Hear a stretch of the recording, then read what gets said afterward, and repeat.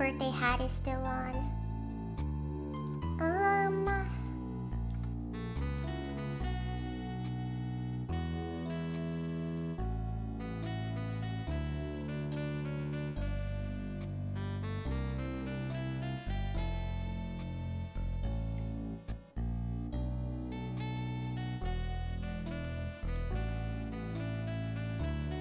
Okay, you can only do so much.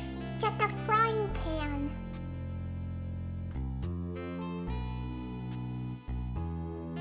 Are we ready? Cause I am not. Hold on. Goodbye, birthday flags. That's locked behind the gacha system too. You are... I was gonna say you are so money hungry, but honestly, I would be too. I mean, I am. Give me money.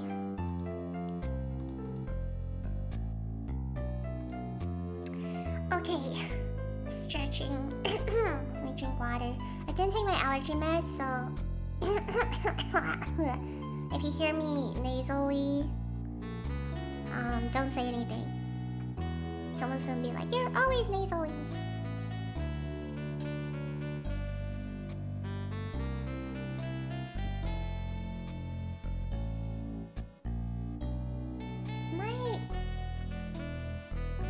My V2 studio's being weird, but that's okay. I'll still say something. I knew it would be you. TBH.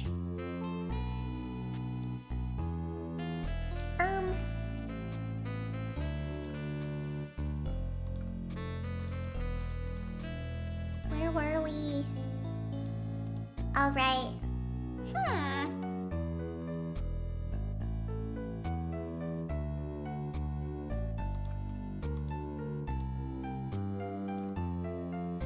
Alright guys, the time has come. We're just gonna ignore that I never did this room. I should have a much more positive reference. Yes, you should. Alright, why don't we start from...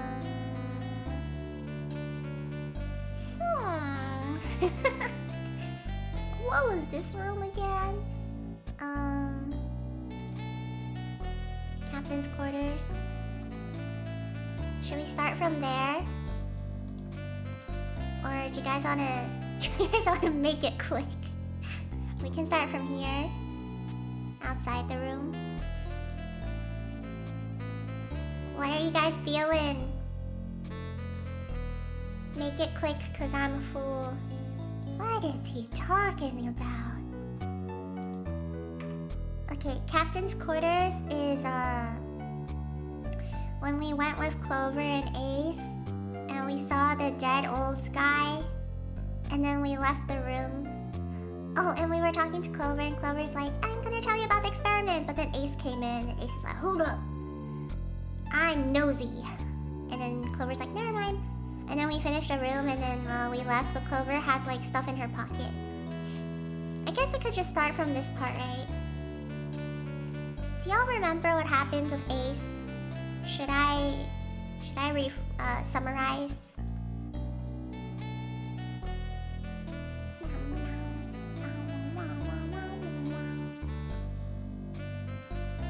Honda Civic. Oh my god, I almost closed my OBS. I'm okay on the recap. I know he couldn't tell the physical difference between me and Gabby face-wise. Yeah, okay, so... do we need an Ace recap? That was so intense though when Junpei called him out in front of everyone. Junpei was like, who am I? Ace was like, you're Junpei. Junpei's like, no, I'm Santa. We swapped clothes. Ace was like, what? Ace was like, that's impossible. Yeah, because your bracelet is the wrong number. And everyone's like, what do you mean the bracelet? Everyone's like, what do you mean? That was so good. I was sweating. And then, what else? Okay, we found out he's the CEO of Credo Pharmaceuticals. And then, wow. That's... all went downhill. And he's like, yes, I killed Snake and the other random guy who I thought was Snake. And it's like, who's that? Who's this man? Yeah, and then it was just crazy. I'm like thinking back on it now.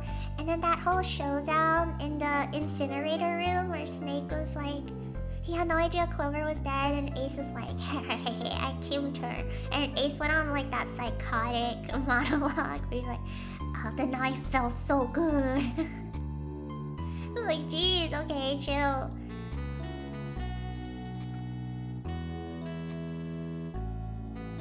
Okay. We ready? It's about to get intense.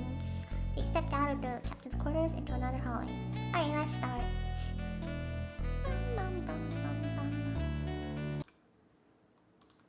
Do you guys have your snacks? Did you get a snack model?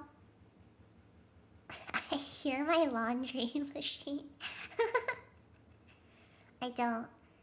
Okay, are you refraining from snacks because of the nature of this game? Maybe I shouldn't have told people to go get snacks. Why are you asking me out of everyone? Not to single you out or anything. Some people have habits of snacking. Especially during my streams. Certain people really like to go and get snacks. But, that's fine, you know. Yeah, it's fine with me. Anyways. Okay. Let's go. Wait, let me start it off with,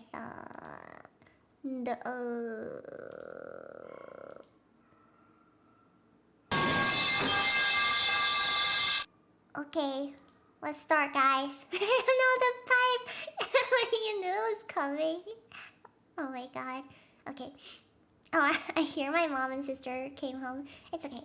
I don't have a snack because I'm contemplating if I have to order something to eat for dinner. Oh, I see. All right, let's go.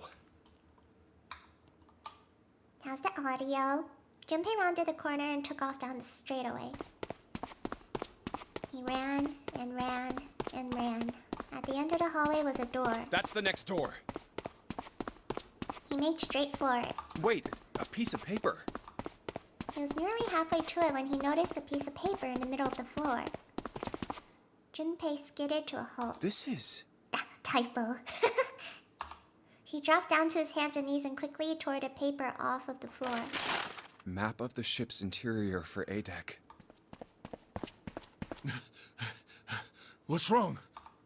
Oh, Ace, get out of here! We know what happens with you. Ace, slightly slower by virtue of his advanced age. No, not them calling him old. Had finally caught up to Junpei. I found a map for this floor. He showed Ace what he snatched from the wall. He looked at it long enough to determine what it was and nodded. I see. I see. With that, he began running again, past Junpei. Well, that was anticlimactic. I should keep this, though. Junpei shoved the map into his pocket and got up to follow Ace. But something stopped him. Hey, where's Clover? Okay, this is where we, Yeah. He turned around. Clover was nowhere to be seen. Damn it, what the hell is she up to? Junpei muttered angrily under his breath and took off back the way he'd come. As he stomped around the corner, he saw her. She was standing in front of the door to the captain's quarters, her hand on the doorknob. Clover! Huh? As Junpei watched, she closed it gently and quietly. What the hell are you doing? Nothing. What do you mean, nothing? He's like, you're so sus! Clover had unconsciously put her hands over the pockets of her jacket, as if trying to hide something. What the hell is that? What? You've got something in your pocket. What is it? Oh, this? This is... I wonder. I wonder. What the hell? Come on, we gotta hurry. With that, Clover ran straight past the somewhat confused Junpei. As she did, he caught a glimpse of her back. Huh? Clover, what's that on your back? Sticking up from her collar was something that looked like a big wooden stick. A stick? Oh no, wait, is this the other ending?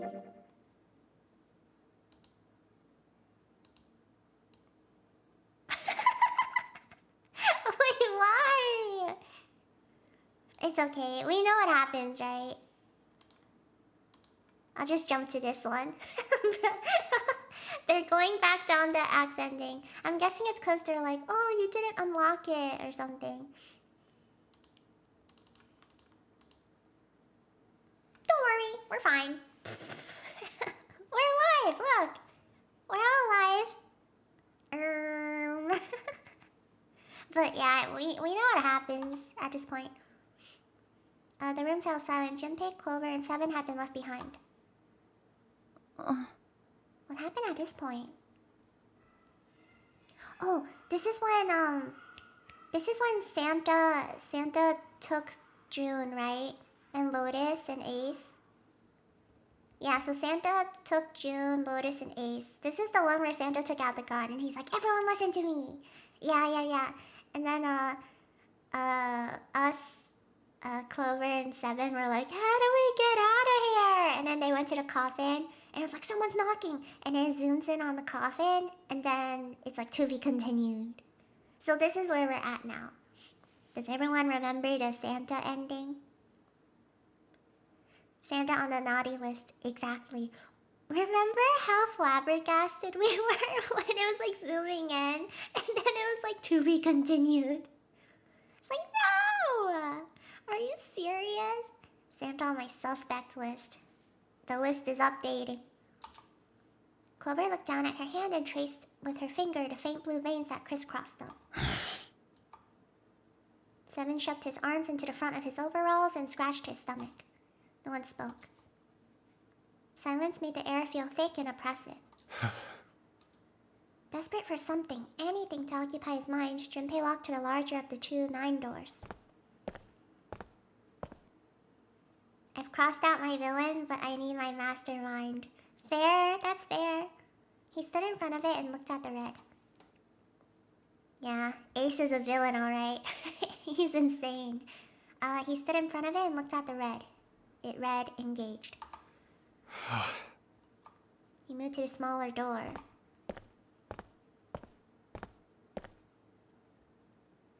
The red read, vacant.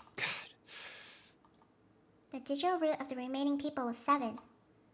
5 plus 4 plus 7 equals 16. 1 plus 6 equals 7. Wait, they just need Snake. Let's go! There was no possible way for them to open a door with a 9 on it. Junpei touched the surface of the door. June. He thought about June, about Akane Kurashiki. Was she safe? That was all that mattered to him. If she was alive, if she had escaped this horrible boat. That was what Junpei prayed for. 7 came up next to him. He pulled off his hat, scratched his head, and sighed. So, what do you want to do, Junpei? What do you mean, what do I want to do? What can we do? 7 opened his mouth to respond when... okay, we're up to the part! A noise echoed through the room. Someone was pounding on something vigorously. It wasn't mechanical, it was certainly human. Junpei and 7 looked at one another. What the hell is that? Shh, quiet! Clover motioned to 7 to be quiet. She put one finger to her lips and closed her eyes in concentration. The 3 of them listened, trying to determine where the sound was coming from. Where is it coming from? Gee, I wonder. Could it be? Hey, I think it's coming from this coffin. You're right! Let's open it. But how? What are those muscles for? For show? You're telling me to force it open? Just shut up and try! Damn, Junpei and 7 grabbed hold of the coffin. They tried to get a good grip with what little purchase they could find and pulled with all their strength.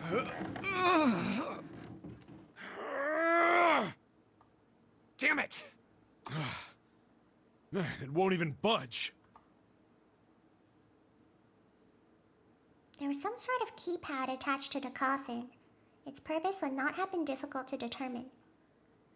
Their eyes were almost immediately drawn to it. Not another one. Yeah, looks like it. Do you think we have to put in the right password or it won't open? I think so. The noise wasn't stopping. In fact, it was getting louder. Whoever or whatever's inside this thing wants out. And now. I know that. I like how he said whatever. Some creatures inside. But how? Without a passcode, I don't think there's much we can do. Well, there is a snake inside. Ha ha ha ha ha. They couldn't even tell how many numbers the passcode needed to be. Isn't there a hint somewhere? Well, let's look for one. Unfortunately, there didn't seem to be anything near the coffin. Clover ran to examine the pews, and Seven investigated the desk, but they turned up nothing. There's a snake in the boot. Ugh, there's nothing here. There's a snake in the coffin. Finger guns. Not making this easy, are they? The sound still wouldn't stop. It wasn't a noise that belonged in that room.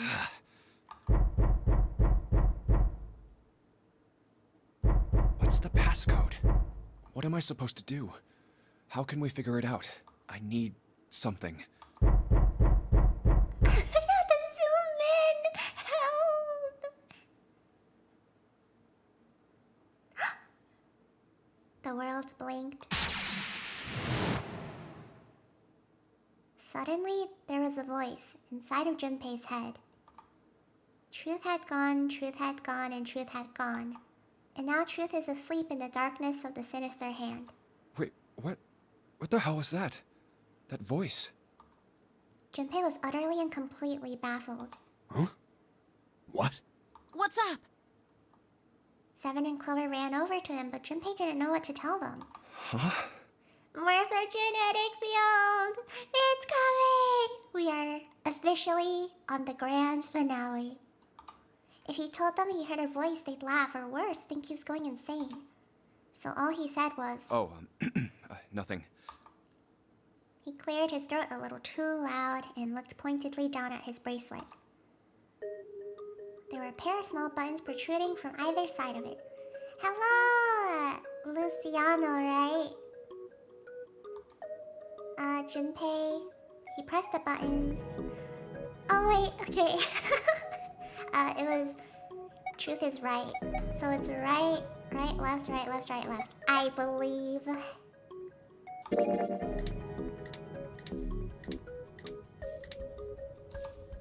That was it. It's here! We made it! 8 numbers blinked on and then off on the bracelet display. Junpei checked one last time.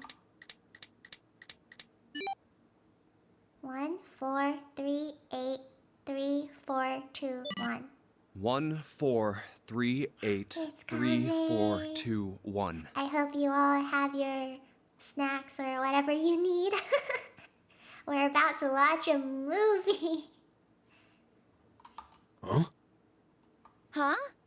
Hey, what the hell were those numbers? Oh my gosh. Are those... Junpei didn't answer. He simply walked straight to the coffin. He knelt down in front of the keypad, running over the numbers in his head so that he wouldn't forget. 1, 4, 3, 8, 3, 4, 2, 1. I do not, but it's okay. You know what? I'm not ready either, but it's okay. What are you up to, by the way, Luciano? Yes. A groovy mystery movie. Very groovy. Very groovy and family friendly. It's a comedy, even. 1, 4, 3, 8, 3, 4, 2, 1. With trembling fingers, he punched them in. 1, 4, 3, 8, 3, 4, 2, 1. That was all of them. He punched the E button. There was a moment of complete silence.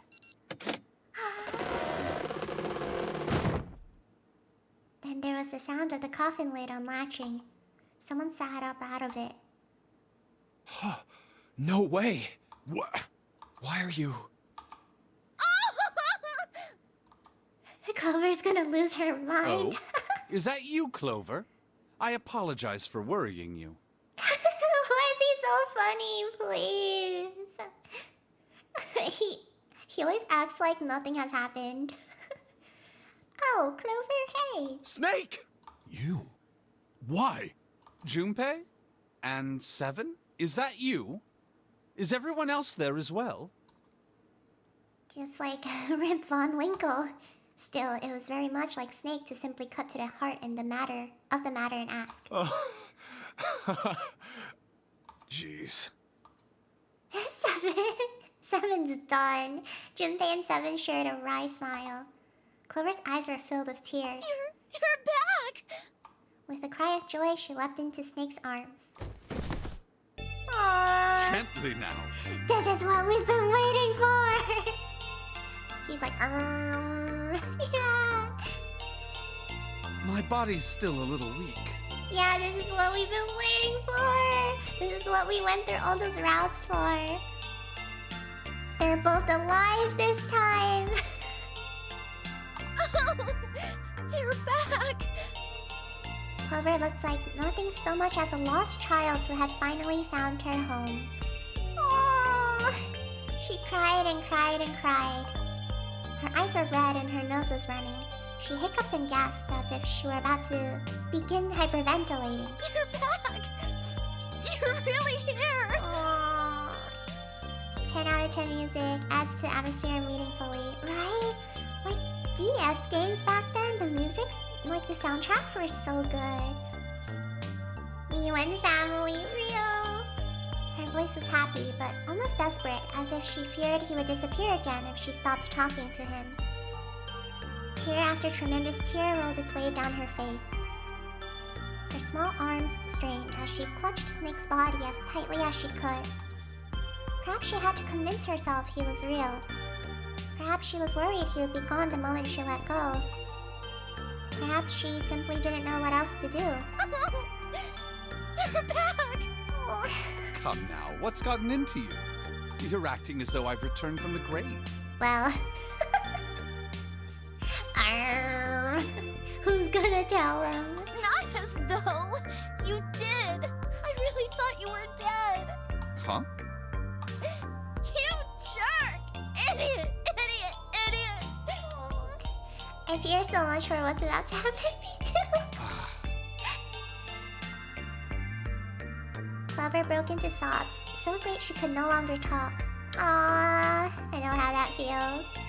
It was a touching reunion between brother and sister, even though Junpei knew they had little time and every minute they waited was a minute they wasted.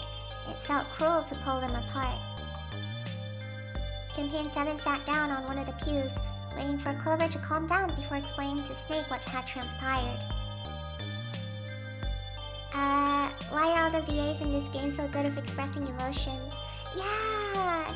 I'm really suffocating sobbing, yeah. Oh, don't worry. Gabby has no idea what's about to happen. She's just afraid because I kept saying I was scared.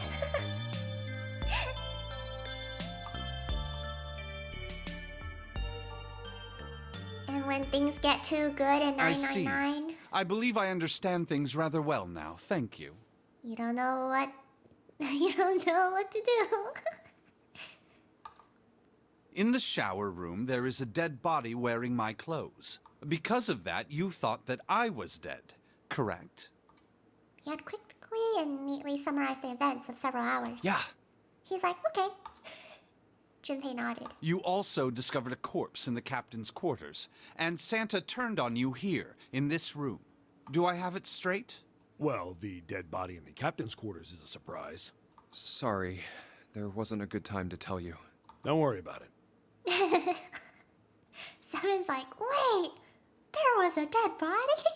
Well then. I've got a pretty decent idea of what happened while I was indisposed, but it's still something of a mystery who did all this, and why. The corpse in the shower room that Indeed. looked like me, and the corpse in the captain's quarters. Why were they killed in the way they were? You don't know? No. Why would I? Oh yeah, they don't know about Ace this time. Still The guy in the unknown. shower room. We don't know who he is, so let's just call him Mr. X. Anyway, this Mr. X is wearing Snake's clothes. He love him. Yeah, I love Snake. But you're wearing some kind of weird robes. He's so funny. That means someone took your clothes and put them on Mr. X. We need to figure out who that was. I apologize, but I have no idea who might have done this to me. I only just now woke up. He's like, please. I've been sleeping. I've been in a coma. I was unconscious during all the events you just described to me. They must have undressed me and changed my clothes during that time. When were you knocked out? When we split up to look for the red. Where did they get you? Do you remember? It was a small room in one of the hallways on C deck. What happened? The same thing that happened to every one of us when we were abducted. Oh, the gas? The outfit he's wearing should point to something, though. Yeah. A canister releasing some sort of gas was thrown into the room. I believe the gas is some sort of incapacitating agent. Oh, it's the thing that Cradle Pharmaceuticals invented. Then that means it was... Zero. Looks that way, huh? There's nothing else I have to tell you. When I woke up, I was in this coffin. Junpei crossed his arms and thought. Why? Why did Zero make Mr. X wear Snake's clothes? How would that benefit Zero? I'm telling you, I know who it is. You do? We'll see, Mono. We'll see. I don't get it. What the hell does any of it mean? And I have no idea how I got the passcode for the coffin either. Truth had gone, and truth had gone. Where did those words come from? Where did it come from? Why did I feel compelled to push the buttons on the bracelet after hearing them? Seven had asked him about it while they waited for Clover to finish crying. He'd had no answer for him then, and he still didn't. All I know is my fingers moved on their own. Free Tenpole if I'm Did it wrong. subconsciously. Is this valid for Genshin also? Please. I don't get it. What the hell does any of it mean? Sure, why not? Yippee! His mind was a maelstrom of mysteries, clues, theories, and more mysteries. He could barely think. Maelstrom. Maelstrom! Like in Final Fantasy. Also, Snake and Clover had been subjects in a similar experiment 9 years ago. She said, she should have said no. And also Snake and Clover have been subjects in a similar experiment 9 years ago. The ability to access a morphogenetic field is affected by a couple of things. I was thinking of... The first is epiphany, and the other is danger. Oh, is he... Yeah, he's starting to suspect. And someone did actually die. I will not speak. What? A girl. Her name was... There had been another experiment conducted on this same ship 9 years ago, and a girl had died during it. Morphogenetic field theory. He's remembering. Gameplay is Sticks and Rocks. Oh, you don't like Me? Gungaga. Me, Gungaga. You don't like turn-based? The two murders. Switching clothes. Wait, hold on. I need to process. Okay. Someone did actually die. A girl. Her name was... There had been another experiment conducted on the same ship 9 years ago, and a girl had died during it. Morphogenetic field theory. The two murders. Switching clothes. The Nonary game. And whatever strange thing was happening to Junpei himself. He's cooking! The maelstrom in his head spat out words and ideas that disappeared back into it almost as soon as he grasped them. But as he struggled through them, Junpei began to realize something. There was something that tied all of them together. And the point connecting the dots. Zero. Wait, why did that jump scare me a little? He's the ringleader. The person who trapped 9 of us on this sinking ship. Zero should know everything. If we can uncover Zero's identity, all of our questions will be answered. Alright, okay.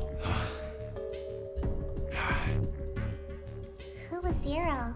Junpei had the beginnings of a theory. If he could only test it. Or perhaps... At any rate, we'll have plenty of time to decipher the details later. For now, it is of utmost importance that we escape. Depends. I've played Final Fantasy, Fire Emblem, Persona. Visuals and cinematics are cool, but gameplay is in super nuanced. I get what you mean. I really like turn-based games in general, so I think I would enjoy it. Junpei, it was 4:30 the last time you checked the clock, yes? That means we have less than an hour. Whoa. Whoa, we are screwed! We must hurry. Hey, how are we gonna get out of here? Isn't that obvious? Through the other number 9 door. Yes, turn-based is simple for my brain. I also have more time to think. Think thonk. Oh yeah, you're right. With Snake, we can open the door. Don't tell me you hadn't figured that out. As they snipped back and forth, Junpei glanced at Snake's left hand. He was wearing a bracelet with a 2 on it. Come on, you gotta tell me these things. I, assumed you'd figured it out. Snake was like, I assumed you were smart enough. Forget it. Let's just get going. 7 stomped off toward a smaller number 9 door. Clover, Snake, and Junpei followed. 7 quickly laid his hand on the red. An asterisk appeared on the screen.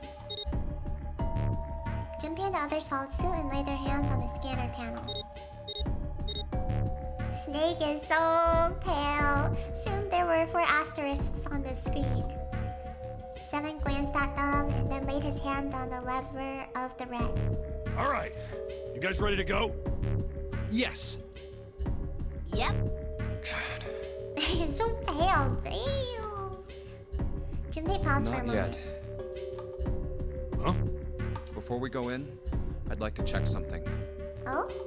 You want to check something? Yeah, but before I do, 7, could you pull the lever? I want to make sure we can verify with just the 4 of us. What do you mean? We don't need... Just do it, all right? But if the door opens, don't go in yet, okay? Please, this is really important. What is he cooking? Oh my god, my hands are sweating. He has never been touched by the sunlight in his life. I really need to check this, okay? Work with me here. Junpei looked directly into 7's eyes. The older man looked back for a moment, then nodded. Fine. Junpei always cooking something. 7 pulled down the lever and door 9 creaked open. Then they waited. 6, 7, 8. What's happening? After 9 seconds, the door closed. All right, that means the 4 of us can go into door 9. So, we knew that already. It's obvious. Obvious. Yeah, you're right. It is. Now, what happens if we add Zero's bracelet? Oh, wait, where did he get that from, though? What? Zero's bracelet? Why don't you take it out, Clover? For a moment, Clover looked surprised, but she recovered quickly and stuck her tongue out at Junpei. So you did know I had it. Of course we knew. You're so obvious. I picked it up because I thought it might be useful sometime. And my girl really said, I wonder what I have. She reached into one of the pockets of her voluminous jacket and produced the bracelet. Don't you remember what they said last time about the bracelet? Which This part? was on the left hand Well, of I the guess corpse I'll in the see. captain's quarters. If you look at it, you can see it's got a 0 on the face. Just to make this a little easier to talk about, I'm gonna call the guy we found dead in the captain's quarters, Cap. Cap. Also, I like how the way they drew the bracelet. It's like kind of roughed up. Then I should be able to open door 9 with just me, Clover, and his bracelet.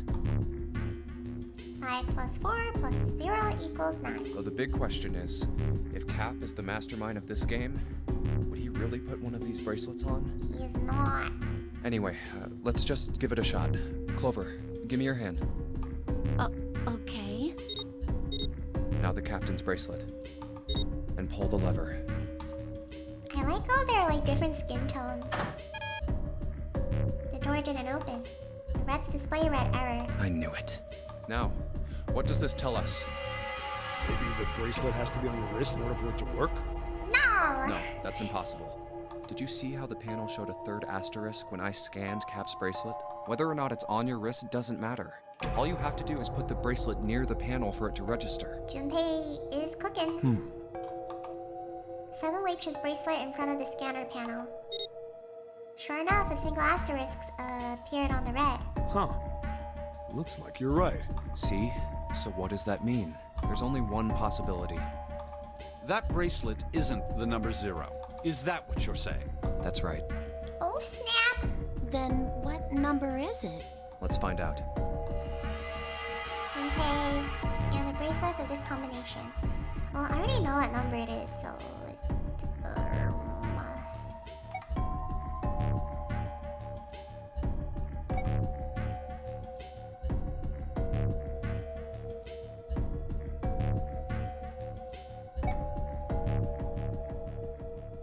Ten? There's actually 10 people. It's actually called Zero Escape 10-10-10.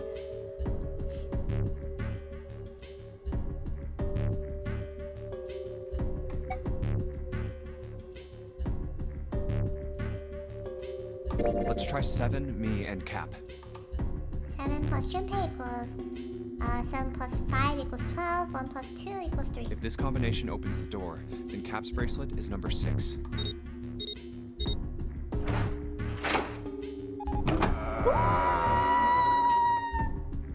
Hey, it opened! Had the door opened! What? Why? What does that mean? Both Seven and Clover seemed rather shaken as they turned to look at Junpei for answers. Snake already knows. Snake is like mega brain. The door slid heavily shut. Junpei raised an eyebrow. Isn't it obvious? Cap's bracelet is number 6. 7 plus 5 plus 6 equals 18. 1 plus 8 equals 9. But doesn't it say 0? This isn't a 0. Snake is like, OMG. The symbol on here isn't a number 0. It's a letter O. Oh. Oh? Whoa, wait a minute. I don't get it. Wait. Why the letter O? The way my mouth also became an O, I was like, oh. I mean, we figured out that Cap's bracelet is 6, right? Yeah. What's O? Does that mean there are 2 people with 6s? Before Junpei could answer, Snake spoke up. There is most likely only one person with a 6. Then what was June? But I don't get it. What about June? Well, this is only an educated guess, but I think June's number was never 6 to begin with. Her bracelet. It's 9! Inverted 9! Oh my god! Bro! Oh my god, wait! She just put it on upside down! Oh my god! Oh my god! Oh, boom! My head just exploded. Oh my god, that's so smart! It was in plain sight. Wow. Okay, wow, that's smart. Wow, okay. I was like, it was just upside down. Was flipped. Oh, get him, Snake. In other words, Snake is cooking. June's real number is... 9. Snake is so smart. She did all this just to see Junpei again. Imagine. That seems the most likely. Then all this numbered door stuff was just a load of crap? Why would you say that? Because if June is 9, then the numbers wouldn't match up. No, because Ace told us the number 9, no matter what it's added to, it wouldn't change the outcome. Clover grabbed Junpei's notebook and began to write furiously in it. Here, look. Junpei leaned over to look at it. List of all the numbered doors June's gone through. I'll let you know what I'm writing, okay, Snake? Aw, they're so cute. Yeah. And that's everything. I wrote down which door she went into and with whom. Wait, let me see. 3 plus 1.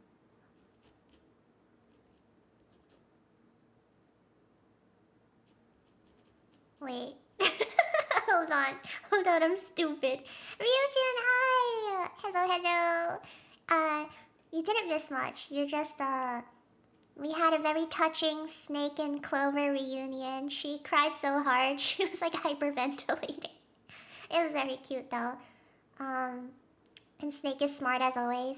Snake came out and he was like acting like nothing happened. He was like, oh, there you guys are. And then they told him like everything that happened. And he was like, oh, I see, okay. He's like, cool. But yeah. What else did you miss?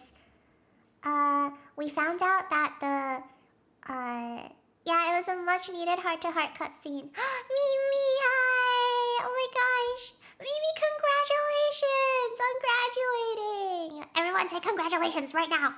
Hurry up! Everyone, get up! Congratulations, Mimi! Get up, everyone! Mono, faster! No, I'm kidding. Oh no! Oh no, Mono's having a seizure. Congratulations! Hold on, I'll put the banners back up. Whoa! You made it! I'm so proud of you. You've done so much, Mimi. Like, more than I did in college. I was like watching all the things you had to do, and I was like, oh my god. She had to present so much in her thesis and everything. I'm so proud of you. Congratulations. Whee! I had to finish the catch up. Oh, the other thing you missed, Ryujin, is right, you remember how the zero bracelet from the last ending was 6, right? So they figured that out again, and they're like, oh, it's 6. And then Clover's like, so there was 2 6 bracelets? And then Mr. Big Brain Snake was like, no, that's impossible. I think there was only one number 6. And they're like, then, what was June's bracelet? And then Snake is like, well, I think it's upside down, and that her number is actually 9. So I was like, oh my god. It was like mind blown. I was like, wait, this whole time, her bracelet was 9. She just put it on backwards. Oh my god. So that's at the part we're at now. Clover's like, but these are all the doors she went through. And then Clover's like trying to see how that's possible and everything. But yeah, they could have all died. This is where what we're up to. But yes, congratulations, Mimi. So happy to have you here. You deserve a very nice treat. I hope you can get yourself something nice. And I wrote what all the numbers were. So if you switch 9 and wherever there's a 6, the numbers don't work. But yeah, the reunion scene was really, really touching. If the digital root is 7, then you can't open door 4. If the digital root is 2, then you can't open door 8. Clover, do you notice anything interesting on that list? Snake is about to big brain us again. I didn't bother thinking this through. I was like, whatever. I'm dead right now. My tree is sleeping and catching your stream. Aw, Mimi! I'm so touched. Thank you. But yes, I'm so glad you can finally get rest. 3 is in every equation. What do you mean? Oh my god! 3 is the bastard! My mind keeps being blown. You're talking about 3, right? 3? Santa's always in the room with her. That's what you're saying, isn't it? Was that the same for every single door? No matter what route we were on? Oh my god! I think it is. Santa was always with her, right? Oh my god. Okay. Wait, keep going. Yes, that's right. What about it? That's quite simple, really. Yeah, Snake is about to... Hold on, I need to fix my posture, sit up straight, because Snake is about to educate me. Good thing I tied my hair up. I do be sweating right now. You told me that the first time you came to this room, Santa was the first to refuse to leave June behind. Oh. I thought it was just because he needed her bracelet. Because it was 6. Now, doesn't that beg the question why? Why would Santa do such a thing? The answer is easy. Because Santa can't open door 9 with only 7 and Lotus. Of course, there's only one reason for that. His number isn't actually 3. It's the letter M. It's the letter E. No. Santa's real number, I'm scared. 7? Would you be so kind as to modify my sister's equations? Wait. Yeah, sure. 7 took the pen from a confused Clover and began to adjust her calculations. This is what you were getting at, right, Snake? Wait. Oh my god!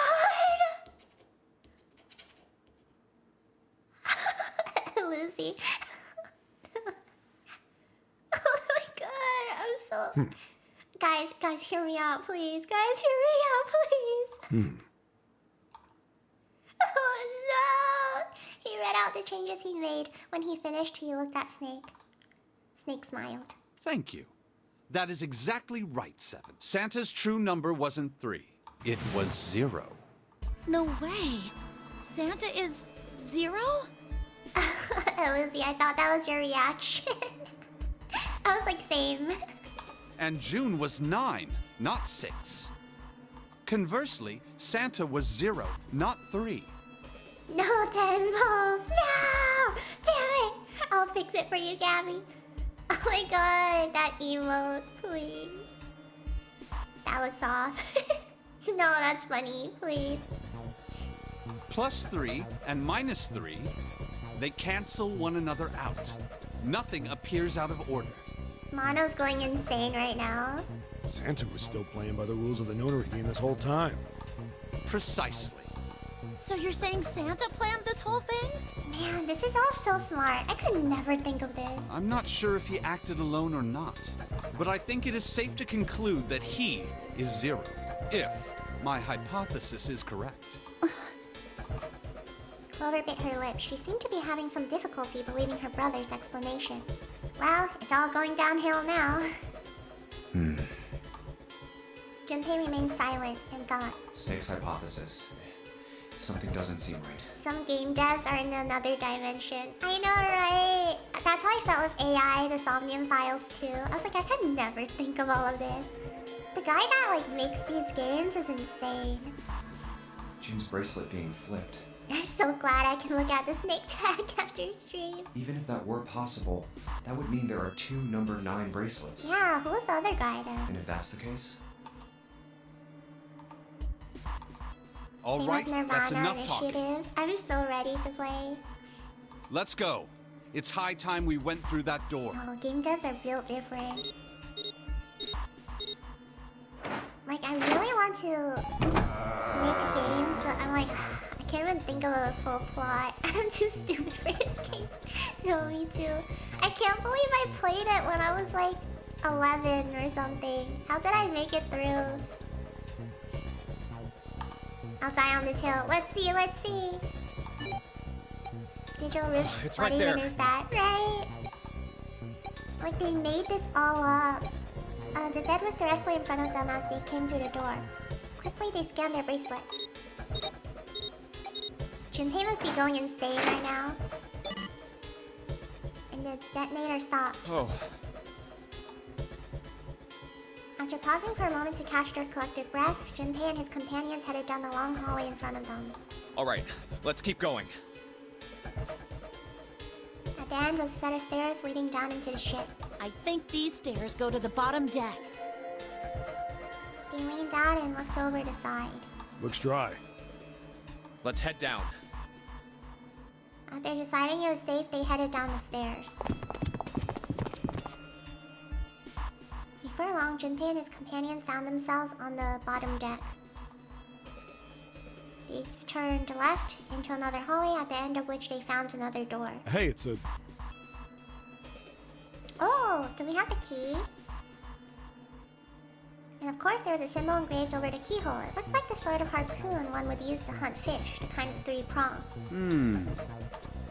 Snake traced the shape of it with his fingers. This is the Neptune symbol. There must be a key around here somewhere. Neptune key. I only have the Uranus key card. Clearly, it wasn't going to open this door. It's a different planet. Plus, it's the wrong kind of key. Let's turn around and go back for now. Yeah. After examining the door for a few more minutes, they gave up and headed back the way they'd come. Hey, another door. With a little more searching, they found a metal door. And a card reader this time. The symbol was engraved onto the card reader. It's the Uranus symbol. This is the place. He muttered to himself and slid the card through the reader. This is the place? Did he have a morphogenetic moment? With a heavy metal groan, the door creaked open.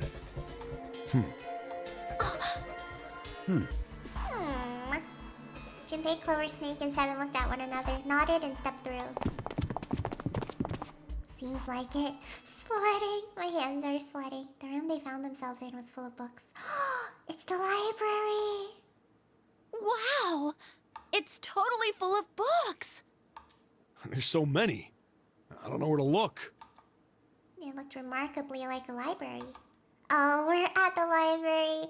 Not the sort of library where large numbers of people came to read books, more the sort of library that was simply a place to store books.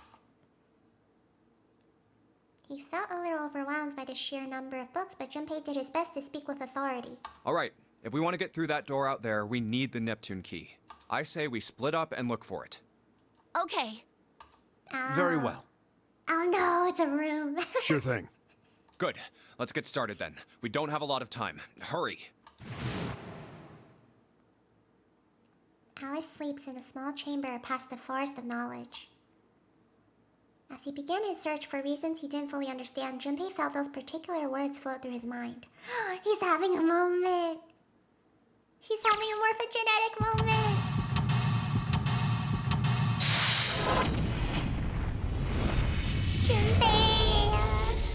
Junpei big brain time. You know that movie? What's it called? Lucy? Where it's like the human brain unlocks 100%. That's Junpei right now. His brain's unlocking. Oh yeah, I forgot to say this in the catching you guys up part. But Junpei managed to open the coffin because he suddenly heard like a voice in his head that was like, that told him the code to open the bracelet. Lucy with the Black Widow Marvel actress. Yeah, why did I forget her name? Scarlett Johansson, right? But yeah, he opened the coffin because someone like told him the thing.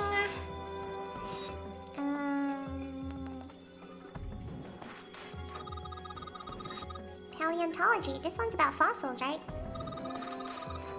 And ammonites are pretty nasty looking. Introduction to geology, huh?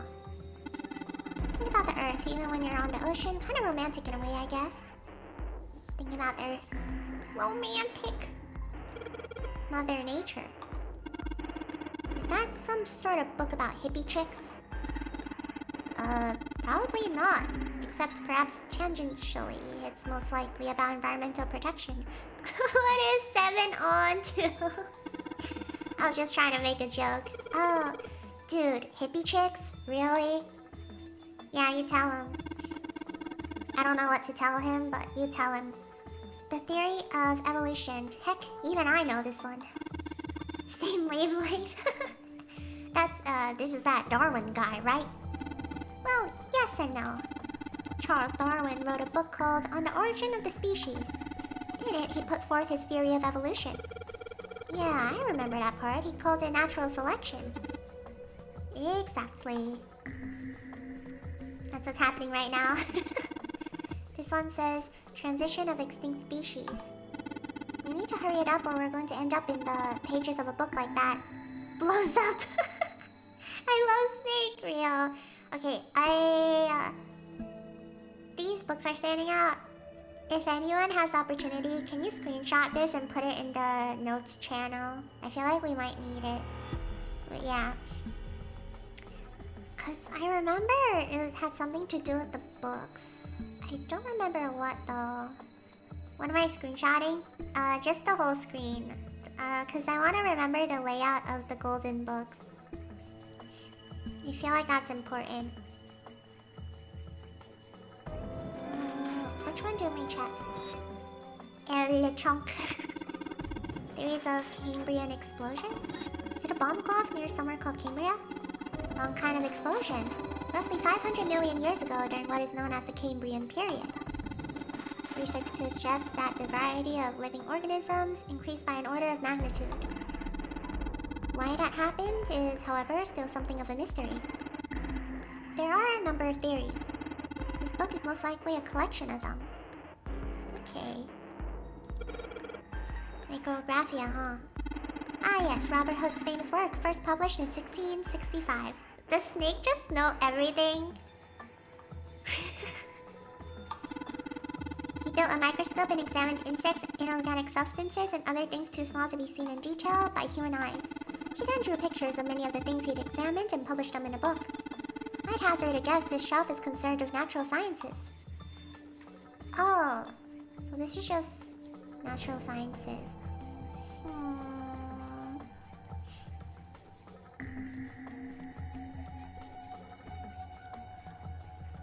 Thinking. Snake just built different. Snake is the library. I don't have my emojis. No. Here's something. What's the deal with these titles? They're all just gibberish. Hey, what if we like switch them around? Switch them around? Yeah. If we move them around, maybe they'll spell something. Ah, I get it. I'm more of a have you tried to hit it harder kind of person. Just hitting all the books. Yeah, heck, it's worth a shot. Okay. Oh, okay. That's simple enough. Open here, find bulb. Caveman talk. Open here, find bulb. How about this? Oh, it is a bulb. Looks like putting those books in the right order opened this thing right up. That was a piece of cake. Bulb. Can I get a bulb in chat? Hooray! You did it, Junpei. I guess that turned out well enough. So the letters from the titles spell out. Open here, find bulb. Open here, find bulb. Open here, find bulb. Blub blub. Okay.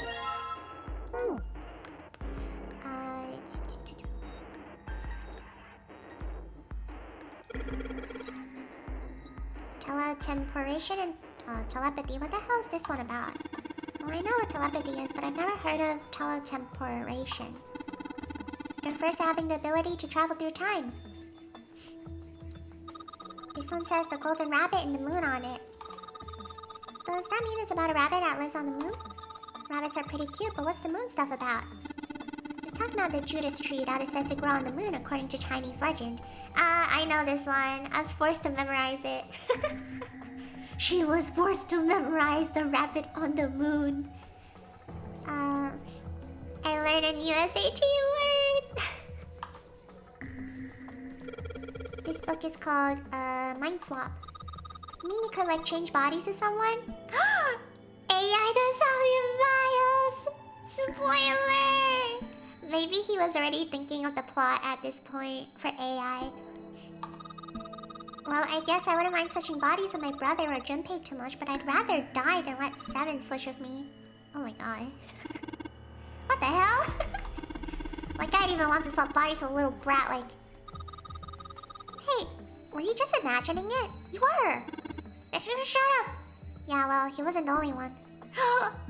Self-report! Self-report! Is there a rabbit in the moon story? Yes, it's very long. Perhaps I'll tell you guys someday about the rabbit on the moon. But yeah, it's a popular, like myth, I guess, or folklore that we all learn when we are little kids. The book says Mind Swap. Okay. Kitab al-Azif. Man, they've got some weird stuff here. I can't even pronounce this one. Who's that? some famous guy. Couldn't be that popular. I didn't read it. Well, Mono, you know what? Whatever. I'm not gonna say it. Is that why manga reference Moon Rabbit so much like Dragon Ball One Piece? Yes, indeed. It's said to be one of the sources used in the creation of the legendary Book of the Dead, the Necronomicon? I'm sorry, I forgot my place. No worries. I am a forgiving person. Oh, so these are all occult books and stuff. Okay, so this is natural science. This is occult. What's this one? Are property values going up out in space too these days? Yeah, I guess times are tough for aliens too. Oh, I know the however you spell it. Real. It's cosmic. So this is about space. This section is space. Energy theory. I don't even understand the damn title. Looks like the shelf's all science and technology. Okay, I'm gonna write this down.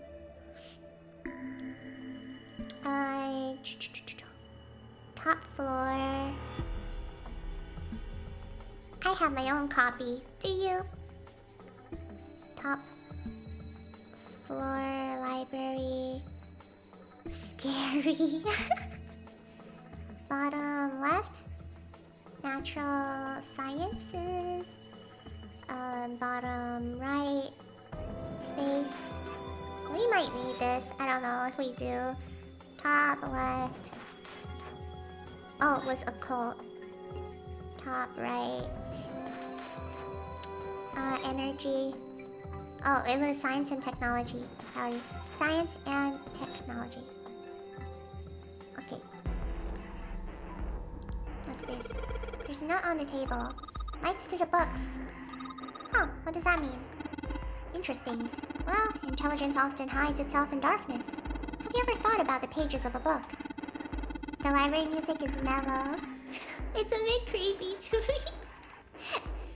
Each page only sees, what, maybe 2 or 3 minutes of light before the reader is on to the next? They spend the rest of their lives locked in darkness. Rather like myself.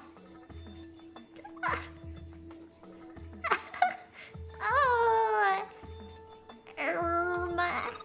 that's horrible. Oh, don't get me wrong. I'm not complaining, not at all. I live in the darkness, yes. But that has gifted me with the ability to catch the truths others might miss. I can hear the voices hidden in the darkness, you might say. Not his echolocation. Oh my god, there's so much. Books on the shelf, A Transition of Extinct Species, are about living creatures. Evolution theory. Mother Nature. Oh, it's the same shelf. Okay. What about this side? Picture book? Like that down here, it looks like it's about Little League. It does seem a little weird that it's so different from the others, huh? Maybe you ought to take it with you. Not the Little League. There's a baseball on this one. Come on, Junpei, let's see what's in it.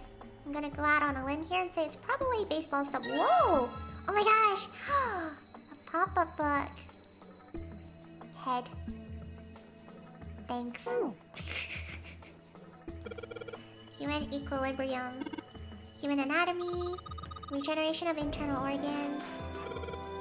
Dissection. Medical books. Okay, this is medical.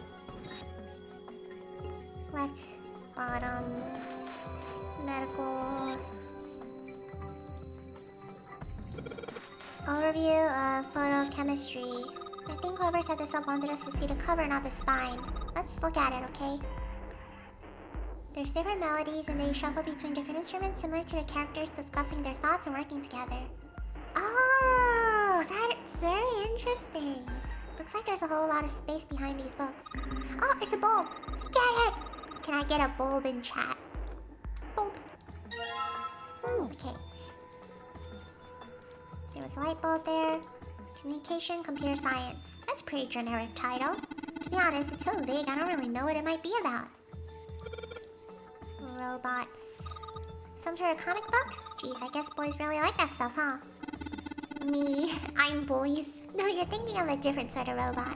This book is talking about automated machinery that's used to build things like cars. Okay. Foundations of DNA and genetic engineering. Well, this shelf is a bit different. Look, Seven, here's a book that's perfect for you. Snake doesn't know something. What an idiot. Not me, though. It's called Correlation of Muscle, Bone Density, and Bone Strength. You're just saying that because it says muscle. Fair. Functions of the human brain, nervous system. Okay, I'd love to ask you to read it to me, but I don't think we have the time. I'm kind of curious about it, too. I'll read to you, Snake. There's gotta be a reason why people connect with each other, you know? Dissection. Okay. Oh, so that's still medical. Principles of monkey behavior. I'd imagine that's a book describing praxeology studies on monkeys. Monkeys are very similar to humans evolutionarily, so I imagine the research was fruitful. Okay. I don't know. Other suspicious things. Hey, it's another one of those kids' picture books. Looks a lot like the other one we found. Wait, back. Search. This one has some Native Americans on the cover. Hey, Junpei, take a look at this one. Native Americans, huh? Maybe it's got some... Whoa! Kill? Okay, I think I understand where this is going. History of the medieval period. Maybe it's about Sir Lancelot. Isn't he just a story? I don't think you're gonna find a guy who didn't really exist in a history book. What's Hellenism? I think it's something like a fusion of Greek and Oriental culture. Look, this one says cultural heritage of Rome. I bet that's gonna be serious inheritance tax.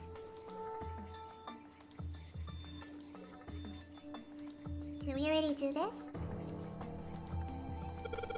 Black hole hypothesis, gamma ray astrophysics. I guess this bookshelf has astronomy theme. Okay, I'm gonna try to remember everything. This book's called... Okay. Energy theory. Alright, I think we searched everything.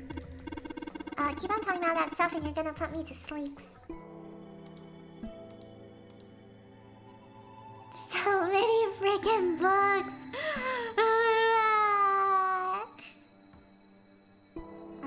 Okay.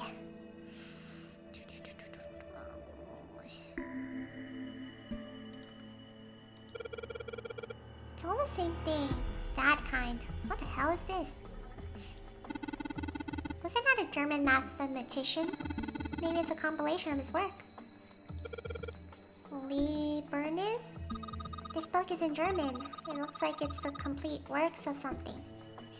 I'm breaking. I love it. I am. I'm slowly breaking.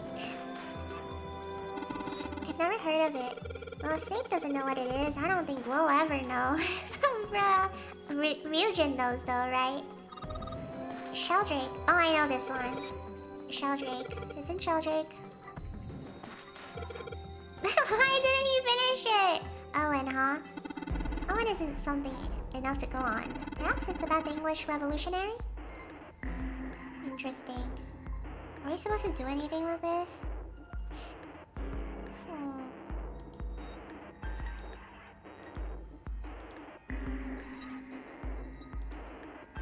Of course, I'm educated. It's a small enclosure of 9 sides. Oh! There are 3 of these things that kind of look like music stands. Hey, Junpei, you think maybe you're supposed to put those pop-up books on the stands? Then you could open them up. Oh yeah. If we do that, then they make a shadow on the bottom there. True, but there are 3 stands, right? We don't have enough picture books. In other words, we need 3 picture books. Okay.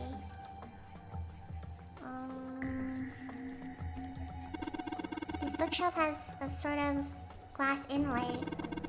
It's pretty big, but there's only 6 books on it. But that seems kind of weird. Hey, looks like there's something on the bottom. I can't really see it though, the glass is all foggy. I guess it's locked.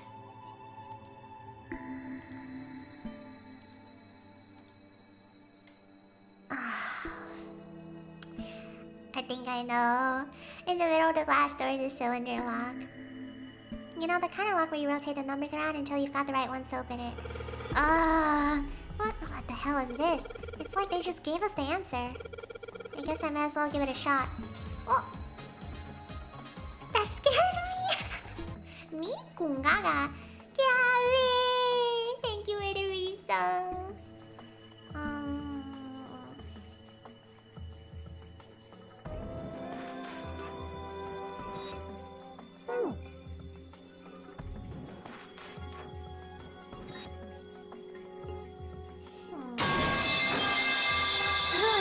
Please. Almost a year. Oh my gosh. Almost 1 year since we've been reunited. Well.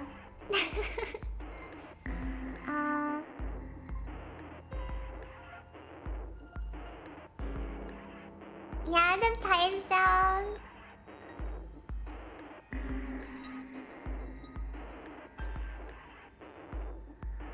Is that an 8?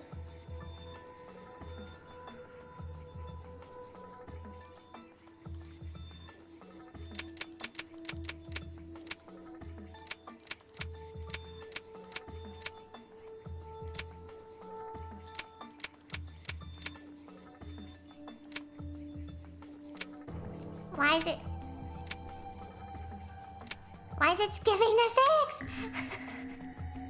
Why is it skipping the 6? Oh, okay. I was like, what the heck? I'll have to use my keyboard, I guess.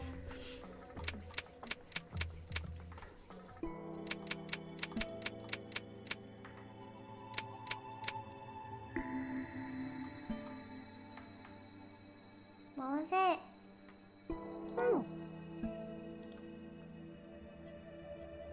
Oh, I missed one.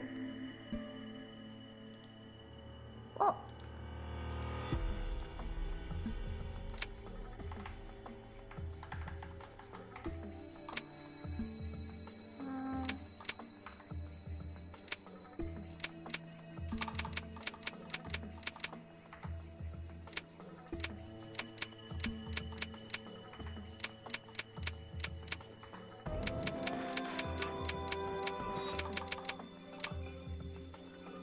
Okay. No.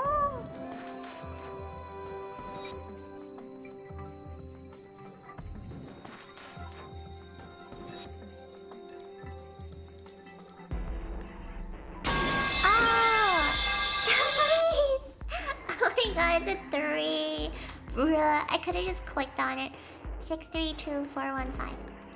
632 415. 632 415. 632 415. 632 415. 632 415. 632 415. 632 415. 632 415. 632 415. 632 415. 632 415. 632 415. 632 415. Ah, okay. Ignore me. You did it, Junpei! Yay! You gotta use the repeat the numbers over and over again method. I don't know why, but I don't really feel particularly happy about being praised for that. Whatever. At least the lock's open now. Let's see if we can get it open, alright? Open it. Boop! Boop, boop, boop, boop, boop. Boop in chat. I guess one of these shells has it then. So many books here. I wonder what this one's. Whoa, what's this? Warm? Oh, sorry. Oh no, I'm sorry.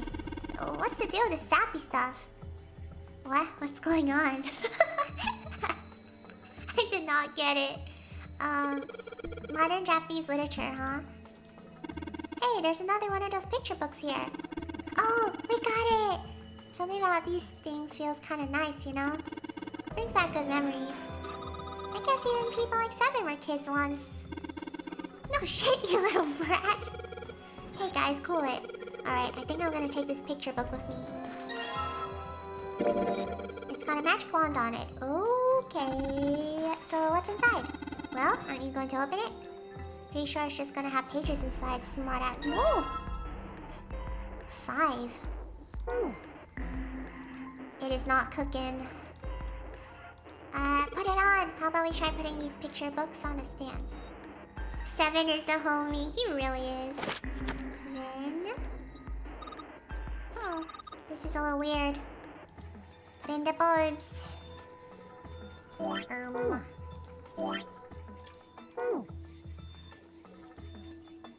Alright, so there are 3 lights in here. I'm gonna change these bulbs. Now they should... Oh, Sheldrake 5! Awesome! It worked! Way to go, Junpei. Good job, buddy. There's something projecting on the bottom. Those letters, they seem familiar. Alright, let's go. Go, go, go, go, go, go, go, go, go, go. Sheldrake 5. It says Sheldrake on the spine of this book. It's got the volume number written on the lower part of the spine. Get it! Why is something happening? Get it! Junpei! Junpei, get up! Is it because I didn't press the... Oh, come on! Sheldrake 5? Come on! I think I saw the rest of this collection somewhere. Yeah, I think it was somewhere around here. Let's go take a look. Okay. Sheldrake. Have you heard of him? Sheldrake, I mean. Oh, is that why he didn't say anything? Yeah, Lotus told me about him. Oh, she did! There's a British biochemist named Sheldrake. He has a rather interesting theory. Oh, Funyaripa! Morphogenetic fields, which relies on the theory of morphic resonance. Lotus moment. Really? From Lotus, huh? Funyaripa moment. Well, Clover also said something to me about that stuff. She did? Yeah, what was it? The ability to access a morphogenetic field is affected by a couple of things. The first is epiphany, and the other is danger. Okay. That girl. I told her not to tell anyone. Oh, so Snake was just pretending not to know. Okay. You did? Why? Well, Look, man, I didn't push it because we're in a hurry, but I'm kind of sick of this. How about you just tell me, okay? Goddamn. tell you what? Don't give me that. About the experiment. Ugh. Snake is like, oh. Very well, fine. I'll tell you everything. But not here. Let's move to the top floor. Oh, wait, never mind. He's still telling us. I was like, we're being knowledge blocked again. I suppose I might as well start by telling you why I kept quiet, and why I made sure Clover did as well. To be honest, the explanation is quite simple. Let me drink some water. Zero told me not to. I had little choice. Oh, what? He didn't walk up and tell me, of course. He gave me a message engraved on a card. Huh? That's a Braille card. It looks just like the one you showed us earlier.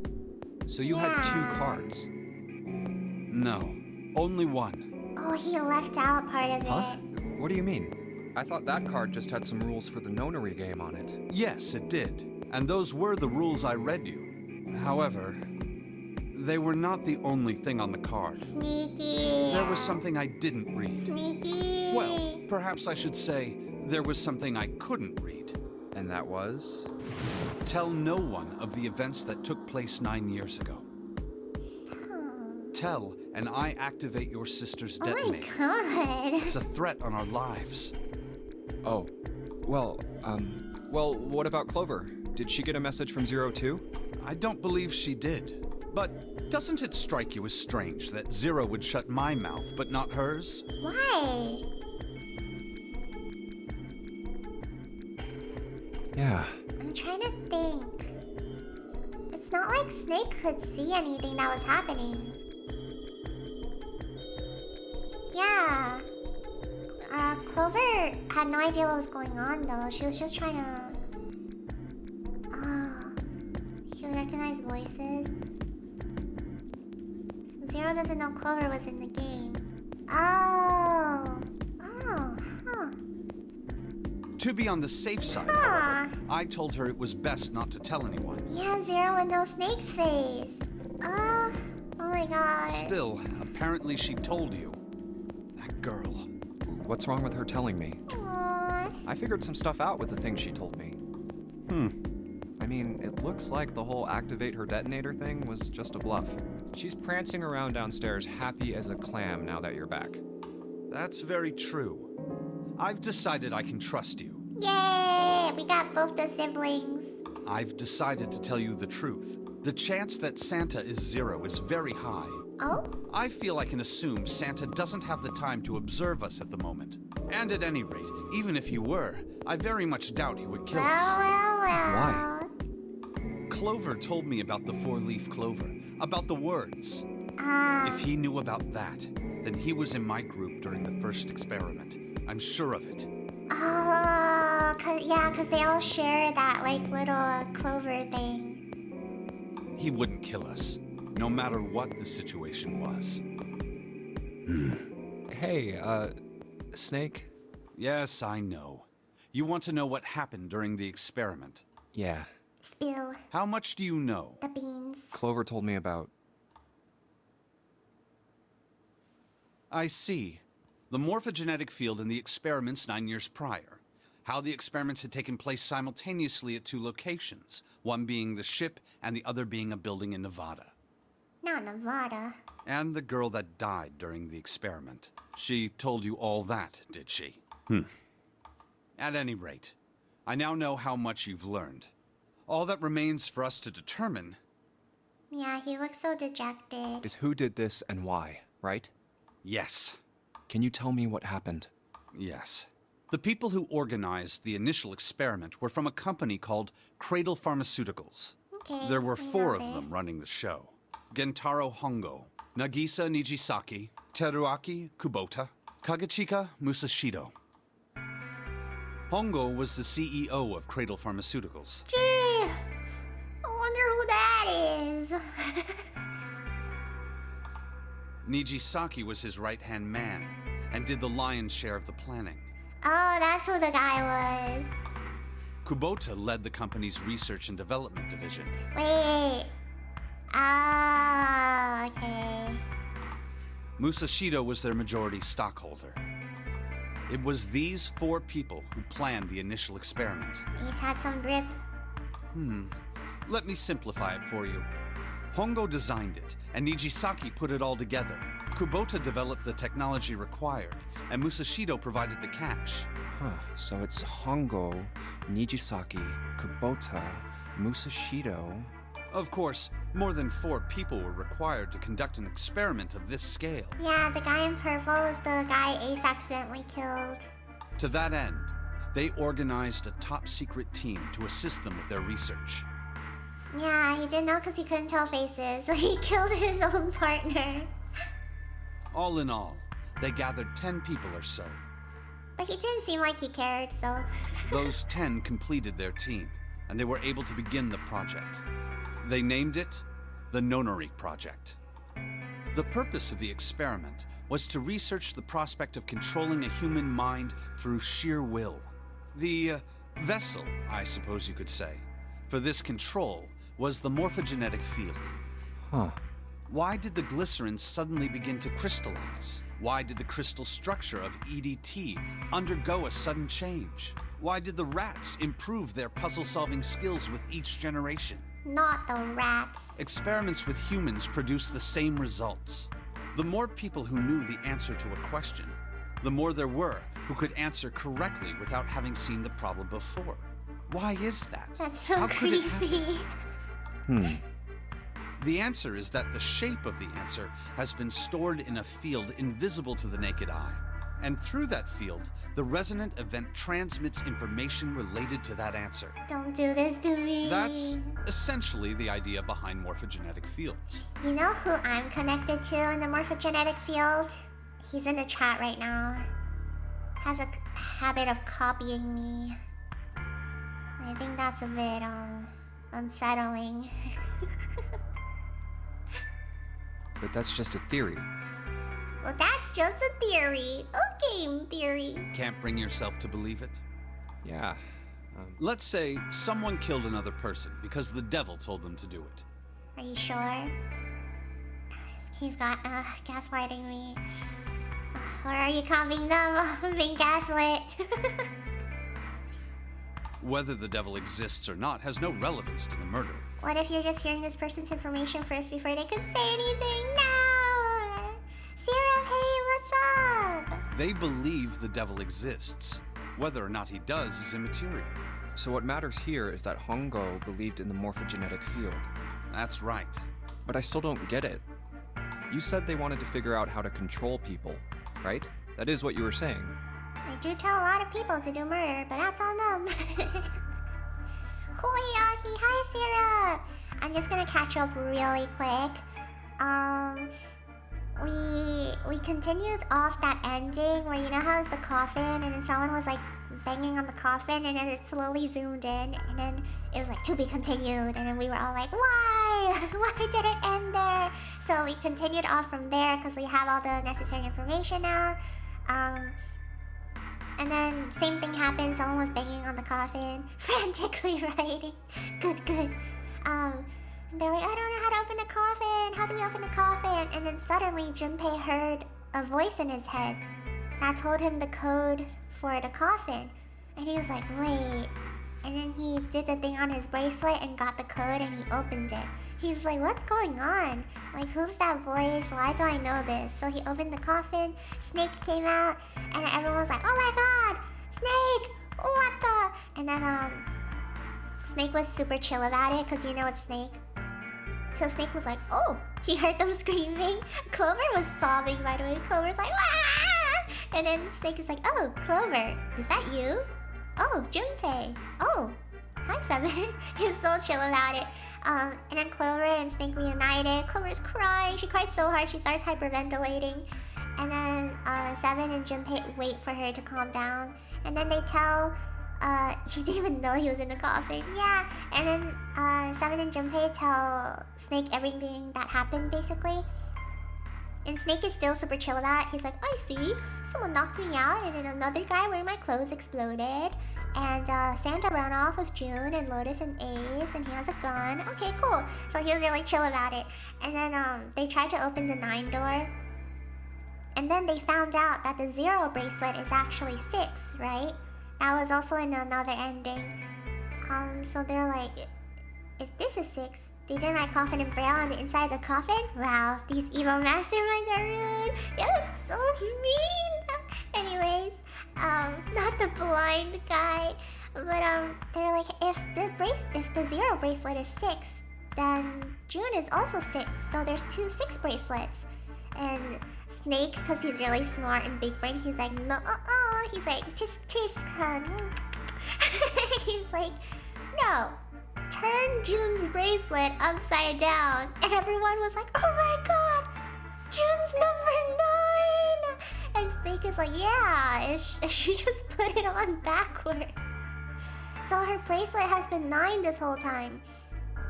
And then Clover was like writing down the numbers and she's like, that doesn't make sense though, because if June is 9, then she wouldn't have been able to go through the doors that she went through, right? And then Snake again, big brain, was like, no, wagging his finger. He's like, notice a pattern. And everyone's like, what pattern? And then they're like, oh my god, wait. Santa is always with June in every door. And then I thought back on it, and in every route, every door they went through, Santa was with June. So I was like, oh my god. And then Snake was like, actually, all these doors work if you change Santa's number. And they figured out that the numbers work if Santa's bracelet is actually 0. Wow! So they're like, oh my god, Santa's 0? Like, is Santa 0? And June is 9 for some reason. So it's like this right now. They went through the other 9 door and now they're in a library. So we're finding a key for another door. Yeah, my brain was exploding. Snake is that teacher that just won't tell you the fucking answer after getting it wrong. Yeah. But now we're looking for the key. And right now, Snake is telling us what happened all those years ago. All the 9 years ago, because Junpei is like, you know what? Just stop pretending. Like, just tell me what happened. And then Snake is like, oh, I told Clover not to tell anyone about the experiment. And then he brought Junpei upstairs so they can talk alone. And yeah, Snake was saying like I pretended I didn't know what happened because Zero like gave him on the Braille card. He had like a Braille card, right? The last sentence was like, "Don't tell anyone about what happened 9 years ago, or I'm gonna blow your sister up." So Snake was like, "Oh my god," that's why he didn't do it. So he left out that part when he was like reading it to everyone. But since Santa's allegedly Zero and Santa's occupied right now, Snake is like, I think it's safe to say he's not listening to us. So, he's just telling us about the experiment that went on, and about like Cradle Pharmaceuticals, who's who, blah blah blah. Yes. I'm back. You're back. I just finished recapping. You have good timing. What the heck? Did you tap into the field again? Please stop doing that. He does have some sweet cultist drip going on. So how are they going to do that with a morphogenetic field? I'll keep it simple. Did you know this game was inspired by Cult of the Lamb? Snake was the inspiration for Cult of the Lamb. Cult of the Snake. I think you're the one. Let's suppose 10,000 people have solved a certain problem. The chance of you knowing that answer, even if no one has told you, will go up. Let's have another example, shall we? Say 1 million people were to do a handstand right now. That'd be pretty cool. Tomorrow, the chances of you doing a handstand would be higher, even if you had heard nothing of this hypothetical mass handstanding. Mankind's thought process and actions are all part of a resonant event. That's actually so creepy. All of the resonant events encoded in the fields are projected onto you. Of course, this assumes you believe in this theory. Do you follow so far? Yeah. Let's do our handstand. I can't do one. You guys wanna know what's crazy? Mono and I, our birthdays are really close. And we were both supposed to be born 1 month later. My birthday's earlier though, so he copied me. Please stop talking! Now, if there was a person who had the same effect as those millions of people, what would happen? If that one person were to do a handstand, other people would find themselves wanting to do handstands as well. Can you imagine what a person with powers like that would be able to do? Come on, there's no way. I'm not done. He's like, shut up, I'm not done talking. Imagine another Yes, sir, scenario. I'm sorry. Imagine another person. This is an ordinary person. Let's say he does a handstand. What if there was someone who could grab the resonant event he created by doing that and use it to make other people do handstands? I'm the follow-up person. Come on now. What would happen then? Just saw Chun-Li edit. She's so mother. A person who has the power to write to the field, and someone who can read from the same. So real. Okay. There's a way to float the theory into why things are popular or suddenly blowing up. No, that's so creepy. Oh my god, I'm getting chills. You're right though. What the heck? You could think of them as the writer and the reader, or the transmitter and the receiver. What would the world be like if there were people with abilities like these? So the transmitter's resonant event can be transmitted through the field and sent to the receiver. Recap was amazing. Thank you. Sorry for my delay. No worries. Writer and reader. If you know, you know. Hey, stop it. Hey, stop it. And then the transmitter can control the receiver however they wish. That's what you're saying, right? Yes. Close enough, at least. Come on, that's just crazy. Well, if you want to prove that, then you'll have to test it first. At least, that was how they thought. That was why they decided to do their experiment. That was how the Nonary project began. By the way, Junpei, have you ever heard of the Gansfeld experiment? Yeah, that was an experiment in telepathy, right? You place a pair of subjects in separate rooms. Then you show one a picture and ask the other what they see. Interesting. I'm impressed. Yes, that is exactly correct. So, why did you bring up the Gansfeld experiment? It was used to screen subjects for the Nonary project. Oh. That's creepy. Oh wait, yeah, the hospital sponsored by Cradle Pharmaceuticals made all the children do the Gansfeld experiment. That's so messed up. The hospital in a remote town was affiliated with Cradle Pharmaceuticals. Hongo used it to conduct experiments on visiting children in secret. These kids go to the hospital to get like a flu shot, or like one of them broke their arm or something, and they're like, "Can you take a look at this real quick, you 5-year-old?" Some of them, he found, had potential. He began to gather children that showed promise. Children that seemed as though they might be able to access the field. Of course, none of them volunteered. Got their tonsils out and their minds tested. They were kidnapped. There were 9 pairs of siblings taken, for 18 children total. For reasons that were not fully understood at the time, each pair had 1 transmitter and 1 receiver. They were split perfectly. As such, the 18 children were split into 2 groups of 9. The children who were put into Group Q were the ones who excelled at transmitting. This is so messed up. They were transferred to the mock experiment building known as Building Q in the Nevada desert. That's so messed up. I can't imagine the stress and pressure. Like, a sibling moment. The children who excelled at receiving were put in Group A. Group A was then placed on the former hospital ship Gigantic. From the experiments he had conducted so far, Hongo had learned the following.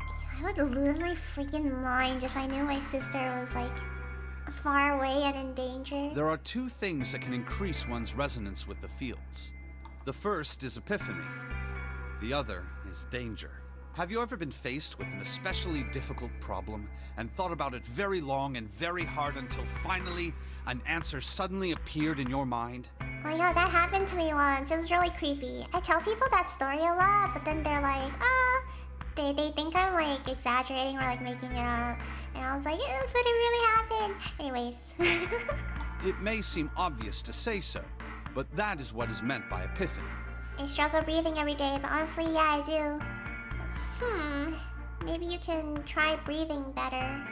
Have you told us the story? No, I have not. I will just leave it at that. The information obtained through that epiphany can be easily transmitted through the fields, I will where it not. can be easily interpreted. I will not elaborate. Confirmed psychic. Adding danger to that equation allows for even easier field access. If you ratio me again, That's there will where be a Hongo problem. came in. Well, They set up a number of puzzles across the Gigantic. The participants had to solve each one before they could move to the next room. Of course, he hadn't forgotten to include danger. have you ever had an epiphany in the middle of the night while on bed? Yeah. He had detonated a bomb on the hull of the Gigantic. The children in Group A were forced to play the nonary game as the ship sunk.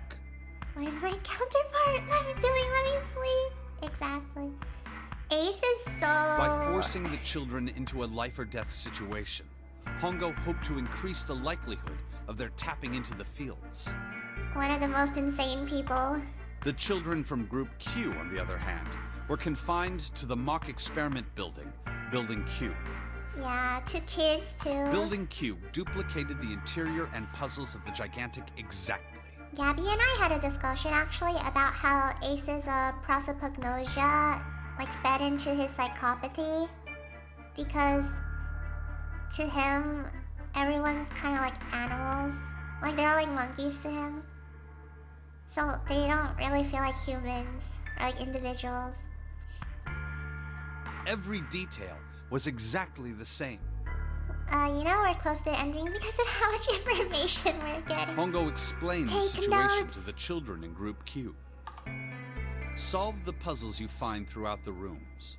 When you have the answers, transmit that information to the children in Group A. Yeah, like Ace must have had some sort of like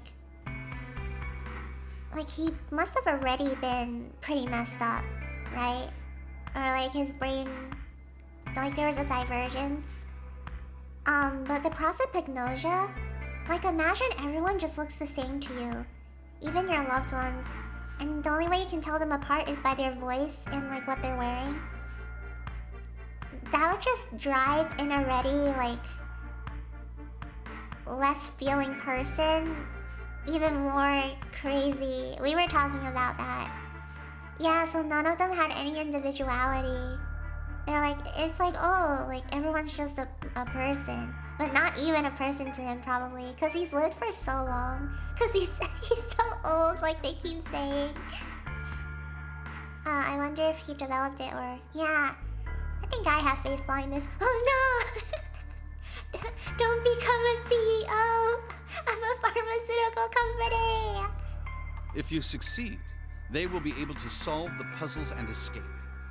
But if you fail, then the Gigantic will sink, and your brothers and sisters will drown. Jesus Christ. So psychotic. Imagine saying that to kids. Silent voice. Yeah, it was a coping mechanism for his anxiety. I remember, I read Silent Voice when the one shot came out. I was so happy when they announced the movie and everything. BRB, forgetting faces and starting a company. No! The only face I recognize is Benjamin's.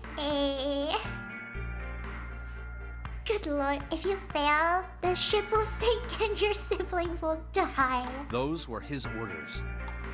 Do you know why the astronauts of Apollo 13 were able to return to Earth safely? I would throw up on Ace, like, actually, out of anxiety.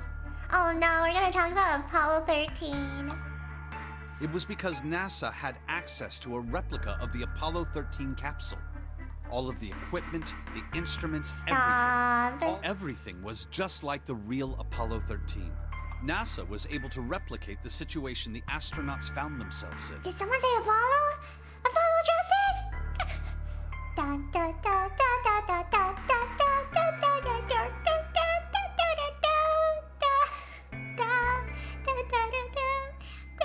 By putting themselves in the same situation, they attempted to solve the problems the astronauts were dealing with.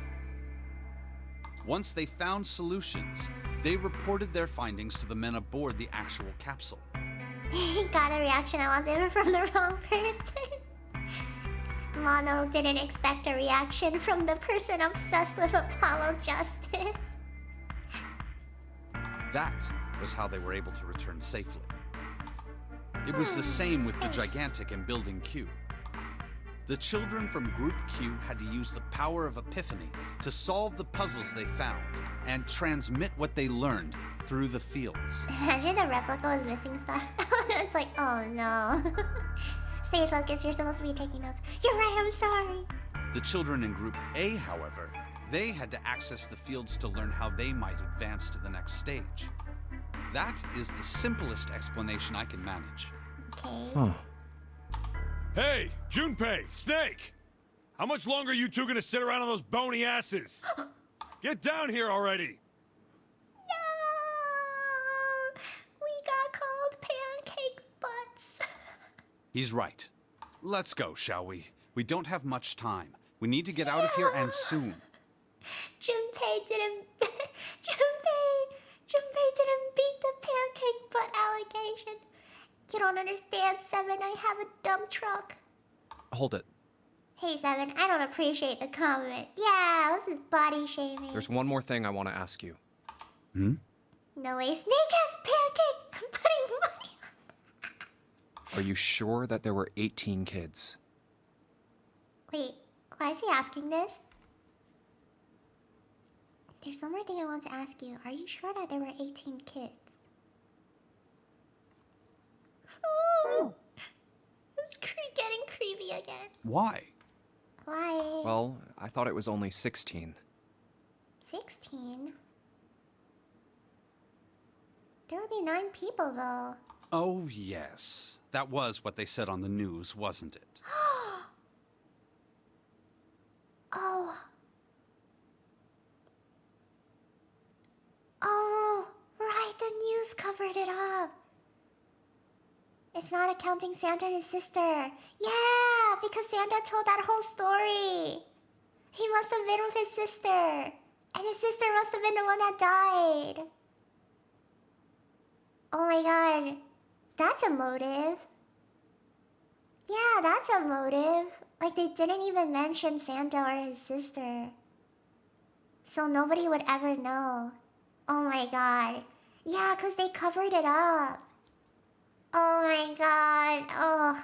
Yes, I have no doubt that 18 children were abducted and used in Hongo's experiment. Yeah, that's a motive right there. After all, you couldn't exactly play a nonary game with any less, could you?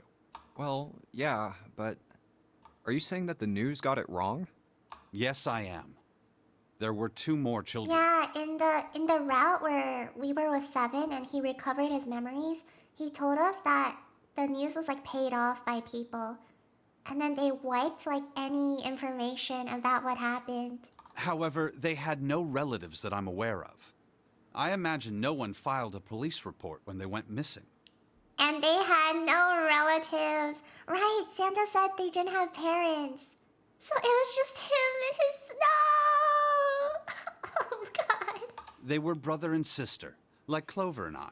Oh, no! Not the parallels. The brother's name was Aoi. Aoi? The sister's name was...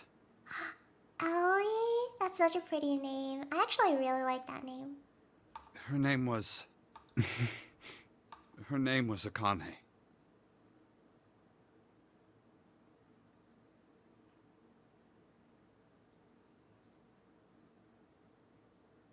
Oh.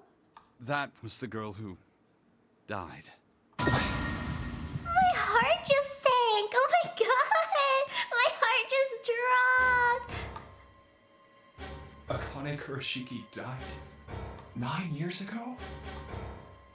Then, who is June?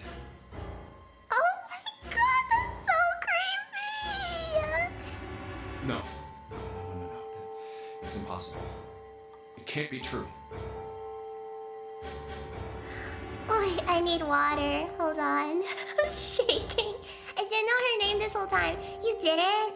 Yeah, in the endings, Junpei would call her like Connie or like Akane.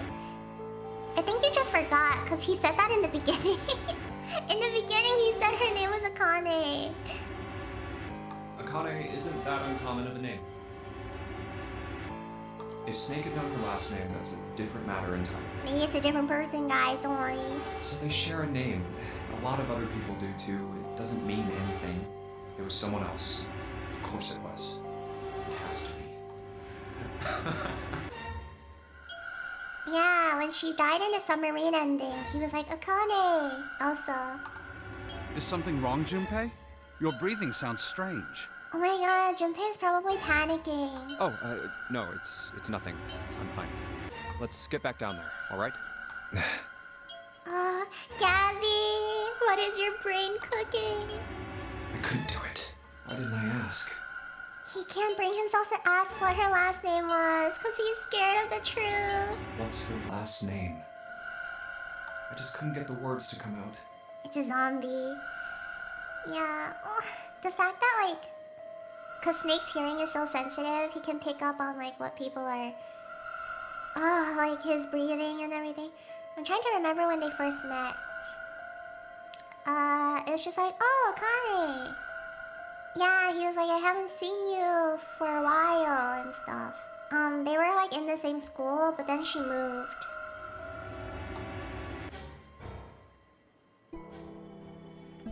I don't know, my heart is kind of... Oh my god, my heart's beating so fast. There's another door after it, and then a passageway beyond that. At the end of the passageway is a door with the Neptune symbol engraved on it. Hurry up, we need to find the cue with the mark of Neptune. Okay, this sounds like a job for the best brother and sister team in the world. Aww. She moved or did she get kidnapped? And that's what they told the kids. Yeah, because they had to cover it up. Man, it's like 7 and I don't even exist.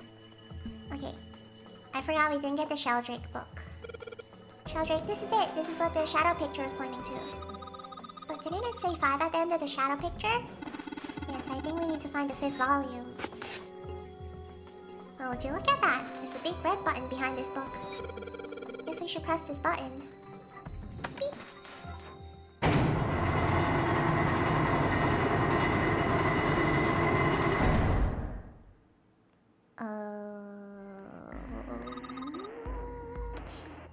was that sound? It sounded like something really big was moving. It came from the top floor. Alright, let's go check it out.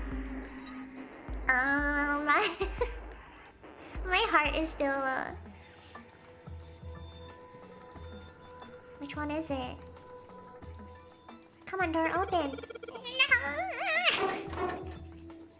Nothing. I might as well try to open a wall.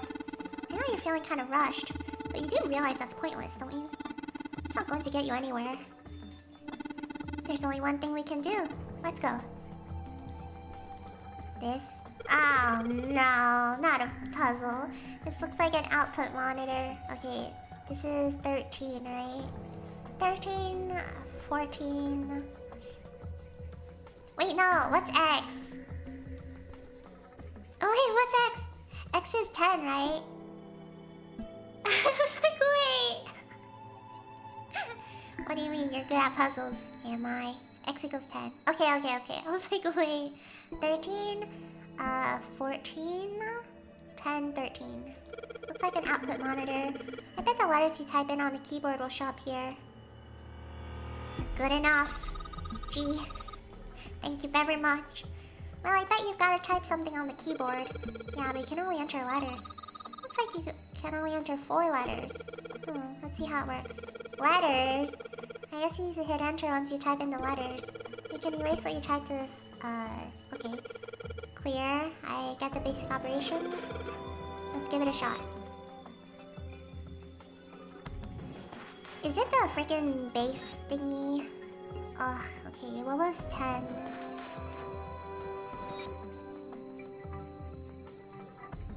I guess it's clear, because there's no T. Base 10 was A10 or is A11? A10, B11, C12, D13. Okay, I think it's okay. 13. And then the next one was, what was the next one? 14.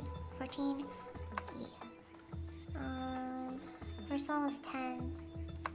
Oh, it's dead. Okay. We got it! Yippee! Yay!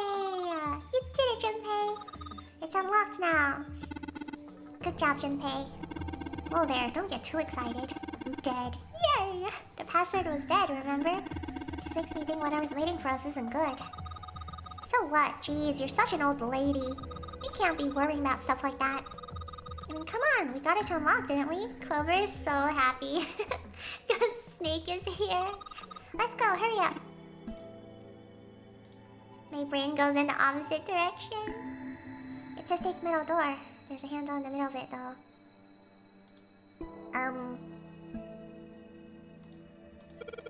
Alright, let's get this thing open. Oh, it was only the right side? I'm scared! Oh my god, the door opening scares me. Okay. We're finally out of the freaking library. Ugh. Alright, this is the next. Clover's a new person. Oh, the door! Oh, God. Did that just close on its own? Oh, God. Don't tell me we can't go back. I don't know. Let's see. Oh, God. No.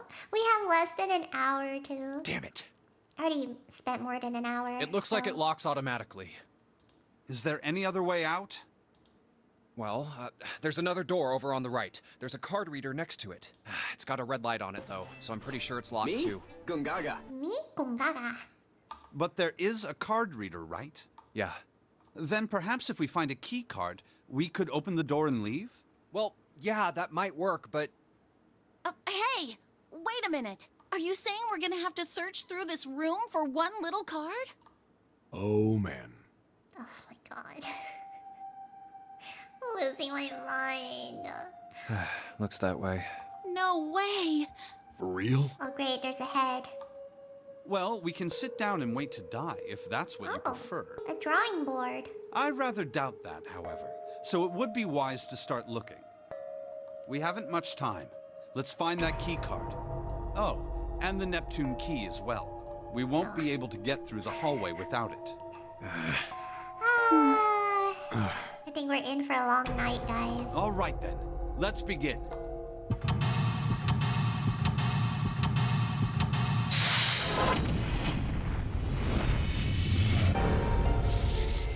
Oh, stretch my neck. Okay. There are piles of crap everywhere. I wish you good luck on BRB. He said I'm out. Man, this place is a mess. It's so messy, I don't know where to start. I had to go get my mom some Chipotle. Oh, I want Chipotle. Some of this crap looks familiar. I think a lot of these are parts of the puzzles we solved in other rooms. Oh my god, yeah! The mannequin head! And... oh, and the dead! This was the workroom, I guess. If that's true, then... this room could be Zero's laboratory. Perhaps Zero would shut himself in this room to devise the machines and puzzles he needs to see his plan come to fruition. Hey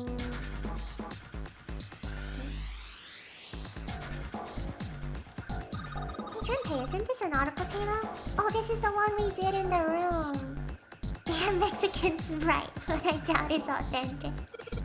Yeah, I feel like I've seen this before. Okay.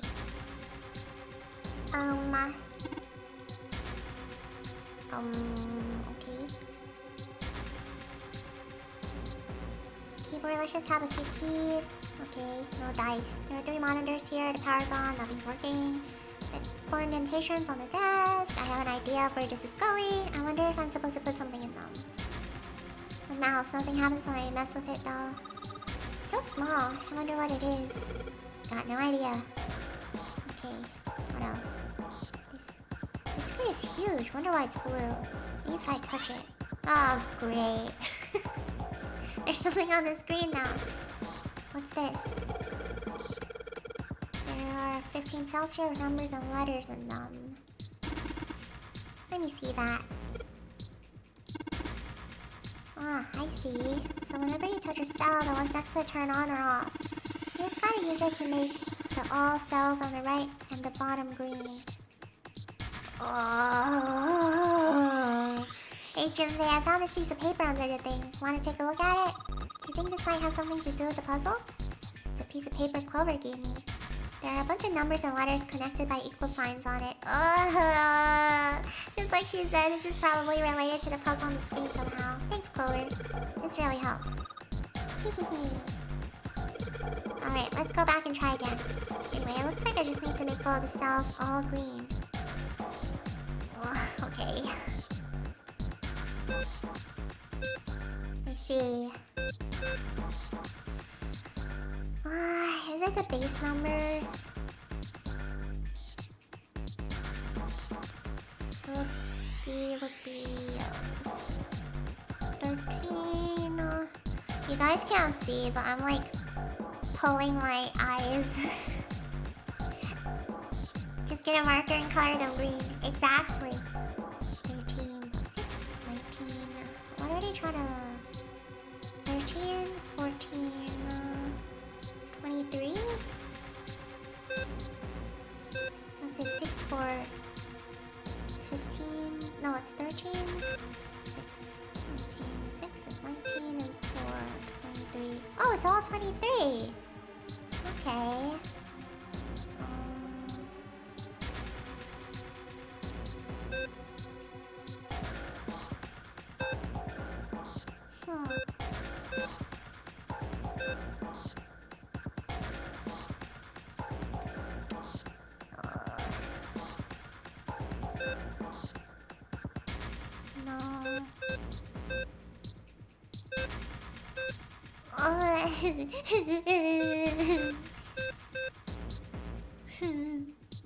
Wait.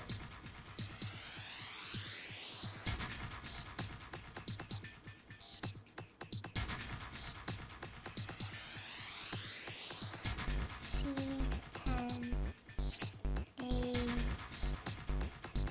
B11, C12, 12 plus 9, 21. 9, 10. It's F. A,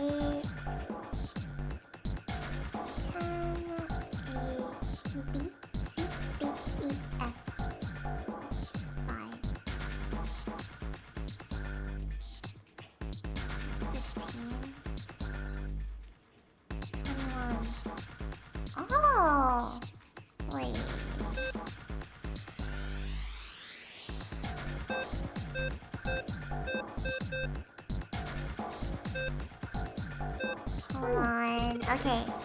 Okay.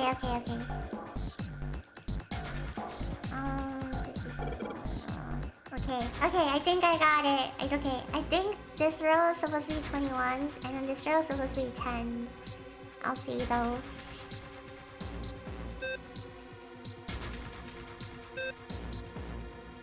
Hmm.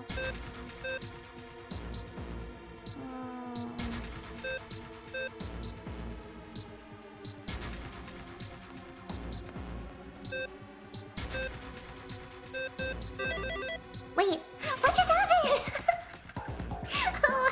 Wait, I did not plan that. Hello. Oh, yippee! That was all me, guys. I definitely knew it was that button. You did it, Junpei. You're so smart. Thank you. You seem to have done an excellent job and solved the puzzle. Thank you. Just what I would have expected of you, Junpei. Thank you. Hey, come on, you're embarrassing me. Whoa, don't get cocky, kid. We don't got time for that. She's not even ready. No. Look at this. Check out the right edge of the control panel. Moms do be like that. The lid slid open, something came out. Oh, I see.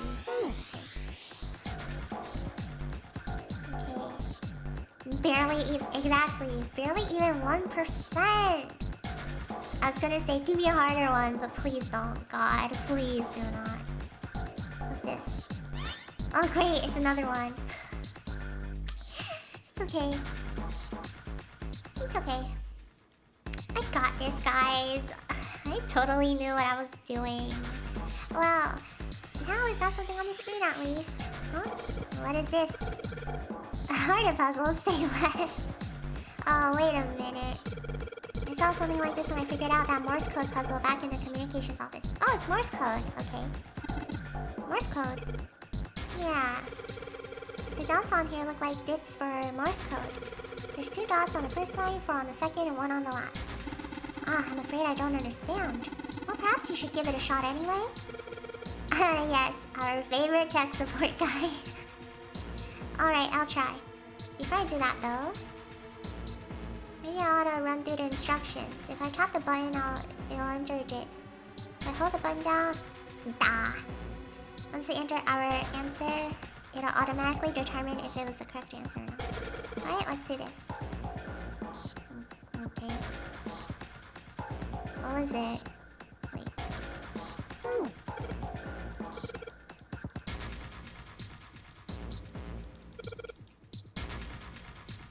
Girl! What was it? Oh, come on! Yeah! What was it? It was 231, right?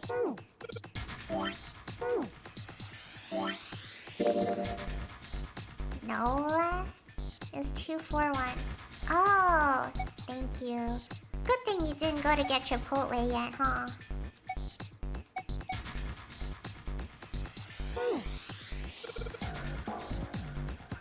Okay. It can't be that easy though. Are you patronizing me? No, I really am not. This is just how I sound. What? Huh?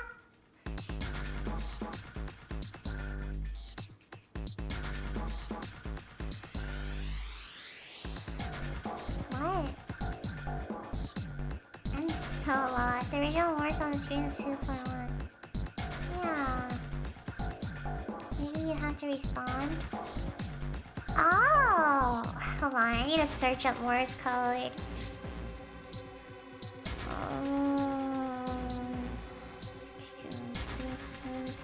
Morse code chart. Morse code chart. Oh. 2 I-4. Wait. Huh? There's none. None of them are just. Oh. I. H. I. H. E. I. H. E.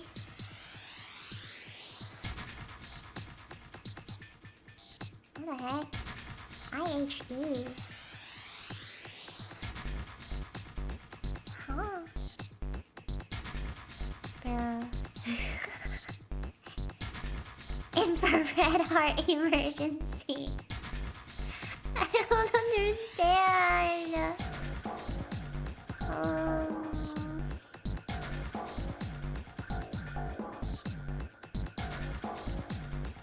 I-H-E.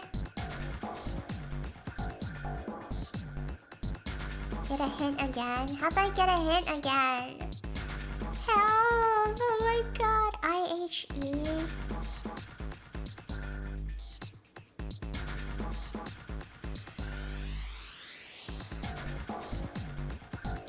Back to when Junpei talks? Can I do that though? Maybe I ought to run through the instructions. If I just tap the button, it'll enter git. Hold the button down, enter dot. Once we enter our correct answer, it'll automatically determine if it was the correct answer or not. Alright, let's do this. What? A dit is short. Yeah, hold it long. But they were all dits, no? Wasn't it? It's a laugh. Imagine. Oh.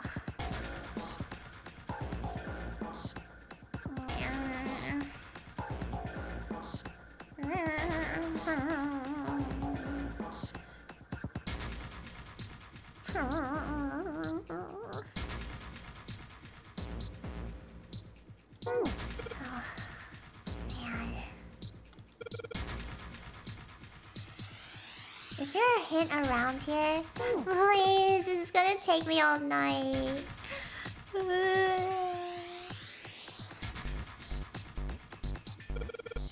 What? This monitor is part of this machine. It's really dim though. It's got a map of the world on it, but I can barely see it. That didn't help. Is it the map? Junpei, it looks like there's a compass on there. Oh, now I get it. What do you mean? I guess you weren't there, Clover, but I solved a puzzle like this one in the wheelhouse. We need the map, right? I'm ready for an all-nighter. Let's go! I think I just need to do the same thing here. The same thing. The important part is this nautical table we just found. I just have to match up the directions on the compass with the lines on the nautical table. I used the steering wheel in the wheelhouse, but this time I think I'm gonna use the wheel attached to this other side here. Okay then, show me. Now. Of course. Maybe I ought to run through the instructions. This looks like it probably works the same way the steering wheel and the wheelhouse did. Okay, yeah, I know. Press stop. Okay. Girl. Oh, there we go. Yippee! Okay. East. What the heck? Oh, no, it starts from here. Right? Okay, so it's south.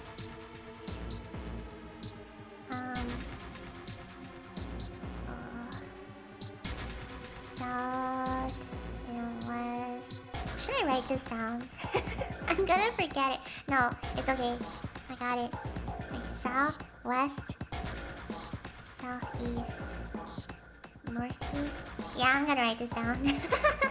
I'm gonna forget.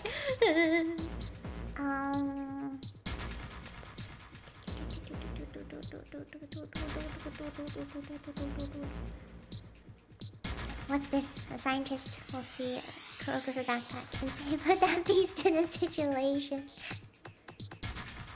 South. East. Northeast. East. North. East. Okay. I thought you were gonna waste for a minute.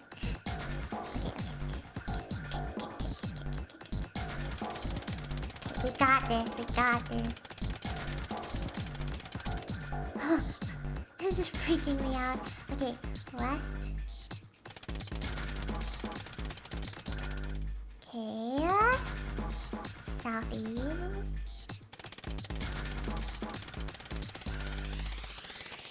Oh my god. Okay, northeast. Okay. East. North.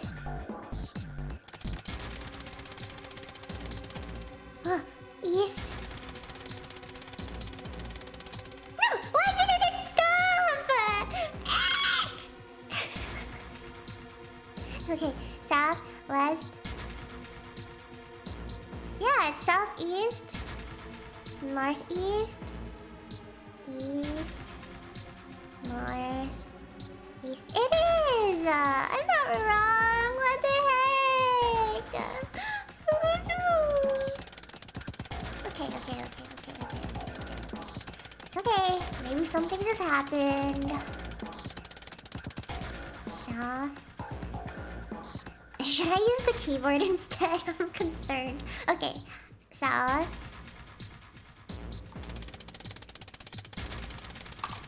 Okay. Southeast.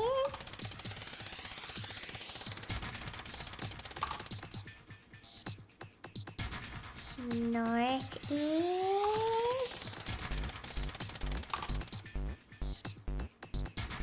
East.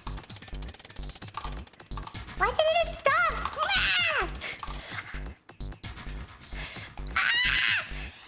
Okay. South.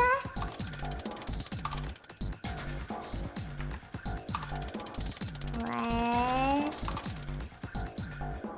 Am I doing it wrong? Southeast.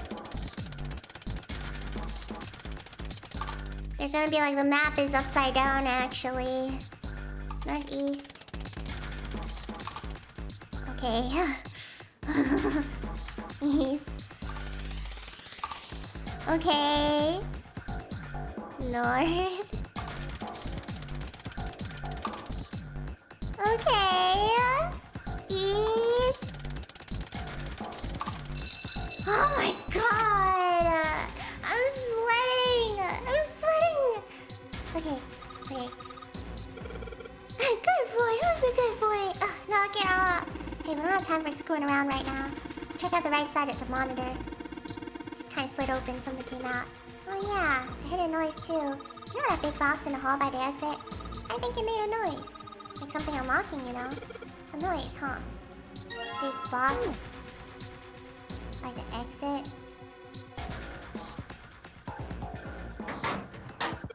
There's something written on these pieces of paper. Looks like we got 3 sheets of this stuff.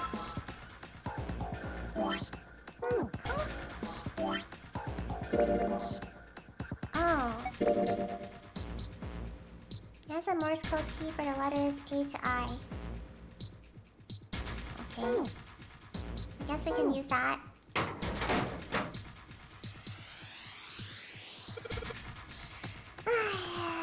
Okay. Back to Eehee.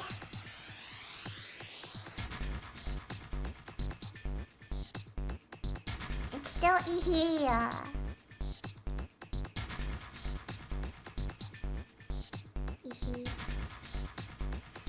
Okay. I have a feeling I know what we're supposed to do, but I think maybe it's a stupid theory. Is it supposed to spell ice or something? Oh, because the other monitor said all. Oh, God, I'm so stupid. The other monitor said all, so this one's supposed to say ice. Oh.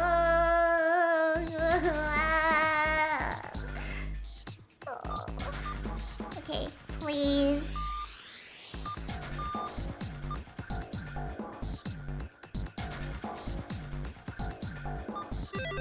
My freaking god.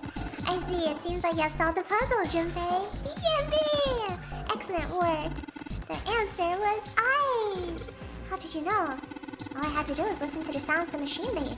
After that, it was a trivial matter to decode them. Goddamn. He got the Morse code chart memorized. Ah, yes. I believe I heard a noise from somewhere on the right of the device. Oh. Sounded rather like something sliding open. Do you see anything that could have made that noise? Yeah, that's true. Oh, one more thing. I hear a noise from the back of this device. Rather like a metal striking wood or something similar, I would say. Huh? Nothing we need to concern ourselves about. What? Well, that doesn't sound good. Hello? Metal shutter looks pretty sturdy. It's framed with black and yellow warning stripes. Alright, let's open it.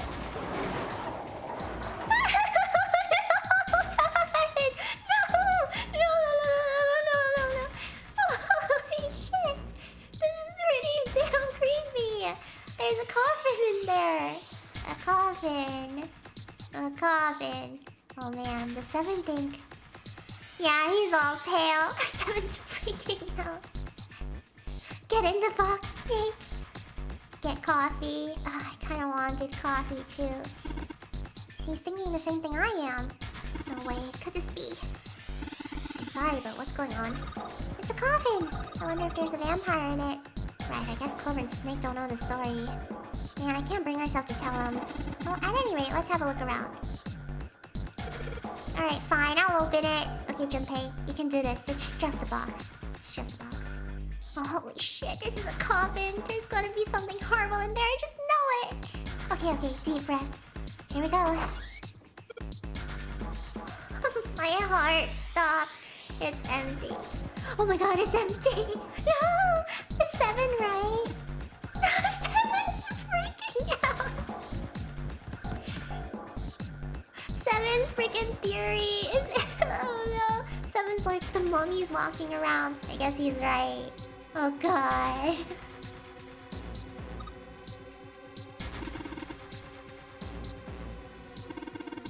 Oh man, there's nobody in there. Shit, I can't believe I was scared of something like that. What do you mean nobody? Were you expecting someone to be in there? It's a long story. Ask Junpei about it sometime. I hope I'm wrong. Me too. But just like Seven said, there's nobody in there. There is something in there though. Well, two somethings actually. What is that? What do you mean? Oh, great. Looks like we've got a plate with an emblem on it. The Neptune key! Yes, we finally found it. Now we can get through the hallway. That's correct, Clover, but we do need to get out of this room first, you know. Yeah, I know. Okay, let's get the hell out of here as quickly as possible. I don't have any objections to that. I don't think we'll use the Neptune key in this room. It's really important though, so I'll keep it in my pocket for now.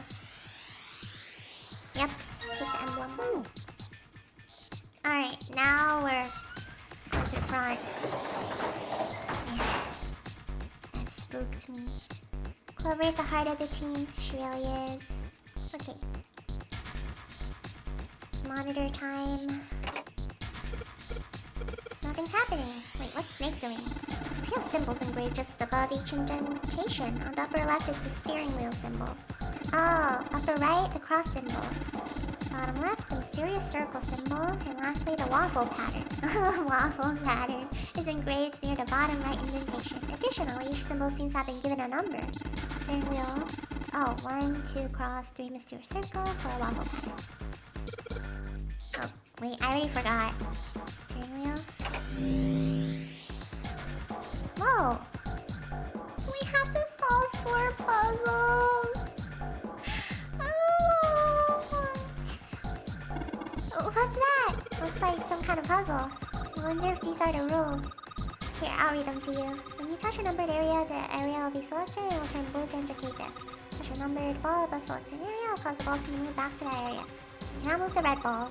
Okay. You can only move 3 to 5 balls into a single area. Press the check button once you've moved all the balls, except for the red one. Once you're rid of the balls in an area, must smash the number for that area. That's it. Okay.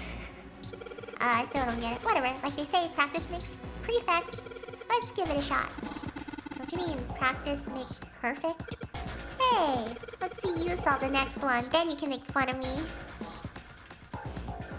Real. Okay. Can't move red ones, so it has to be 12 or 21. Let's go with 12 first.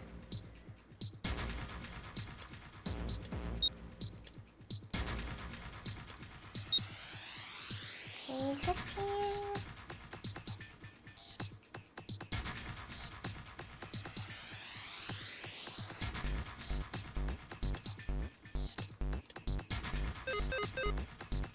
You have to use all of them? Jesus. Okay. I guess we did 21.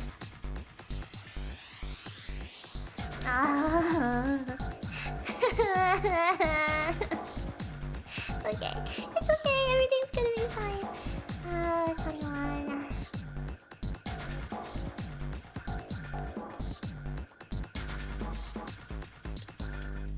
15. 6.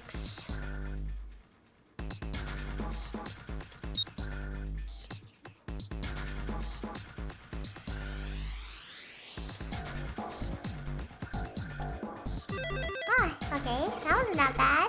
Okay, this is it, right? But nothing's happening. There are still 3 more indentations left. I imagine something will happen when they're all filled. Okay, doesn't that seem likely? What's the next one? I know waffle pattern's the last one.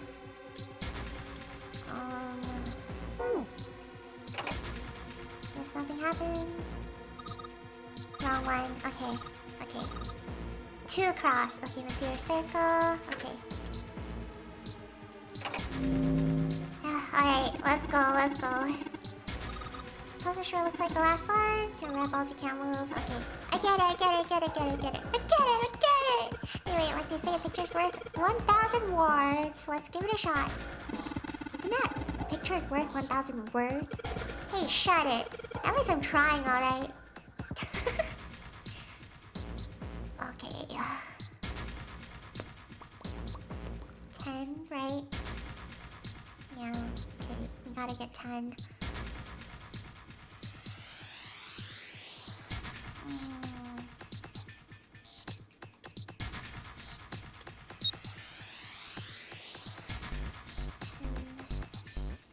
No. Let's do this one first. 7, 16.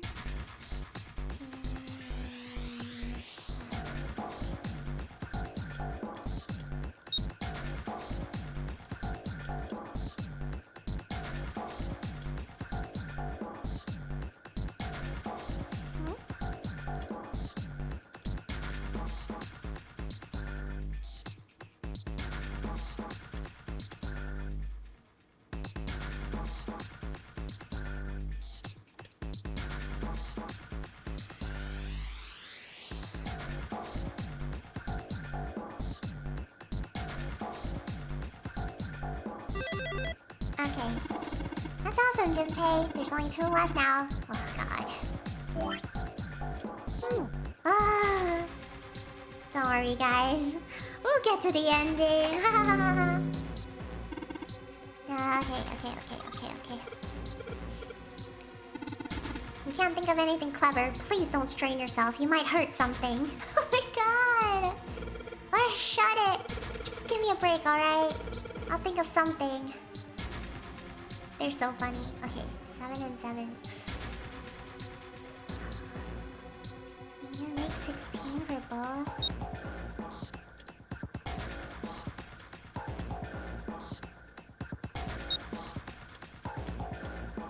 Hey, that one was easy. Okay. Excellent work, Junpei. You've only got 1 left. I can see the light at the end of the tunnel. 1 more! 1 more! Get in there. This is the 4th one. This puzzle looks a lot like that last couple. I think this is probably the last one. Once we solve this puzzle, I'm sure something will happen. Alright, I'll solve it in no time. 9. 18.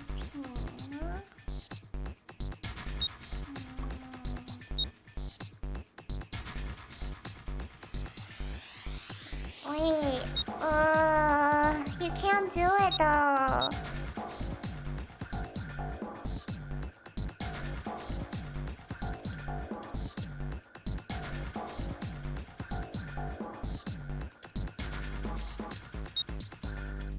Can you just add 8?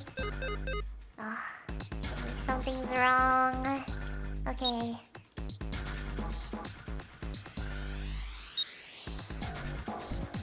How do we get 8? 6, 11, or 18, 9.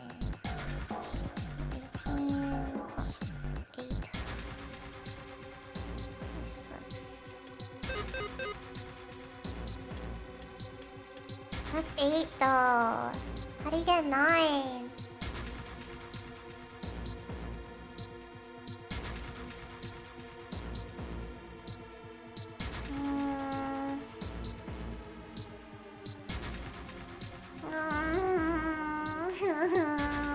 Okay.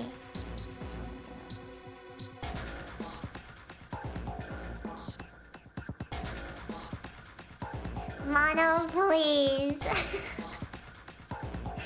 This puzzle. You do it then. Are you still stuck in this room? Yes, I am. Thank goodness. He's like, thank God, I didn't miss anything. It's impossible though. What?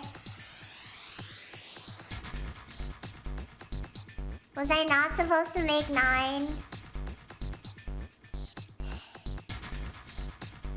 Whatever. Whatever. Sorry to confess, but I was praying on your downfall last God so I could come back in time. Please! Way to go, Junpei! My thinking muscles see pretty colors and are distracted by the music theory of the OST. And Lucy is cooking in his brain. Lucy is cooking. Way to go, Junpei. You answered all the questions. Damn, Junpei, good job. Hey, did you hear something just now? Yeah, I heard that as well. In the bottom left corner of the desk, I believe. It was a cooking a fire symphony. Are you cooking a symphony?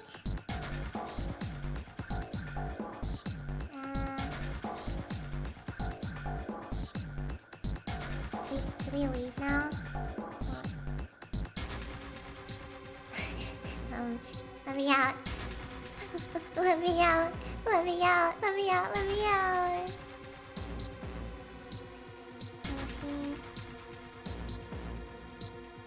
Where's the door? Bro? Where's the door? Where's the door, bro?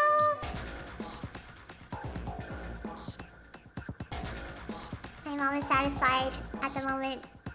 Good for you. I am not satisfied at the moment. We are stuck indeed. No. No, we're not stuck. We're not stuck. We're not stuck. Come on, guys. Plant junk.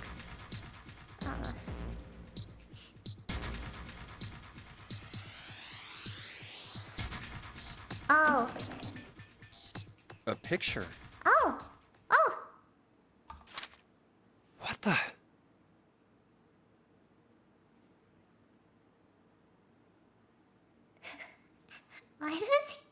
Why does he look like he belongs in Yakuza? Actually, Ace does too. The first dude. Yeah, it's the first guy that died. And this is the guy we found in the captain's quarters. What the hell is this? This man with a mustache on the right. Yo, Ace when he was younger. He's the same guy we found murdered in the captain's quarters. The Yakuza mentioned. He had the zero bracelet on his left arm. She's Yakuza pilled. Santa got everything that he wanted. Yeah. And the second man, with the glasses and a doctor's coat. He's the 9th man. The one with bracelet number 9. But why did he have to involve the rest of us? Like, come on. He died after he went into door 5. But this guy, the one in the striped suit.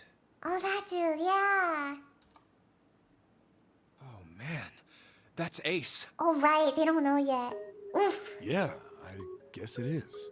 Would you guys want to watch me play Y0? Yes. No doubt about it. But what does it mean? What is Ace doing in this picture? Goes crazy. Not only Ace, the 9th man and Cap too. Cap. And they look happy, like they knew each other well. Why? How? Do they know about the other guy in this one? They do, right? Yeah. How in the world are these 4 men connected? Junpei, piece it together! You say Ace is in that picture? Yeah, it doesn't look like it was taken recently though. Ace, the 9th man, and Cap all look about 10 years younger. Ah, so the 9th man and the man you found murdered in the captain's quarters are also in the picture? Yeah. Okay, see you, Mono. Is there anyone else? Or are there only 3 people in the picture? I'm afraid... No, there's one more guy. I'm afraid what? I'm afraid I can't see it. We know. No, there's one more guy. He's so funny. He's got kinda long hair. He looks smart, but a little cold. He's the only one I don't recognize. What's the date of the photograph? Oh, they don't know the guy in this one. It doesn't have one. Did you look on the back? Back? Yes, the reverse. The other side. Huh. Praying for the success of the Nonary project with Nijisaki, Kubota, and Musashido. Huh.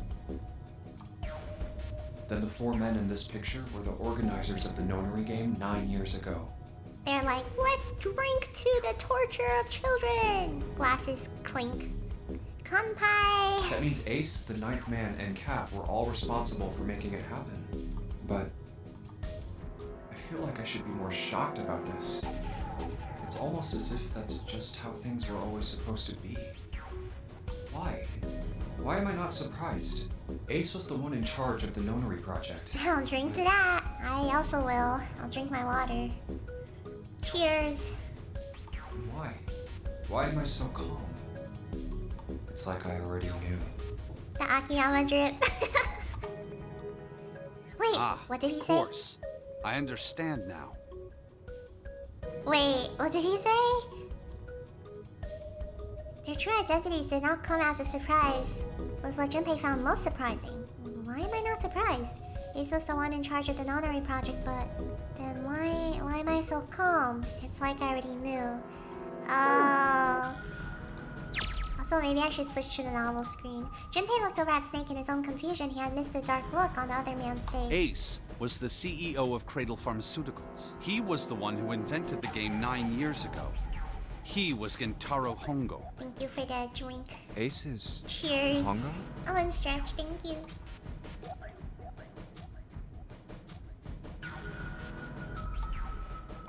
Even as he asked, Junpei felt as though he'd already known. Almost as if someone had whispered into his head that, yes, of course Ace was Hongo. I had my suspicions from the beginning. He's tapping in! He's tapping into the field! Their voices were similar. Too similar to be a coincidence. I could never forget his voice. It was the voice of the devil. Oof, I couldn't be sure, though. for sure. After all, I had no way to check. I certainly couldn't ask him. Even if I had known, however, I would never have told you. Yeah, that's why he lied in the other route. Zero made it quite clear what would have happened if I did. Oh my gosh, I had no idea. Huh? I didn't know that Ace was Hongo. Oh, yes. I suppose you wouldn't have. 9 years ago, you were in Building Q in Nevada, but Hongo was in the Gigantic with us. Oh. I know. That's why I didn't know what Hongo looked like. You're back? Okay, all you missed is the photo of the 4 guys, right? And then Junpei was like, oh my god, Ace is Hongo, like the CEO. And then Snake was like, oh, is there anyone else on there? And then, yeah, he described it to Snake. And then, what was it? Oh, right. But then Junpei was like thinking to himself, he's like, why am I so calm? Like, I just found out Ace is the CEO, but I feel so calm. It's as if I already knew. So he's like tapping into the fields right now. And then the whole time he's thinking like, I already knew all of this and stuff like that. Where's Ace right now? With Santa. But why? Why didn't you tell me? I mean, I'm your sister, right? You could have told me. I'm sorry. I apologize for keeping this from you. But if I'd told you, Clover, I would have told everyone else. And if you did, then I would have been forced to tell them about what happened 9 years ago. His Snake's like, I know you and your big mouth. I had to prevent that. Clover and Snake's conversation wasn't of particular interest to Junpei. He still couldn't make sense out of his strange feelings of knowledge. He was trying to organize his thoughts when he heard Seven's voice. Hey, Junpei. You think I could borrow that picture for a sec? Sure. He had no reason to say no, so Junpei handed the picture over. Seven stared at the picture and began to mutter the 4 names of the project's leaders over and over to himself. Hongo Kubota. Nijisaki Musashiro. Oh, is he remembering? His brow was furrowed and his face was flushed. Hongo Kubota. Nijisaki Musashiro. He chanted her names to himself, pacing back and forth across the floor. Hongo Kubota Nijisaki Musashiro. Nijisanji. Seven shouldn't have known their names. After all, he hadn't been there when Junpei and Snake had spoken of them in the library. But as Junpei watched him pace, it was clear that he did know them. Hey, Seven, do you... Shut it! Just be quiet. His eyes were red, and Junpei could see sweat beginning to bead down his forehead. I'm this close to remembering. This close. He was sweating heavily now, but his lips were dry. Hongo Kubota Nijisaki Musashiro. Cradle Pharmaceuticals. Nonary Project. Knew Nijisanji was evil, still loved them. Then he stopped. Seven set down the picture and looked at the red light near his feet. His eyes narrowed. Then suddenly his eyes went wide and he shot up straight. Shit. What? What's wrong? Holy shit, this is nuts. What's nuts? I remember Remember what? everything. Everything? Is it the same thing in the other route? Yeah, I remember all of it.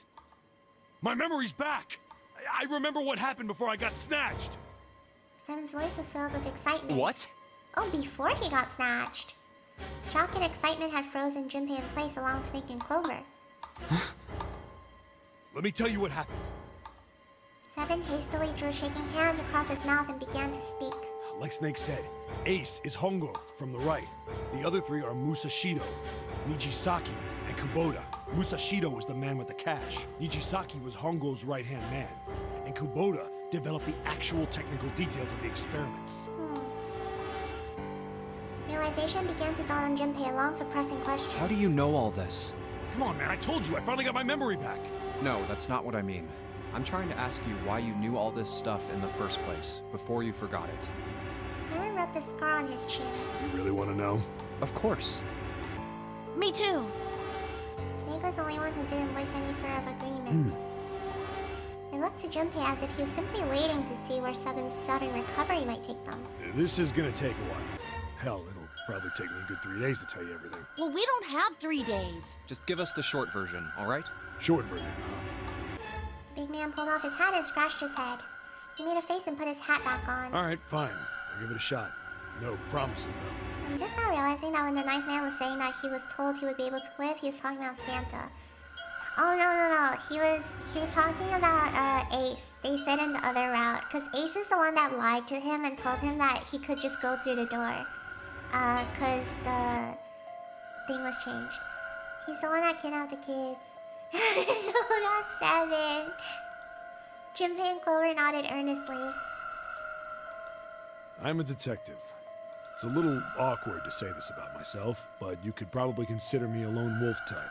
I hold to my own code, as I think doing what's right is more important than doing what you're told. That's why I followed my gut that night. A slim lead brought me to the wharf. It was 9 years ago. The wharf had been cold as fuck, and I could barely see squat. Oopsie, I'll sit in my little chair now. I was investigating a mess of kidnappings, all of them children. It all had one thing in common. A history of visits to one particular hospital. A hospital under the management of Cradle Pharmaceuticals. My investigation had turned up evidence that Cradle had been involved in the kidnappings. After a little sweet talking, I managed to finally get a real lead from someone inside Cradle. My source told me this. Tonight, a ship is set to take the children to a large passenger liner docked offshore. So I headed to the wharf. In the shadows, I searched the harbor until I found the ship he was talking about. There was a bunch of movement near it. Yeah, it's the story we heard, but I think he's gonna continue telling us the whole story. Hold on for a second, actually. Sorry, guys. I'm gonna turn off raids, because I don't want to interrupt the final part. Also because I need to get to the ending as soon as possible. Okay. What was it?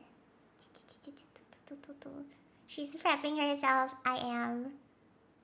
Settings. What is settings?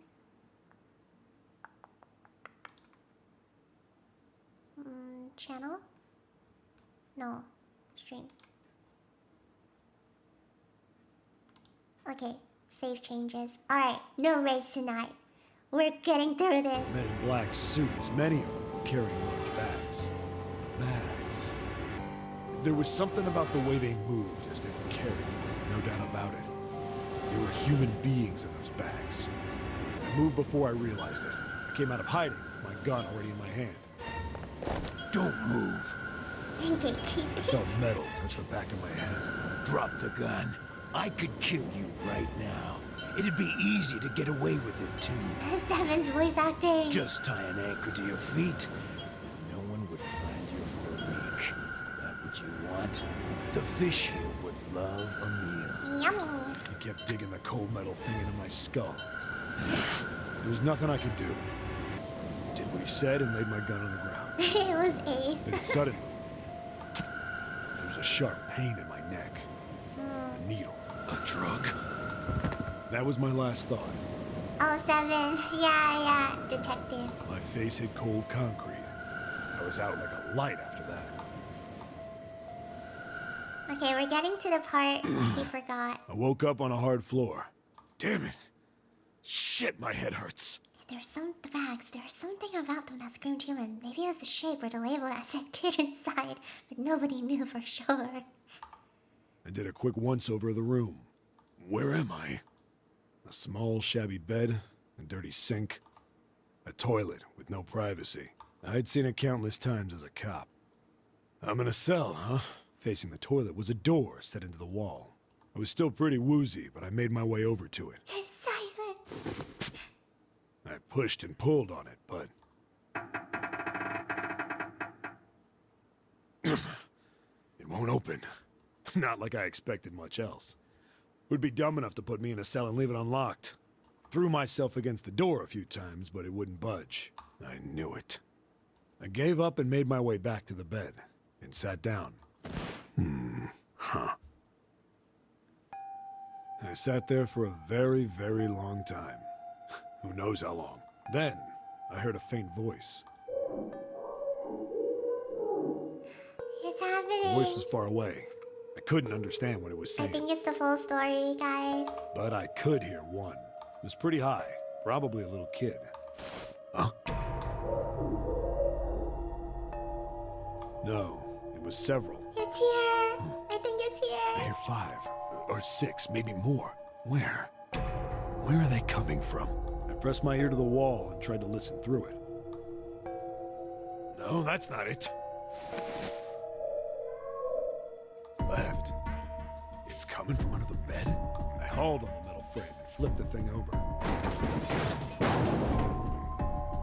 And there it was. The bed had hidden an air vent under it. The hole in the wall was covered by a metal grate.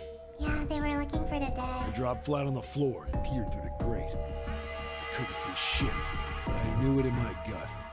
This was where those voices were coming from. My hands are sweaty. Why are there kids here? Knees weak, mom's spaghetti. But then what my inside man told me popped into my head. Tonight, a ship is set to take the children to a large passenger liner docked offshore. Whoa. Am I on that ship? It didn't matter. All I knew was I had to get to those kids. I checked out the metal grate. Could I fit? I stuck my fingers in and grabbed it. And then...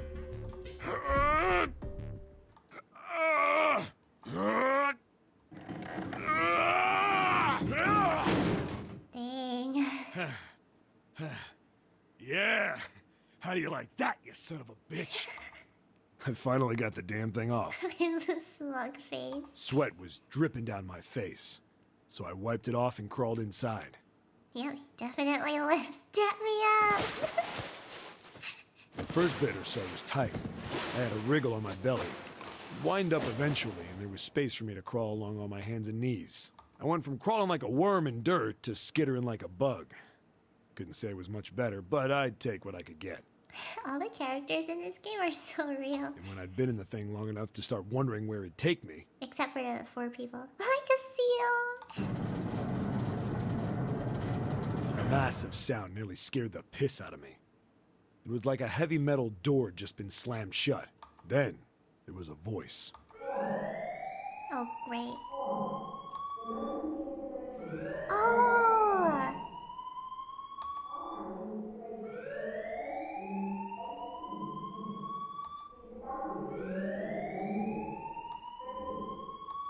Oh, it's the incinerator room. What? I wasn't sure what it meant, but anything with incinerator is bad news. Then, almost as if that was a cue, Oh I my heard a messy young God. sounding voices. Was she burned alive?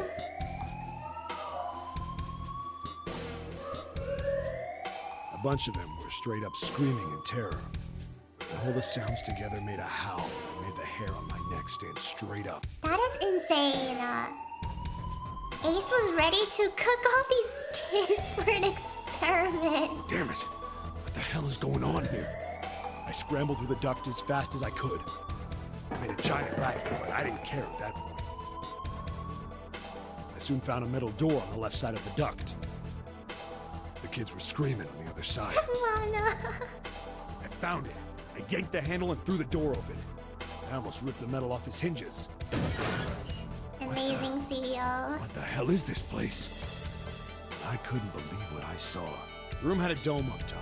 There had to be about 9 walls, all the same size. On the ceiling was an upside-down funnel, almost like a chimney. I looked down. There they were. The kids I'd been searching for. Oh my gosh. Oh my god, wait, it's Snake. It's Snake. Oh no, that's June, isn't it? It's Snake, June, Santa, the white hair, and the little girl that looks like Lotus is probably her daughter. Oh my gosh. They all gawked up at me, suddenly silent, for the moment, from surprise and fear. Oh my god. Oh, look at them. They're so small. Scared of the room or me, I couldn't tell. Probably both, actually. Not like I can blame them running into a mug like this when they're already scared shitless. He's so real. I snorted at my own dig at myself and turned to the kids. Don't worry, kids, I'm not your enemy. I'm one of the good guys. All of them stood there, frozen. Well, except one. He was a boy, slightly older than the others. Santa! Private school uniform. Oh, Who the hell are you? He stepped forward and glared at me suspiciously. oh, they're babies. Seven saves my daughter. I'm a detective. I'm here to rescue you. It looked like they relaxed some the second I got the words out. His voice dead giveaway. How are you gonna help us? Where's the exit? Yeah, it's literally him. There isn't one. The doors we came in through won't open, and the door over there... He kind of cut himself off. I think he was considering something before he changed his mind. Wow, they found a perfect voice actor for like younger Santa. Also, very interesting that Santa seems to kind of be a person that like takes leadership here. I wonder if he did that in the game they played. Anyway, there's no point. We can't all get out of here. If we don't get out of here, we're gonna be burned to death. Burned to death? Can't you hear it? That voice said the incinerator's gonna start up soon. So... My god. The voice spoke again. Incineration will begin in 15 minutes. They only had 15 minutes. I looked back down at the kids. Looks like a good 20 or 30 feet to the floor. No way I could pull them up. Too big of a distance for any of us to reach. Oh my gosh. What the hell was I gonna do? But then I got an idea. Wait right there. I'm gonna be right back. What? Where is he going? Are you just gonna leave us here? They just got frightened again. I'm not the best at that kind of thing, but I tried to reassure them with a smile. Don't worry, all right? I'll be back, I promise. Yeah, the So just bed. stay calm and wait right there. The Got bed it? sheets, right? I didn't wait to hear them respond. There wasn't time. I had to hurry. Well, as fast as a guy could on his hands and knees. Didn't take me long to get back to my cell. Still no way out of there, but I had a plan. I needed something from the room. 7 is such a real When I one. got it, I dove back into the hole and took off towards the incinerator. Then... Sorry to keep you waiting, guys. I tipped out the doorway and dropped down the rope I brought with me. This is the Scooby-Doo moment. Back in the cell, I'd torn the bed sheets into strips and tied them together to make a rope. Oh, Sloppy, but it got the job done. yes, Snake. And yeah, that is June. All right, just tie that around yourself, okay? I'll pull you up one at a time. Right. Huh. Wait a sec. Something was off. There were more of you before. Where'd the rest of you go? The boy in the uniform answered. I let them go on ahead. We opened the number 9 door and they left. Oh. What? You're telling me you opened that door? Oh, Santa really does seem to be like the kid that took the leadership role in this group. Because he let everyone go through and everything. That's what I said. Then what the hell are you doing here? And he kind of speaks for all of them. We couldn't go with them. Why not? Look, the only people who can go through the numbered door. He was in the middle of explaining. Oh, great. God, this is so stressful. Incineration will begin in 5 minutes. Oh my The god! wall shook a bit, and the voice bouncing around. Look, that can wait, all right? Just get us out of here. Right! I grabbed onto the rope. The first one I pulled up was a girl with a ponytail. Next was a girl with a red necktie. A boy in a jacket came after. He said he'd climb up on his own. The boy in the uniform was the last up. Like the other kid, he climbed up the rope himself. He looked pretty scrawny, but I guess he was stronger than he looked. He's so small. He moved fast, but when he was almost to me, we heard some knocking. Everyone looked at the door. Oh my god. It had a thick, square window set into it. On the other side, an angry face was staring in. Oh my god, no. God damn it! Jesus! What's going on here? I got jump scared. Oh my god, is that freaking Ace? Holy shit. Why is the room empty? Where the hell are those fucking kids?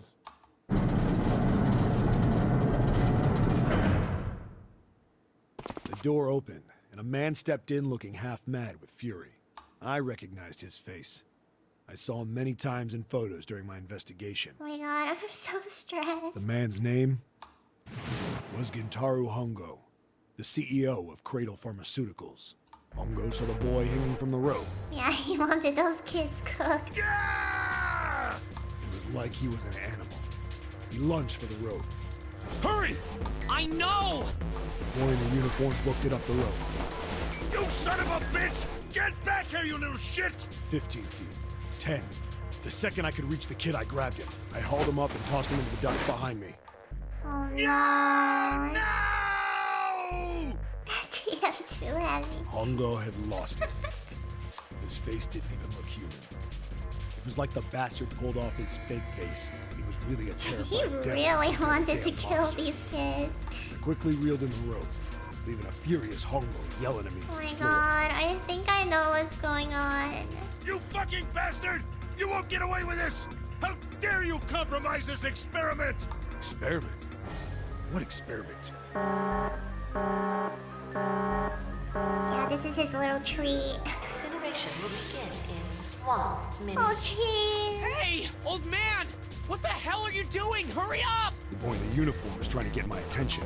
I may have thrown a salute in the raging asshole's face before I closed the door behind me. Oh I no. wanted to go back in the cell, so we went down the other direction instead. I think I know. After about 30 feet, we came across another duct on the left. This one was heading down. Everybody nodded and took turns sliding down it. The duct emptied us out into a narrow hallway. They didn't forget her, right? There was a door on either side. The one on the left was a normal double door. But the one on the right was familiar. It had black and yellow stripes, and a device next to it on the wall. 7 flipped him off. Plate on it read, Incinerator. Incinerator? Yeah, that's where we were. It was the girl with the red tie who answered me. That sounds like Connie. You were inside an incinerator? Yeah, Hongo might still be there.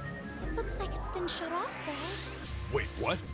If he's still in there, Yeah, that's not good. that meant we're better.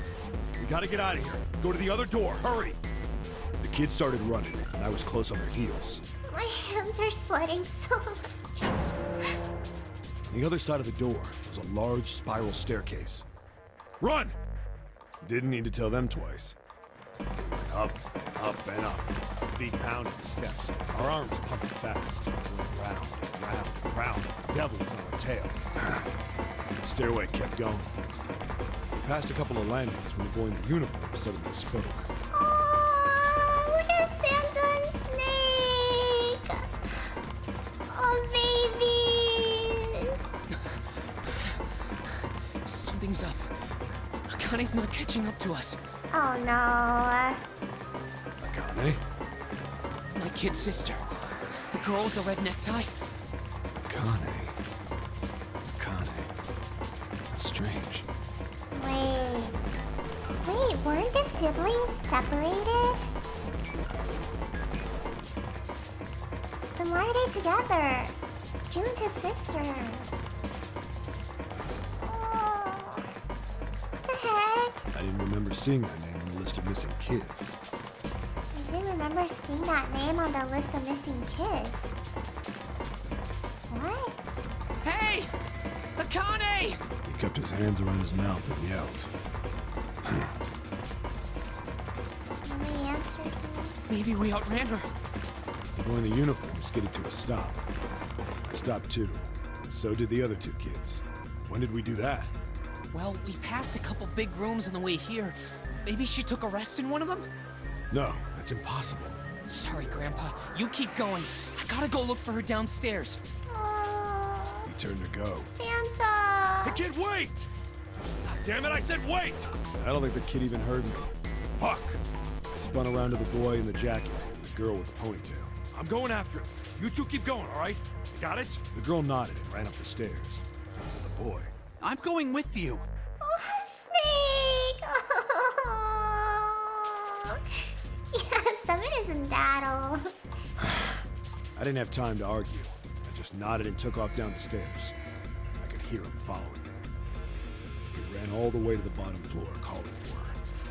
Akane was nowhere to be found. God damn it, where the hell did she go? I could tell the kid was frustrated. And then suddenly, Help me! Somebody help me! Oh, God. we heard a girl's voice.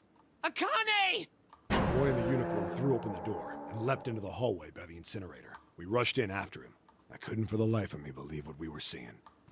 That bastard Hongo had Akane by the arm and was forcing her into the incinerator. Come on, goddammit, move! No, I don't want to!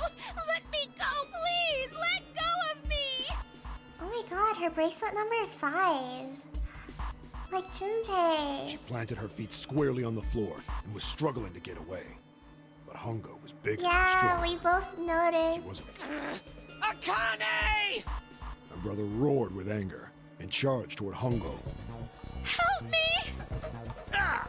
You're too late, idiot! Why does he sound like that? You're too late, idiot. Hongo lifted Akane bodily into the air and threw her, still fighting him, into the incinerator. Jeez. Before we could even blink, Hongo had leapt through the door after her. We saw him land inside. Oh my God. Yeah, Ace is so pathetic. What the heck? The door slammed shut. We ran to the door. We did everything we could think of to get the thing open. Oh, yes. Snake and Santa. Oh. But Fuck! It's no... he started slamming his fists against the door. No use. It won't move an inch. Okay. He was close to shattering his knuckles with how hard he pounded on it. Oh. Oh God, I can't even imagine. Akane! Akane! Are you okay? You came back. Her voice was muffled, but all of us could hear the sheer terror in it. What should I do? I think I'm trapped in here. Where's Hongo? He went out the other door. What? Warning. Warning. Emergency incineration command has been acknowledged. Oh my God. Automatic incineration will take place in 18 minutes. Please evacuate the incinerator immediately. Repeat. Emergency incineration command has been acknowledged. Yeah, what's the point? Is he just being stupid? You fucking kidding me? It's the same damn thing. Are you there? Yeah, we're here. Just hang on, all right? We're gonna figure out a way to save you. His words would have seemed like a sick joke to her if she'd been able to see how white and bloodless his face was right then. Oh, this narration is making me so...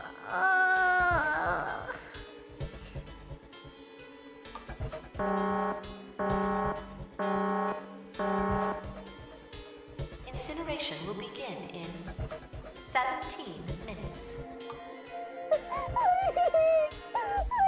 Oh my god. Don't tell me they stayed there for the whole 17 minutes. I'm really scared. I don't want to die, please. I don't want to die. Oh my god. It's gonna be all right.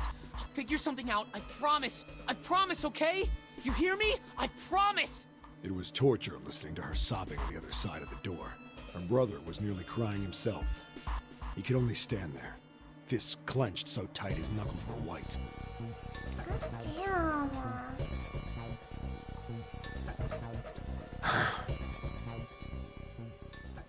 Ace did not deserve to be burned alive. It was too fast. It was silent. All they could hear was the creaking of the boat as it shifted in the water. God, that was so messed up. I was like near... I almost cried. God. I can't imagine. That's... Oh. And waited.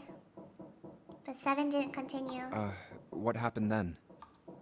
Junpei couldn't wait any longer. He had to know. 7 looked at the floor. Come on, man. Put yourself in my shoes. It doesn't end good. You think I want to remember that? Oh no. I know, I was so immersed. Yeah, Santa has a solid motive. Then... Yeah. Like that was incredible voice acting. Shit. If I'd known it was gonna be like this, I almost wish I hadn't remembered. 7 shook his head. But there was something Junpei had to know. Hey, are you sure? Huh? Look, I don't want to ask this either, but there's something I don't get. So if you could just tell me, did that girl, Akane, really... 7 stared straight ahead at nothing. Yeah, I'm sure. There wasn't anything we could do. After a while, the countdown ended. Oh my god. They stood there for the whole 17 minutes. Oh my god. Santa.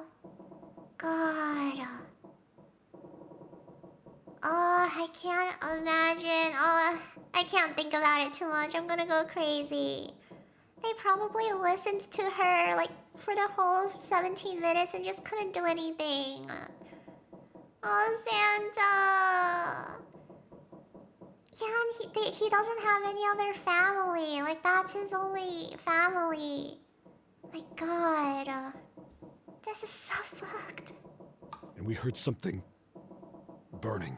Jesus. The fire stopped, but we still didn't move. Me and the jacket kid were frozen. The boy in the uniform collapsed as if he couldn't hold himself up anymore. God. A few minutes passed. The door opened. No. The boy in the uniform tripped over his own feet running in. No. We followed, too numb to speak. No. The air in the incinerator was hot. Every breath made my lungs feel like they were on fire. No. It was like standing on hot asphalt. The air was wavering, and in the middle of the room, there it lay. Jesus Christ. The kid's legs were shaking so bad, I don't know how he managed to walk. I couldn't see his face, but his body somehow looked empty. Holy shit. Finally, he reached it. He fell to his knees as his legs gave out on him. And then... My god. Oh.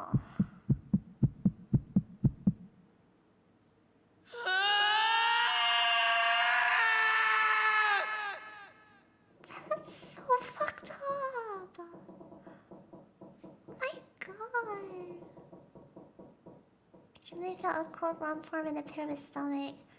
Oh, I did not remember that Santa actually saw it. A feeling of sickening anticipation washed over him. He could feel his body shivering. He desperately did not want to know the answer. He feared he already knew, but he had to ask. He had to know for sure. Can I ask you one more thing? Jesus. What's that? The girl, Akane. What was her last name? What does it matter to you? Just tell me, okay? Please? Oh my god. Someone looked at Junpei curiously and ran his tongue quickly over his dry lips. Kurashiki. Ah. Her name was Akane Kurashiki.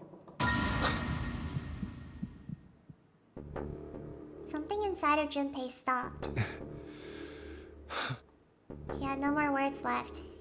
He had no more Junpei left. He was just a shell of flesh and bone. Seven turned to Snake. You were there that day, weren't you? The tall kid in the jacket. That was you, wasn't it? Yes, it was. You are correct, Detective. My god. Junpei's mind was blank, withdrawn from the world. Somewhere far away he could hear Seven and Snake talking. Oh, I can't believe Santa, like there was something left over and he had to see it. God. And then to stand there for the whole 17 minutes. Don't misunderstand me. I told you before how Zero threatened me. There was nothing I could do.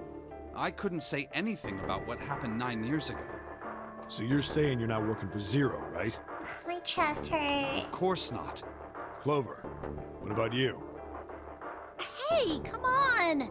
You really think I'm working with Zero? Yeah, why is June still here then? I told you before, Akane, idiot! I was in Nevada, in Building Q.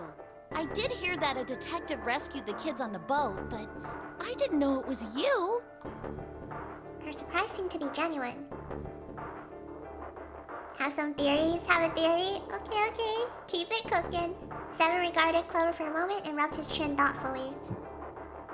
Well, I guess I believe you. We have a game theory. Clover nodded. All right, let me ask you another question. He stuck his hands into his pockets and took a few steps. Then he stopped and turned to face them again. Santa's real name is Aoi Kurashiki. Yeah, he knows Santa. He's Akane's brother. You know that? No, I didn't. Did you? Jesus. Well, yes. I know Aoi Kurashiki was her brother, but I didn't know he was Santa. At least not from the beginning. 9 years ago, he was in the middle of puberty. His voice is entirely different now. Yeah, that's why he didn't recognize anyone. I'm ashamed to say that even my exceptional hearing wasn't able to make that connection. As such, I had no reason to think Santa was Aoi. When did you figure it out? Clover told me that Santa might have been one of the subjects of the initial experiment. It was only a short while ago, while we were leaving the library. When she told me that, I had a feeling. Snake. Santa is Aoi? Akane Kurashiki, June's brother? That spark caught flame in Junpei's leaden mind and the fog began to clear. Like an engine beginning to turn, images and thoughts began to coalesce in his mind, going faster and faster, forming bigger images, bigger thoughts. Junpei blinked. He was back. There's still a lot we don't know. I mean, like a lot. But there is one thing I think we can say we know. Yeah, why were they together? What's that? The body we found in the shower room. It had to be Nijisaki, dressed up to look like Snake. What? Come on, man. What kind of detective are you? You didn't figure that out already? Hey, go easy on me, man. I just got my memory back, all right? Cut me some slack. Well, if he is, the 3 murders make sense then, don't they? Yeah, that's right. Murder. Kubota blew himself up, but that was murder too. So why did these murders take place? If Junpei is correct, and the body in the shower room was Nijisaki's, that means all of the people who were murdered were involved with the creation of the Nonori Project. Kubota, the person who conducted the actual experiments. Nijisaki, Hongo's assistant. Musashido, the man who financed the project. You mean this was all just revenge? Santa is Zero. He's getting revenge for the death of his sister. That's why he killed them. No, I don't think Santa actually murdered anyone. He made Ace murder. In fact, Junpei didn't think he knew. He couldn't explain why or how, but he had no doubt that Santa had killed no one. Kinda wanna let Santa cook here. Yeah, that's a pretty solid motive. Oh, Jesus Christ. Perhaps the madness of the last several hours was finally driving him insane, but Junpei had ceased to be surprised at his sudden knowledge and had even begun to accept it. If I'm right, then it's not hard to figure out who the next victim's gonna be, is it? I'm pretty sure I don't have to tell you. Yes. Yep. Right. Snake, Clover, and Seven all nodded. The next target will be Gentaro Hongo. The person who planned the Nonary project. Everyone's like, I think it's fine if we let it happen. No wonder he's so obsessed with June. Yeah, and he's stuck so close to her. In other words, Ace. There's a moment of silence. What? And then the room shook. From far away, they heard the sudden rush of water. Oof! What the hell's going on here? Oh no, time's up. Santa is always with her, making sure she's okay. Yeah, remember when he suddenly got concerned? When she wasn't feeling well? It must be 6 a.m. Our time is up. Me when my stomach is empty. Shit! Come on, we need to get out of here. How? In the drawer that had held the picture was a key card. Junpei grabbed it. I'm betting this sucker opens the exit. Come on, let's go. God, now what? What could happen now? Let's swipe the card. Junpei, look! It's unlocked! Yeah, now we can go back to the library. Hurry up, Junpei, we don't have time. Let's go. Alright, let's go. God. Oh, that was so heavy. That was so much information. I'm so sad.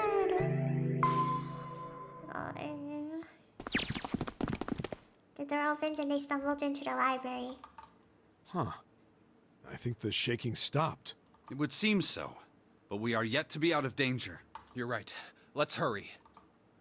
They ran across the hallway, This exit needs the Uranus card too. straight for the large metal door. Next to the door was the Uranus card reader. Hey, Junpei. Yeah, I know.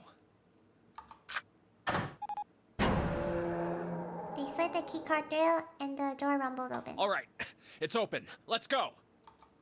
Out of the library and into the hallway they ran. If Akane really died, yeah, lots of stuff happening. At the end of the hallway was a door. Junpei reached into his pocket and pulled out a key as he ran toward it. Okay, Neptune Key, let's see if you work. Then her having a fever most of this game is so fucked up. You put... Yeah! Yeah! Did you piece it together? Yeah!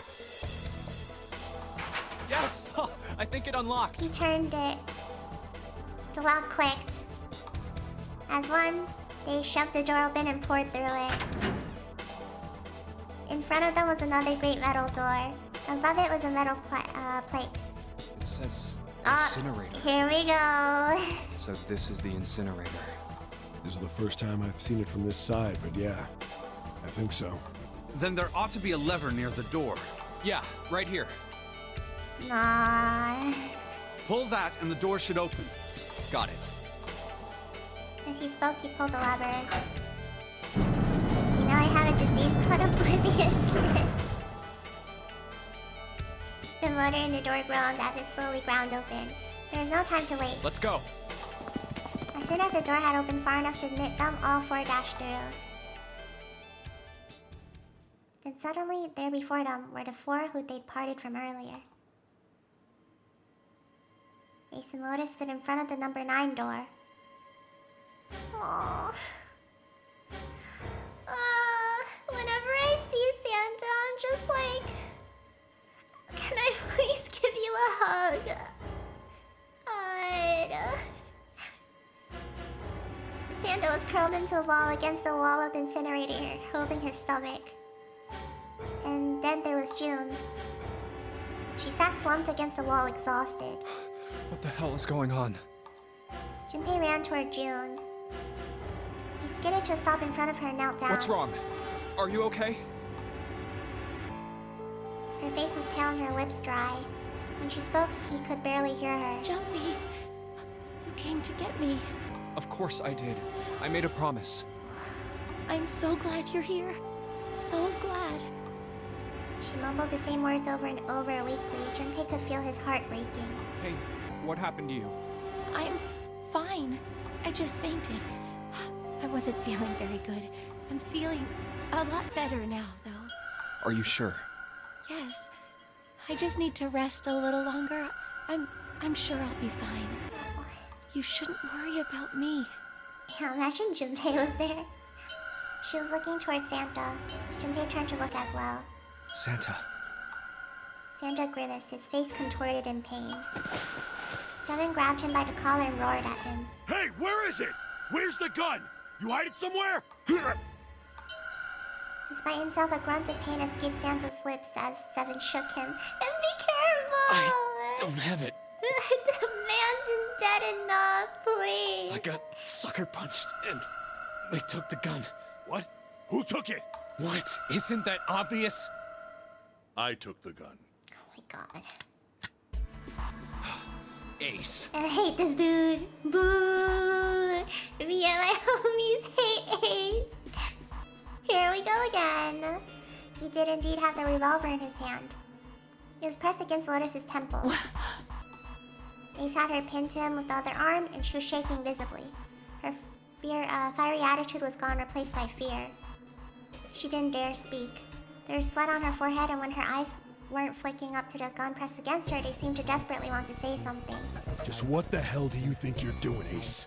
Or maybe I ought to say Gentaro Hongo, CEO of Cradle Pharmaceuticals? Seven's deep baritone rumble shook the walls. Ace sneered. You have me at a disadvantage. And I don't like that. You know me, but I don't know you. You're the one with the freaking gun. Do you have any idea how much I've suffered? Can you even begin to understand my pain? The pain of prosopagnosia, right? Junpei's voice was casual. Or at least it was trying to be. Another irritating insect. Oh, but he didn't know that until he tapped into the field. And how do you know that? Good question. He's like, good question. Junpei couldn't say, he just knew. Another unexplainable mystery. No matter. If you don't want to answer, it makes no difference to me. This is a waste of time anyway. It's time for me to go. Behind Ace, Junpei could see the red. It was placed in a small indentation on the wall. Quickly, Ace placed his hand on the scanner. First is 1. Give me your hand. It beeped and he forced Lotus's hand onto it as well. 8. And with this... Then at last, he reached into the pocket of his jacket. He pulled something out and pressed it against the panel. The third asterisk appeared on the red. 9. The thing he had used for the final verification was the bracelet, the number 9. The ninth man. Oh. Kubota's bracelet. I believe I've won this game. His smirk made Junpei's blood boil. I've had quite a time playing with you. I must thank Zero, I suppose. Wait, what? Ace doesn't know who Zero is. Junpei's eyes flicked towards Santa. He hadn't moved since they'd entered the room. Santa was still holding his stomach and groaning as if in immense pain.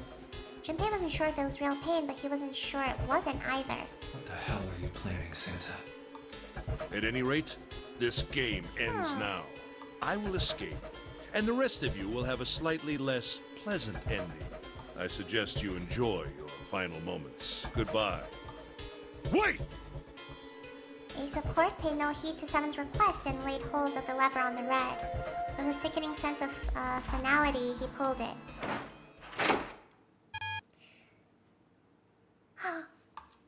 What? Why isn't it opening? One more time.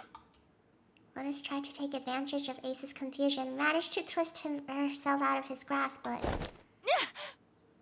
At the last second, he grabbed hold of her wrist and shoved it into the red. Now open! He waved the number 9 bracelet over the red, and then his own bracelet as well. Oh my god! Is it?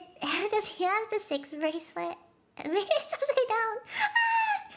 Santa's like a fucked up while Junpei is like this mad genius. Yeah, imagine Santa's actually in pain. Junpei's like, wow, Santa, this is impressive. He pulled the lever a second time. Let's go! No!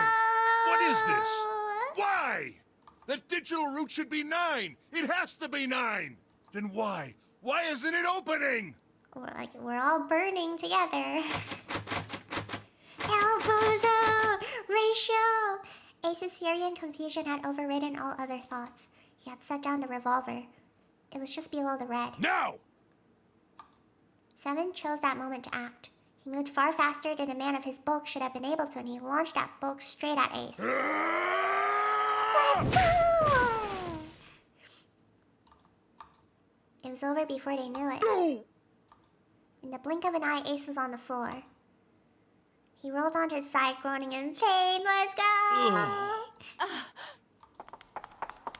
Having 7 run at you is basically having TD run at you. Exactly.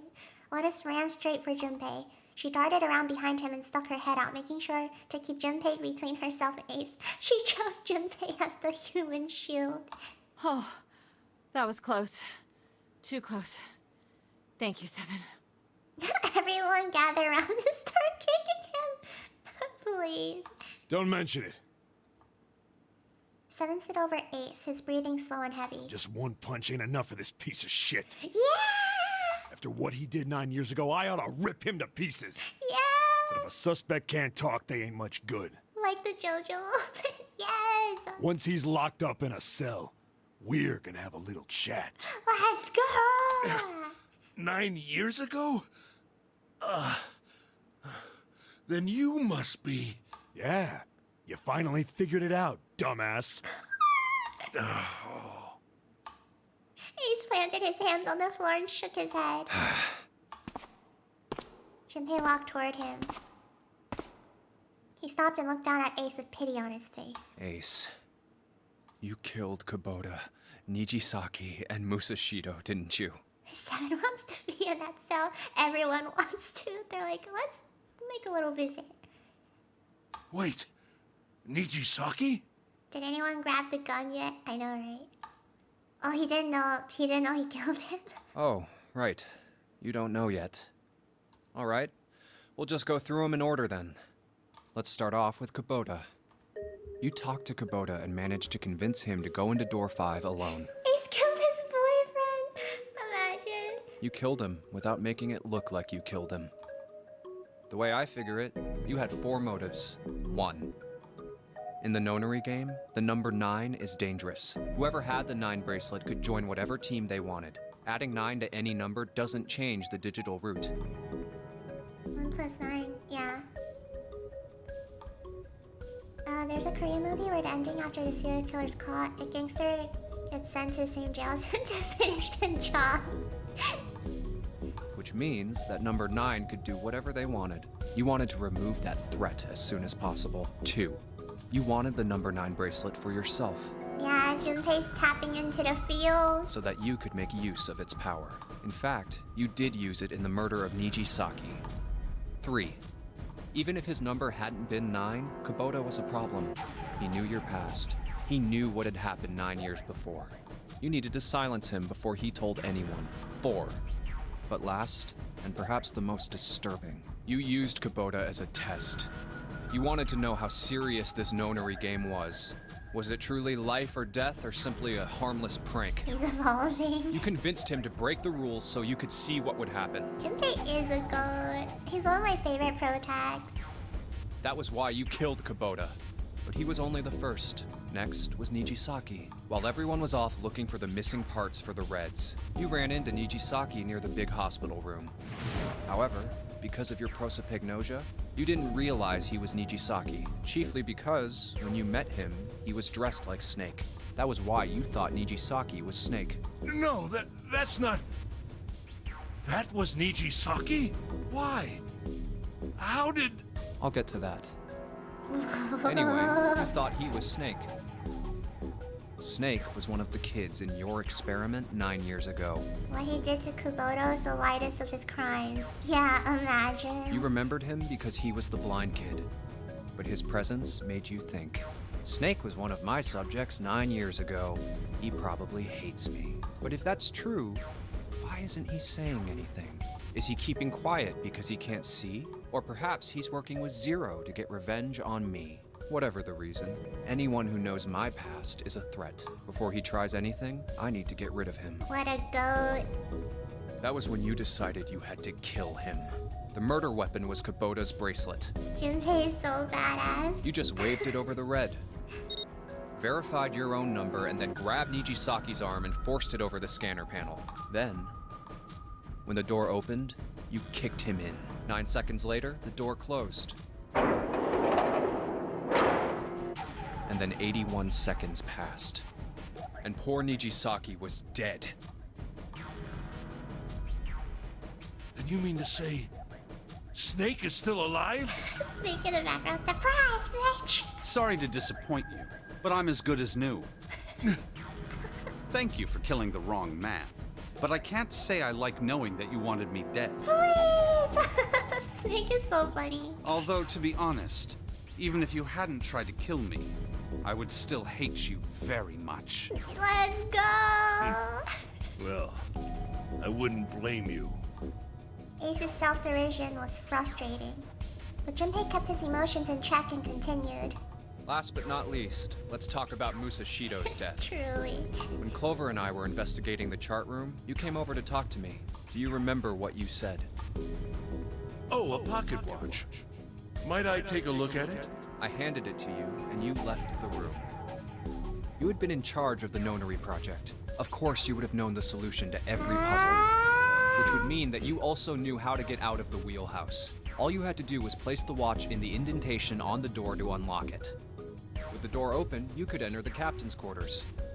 Musashido was there. Conveniently placed next to him was an axe that practically begged you to kill him with it.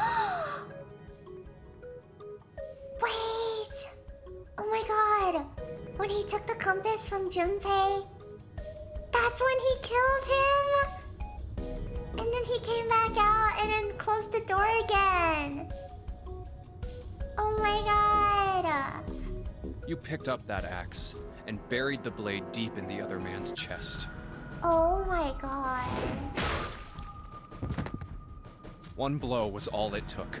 And then you returned to the chart room as if nothing had happened. There was something I wanted to speak with you about, Junpei. Could you come with me for a moment? I had no reason to say no, so I followed you to the wheelhouse. When we stepped inside, remember how you slipped your hand into my vest? You pulled out a piece of paper, the one I used to cheat during the vote. But that wasn't really what you were after. Santa gets up from the floor. I knew you were cheating! Your true purpose had been to slip the watch into my pocket. It wasn't a very good plan. Had way too many holes, and someone saying the wrong thing could have brought it all down around you. You must have been desperate. But what made you willing to risk it all to do it? Ace. That was the only thing Junpei hadn't been able to figure out. Musashido's murder is the only one I don't understand.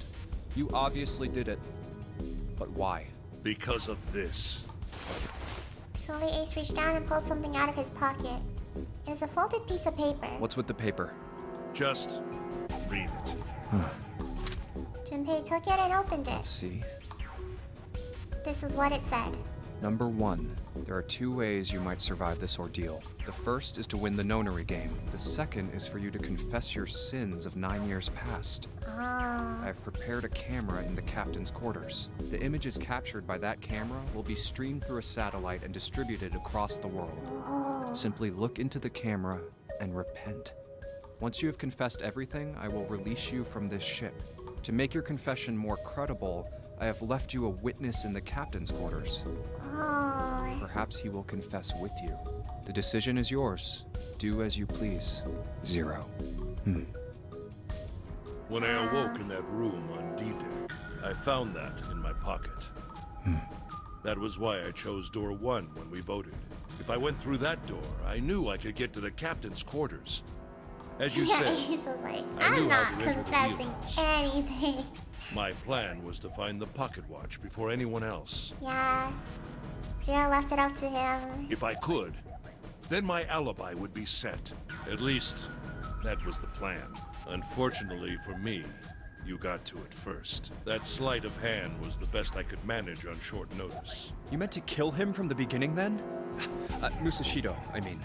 I only knew Musashido was the witness after I reached the captain's quarters. I ain't done nothing wrong. I asked him, and he answered. He seemed groggy. Perhaps he had only just awoken from sedation. I suppose Nijisaki was in much the same state. He seemed confused and disoriented when I encountered him. But yes, you are correct. I intended to kill him from the beginning, even though I didn't know who he was. I proceeded to the captain's quarters in order to remove this so-called witness. Ace had confessed everything. What energy had left him with the truth? He sat on his knees. Although he had confessed, his sins were not forgiven. Never. You peasants always try to live. Junpei felt revulsion for the pathetic man on the floor near his feet. But in among the revulsion was a hint of pity. After all, Ace had not been the only person who murdered those 3 men. Junpei spoke quietly. Ace, you figured it out, haven't you? You were being manipulated. Yes, so it would seem. I was little more than a puppet, in many ways. No pity on my part. Everywhere I went, everything was already prepared. The Reds in the large hospital room were dismantled. Nijisaki was dressed like Snake. There was an axe in the captain's quarters. Musashido was delirious from the anesthetic, so he couldn't fight back. I mean, I have pity for like how he probably went through his life and his condition. But that all cancels out when you decide to do all of this, you know? I'm pretty sure there's people living with prosopagnosia that aren't cooking children alive. Nijisaki as well. In retrospect, I can't understand how I could have fallen into such a simple trap. Not if you're CEO. Yes. Yes. This was a trap. It was Zero's trap. And I fell for it, hook, line, and sinker. I did everything he wanted me to do. Cooking children is simply a symptom. Tragic. Wall Street is ruthless. You're right, I'm sorry. Yeah. By manipulating you, Zero was able to kill 3 people and keep the blood off his own hands. All of this was revenge for what happened 9 years ago. That's why this nonary game happened. Am I right, Santa? Oof. Junpei looked over at Santa. As Junpei spoke, he stood up, his legs still shaky. Huh? What the hell are you talking about? I don't know any... Ain't no point trying to play dumb anymore, Santa. Actually, I guess I should call you Aoi Kurashiki, huh? Santa's face was sad as he spoke. My memory came back to me, kid. Oh, 7. You're Aoi Kurashiki. No doubt about it. Oh man, I can't imagine, like 7's trauma too. No wonder he forgot. She got Santa on the mind. I feel so bad for him. Never thought I'd be back in this room talking to you. God. But hey, I guess this was all part of your plan, right? I still haven't processed like everything he went through, and I don't think I want to. After all, the person who planned the nonary game this time around was Zero. And Zero's you. Looks like you really do have your memories back, huh? Yeah, hear me out, guys. The trauma goes crazy. Santa's smile was sarcastic and something else. Well, I guess there's no point in hiding it then, huh? Yeah, you got me. I'm Aoi Kurashiki. I was one of the kids in the nonary game 9 years ago. I made it out. So did Snake over there. But there's one thing... No, I guess there's 2 things you got wrong. Yeah, last ending he was like, I lost. Number 1, I ain't Zero.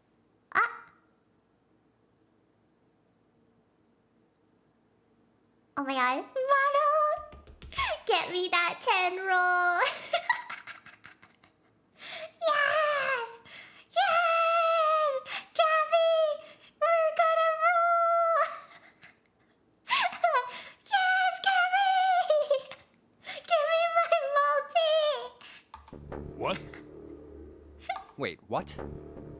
Sure, I was helping Zero out, but I'm really more of an assistant, like a secretary. Oh? Hype moment. But an assistant's only an assistant.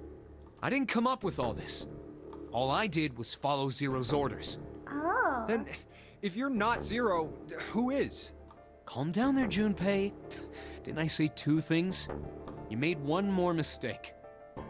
Junpei, you just said all of this was revenge for what happened 9 years ago. What? That's why this nonary game happened. Mono is throwing up on the floor right now. But that's not it. Revenge isn't the only purpose. There's another reason you guys were playing the nonary game. To save someone. Oh. Save someone? Right. You were brought here to help my sister. To save Akane. What the hell are you talking about? Akane Kurashiki died 9 years ago in this room. I was there. I saw... Suddenly, Seven froze. His eyes went as wide as dinner plates and he spun around toward June. Yeah, he remembers. Junpei followed his gaze. She was gone. Where June had been, there was nothing. What the hell? Where is she? Where's Akane Kurashiki? Seven began to mumble to himself, a strange series of words strung together as if his mind wasn't functioning properly. His face was twisted with effort as though he were struggling with something they couldn't see. He gritted his teeth and pressed his hands against the sides of his head. Oh, my head! Oh my god. My head, it feels like it's gonna pop. Seven! What the hell is going on? I don't know, I just... Oh! I swear to God, my head feels like it's about to explode! Jeez, what happened? From somewhere far away, they all heard a deep, heavy noise. It sounded like a tremendous wheel slowly beginning to turn. Santa seemed to have entered an almost trance-like state. His words were calm and measured. What was the Nonary Project? I'm sure you know already, but I'll tell you one more time. It was a project designed to test a particular phenomenon. And what was that phenomenon? For 2 organisms to communicate with one another in the absence of physical contact. The morphogenetic field theory. Could human beings use these invisible fields to exchange information? That was what this experiment was conducted to determine. There were 2 separate locations. One was the Gigantic, and the other was a building in Nevada called Building Q. The 9 children trapped in Building Q were faced with numerous puzzles, copies of identical ones on the Gigantic. Yeah, is there another location? They were told to send their answers into the morphic field set and transmit them to their brothers and sisters on the Gigantic. But they were both on the Gigantic. The transmitters were put in Building Q, and the receivers were put on the Gigantic. Each sibling pair was supposed to be split up, but there was a mistake. Akane was a transmitter. She should have been in Building Q. However, for some reason, she was placed on the Gigantic with the receivers, like me. Perhaps she was mistaken for someone who was supposed to be in Group A. Whatever the case, Akane ended up on the Gigantic. I think I've told you enough. You get it, don't you? I'm pretty sure you know where this is going, Junpei. Where what is going? Don't play dumb. You know things you shouldn't. Things you couldn't. How does he know? How did you know Ace had prosopagnosia? How did you know why Ace wanted to kill Kubota and how Nijisaki was killed? Were you surprised when you found out Ace was Hongo? Oh my god. And what about the coffin Snake was trapped in? How the hell did you open it? Oh my god. Well, that's... Oh my god. The silence made my heart stop. The answer to that is easy. He knew because I knew. Junpei was receiving information that I sent to him through the morphic field set. Who? Me? It's simple, really. How do I know the alternate teachings? It's me! Pipe sound! Oh my god! Wait. Oh my god, World's End Club was also made by the same person. Oh my god, this is going crazy! This is what happened in World's End Club too! All the games I'm playing are connecting together.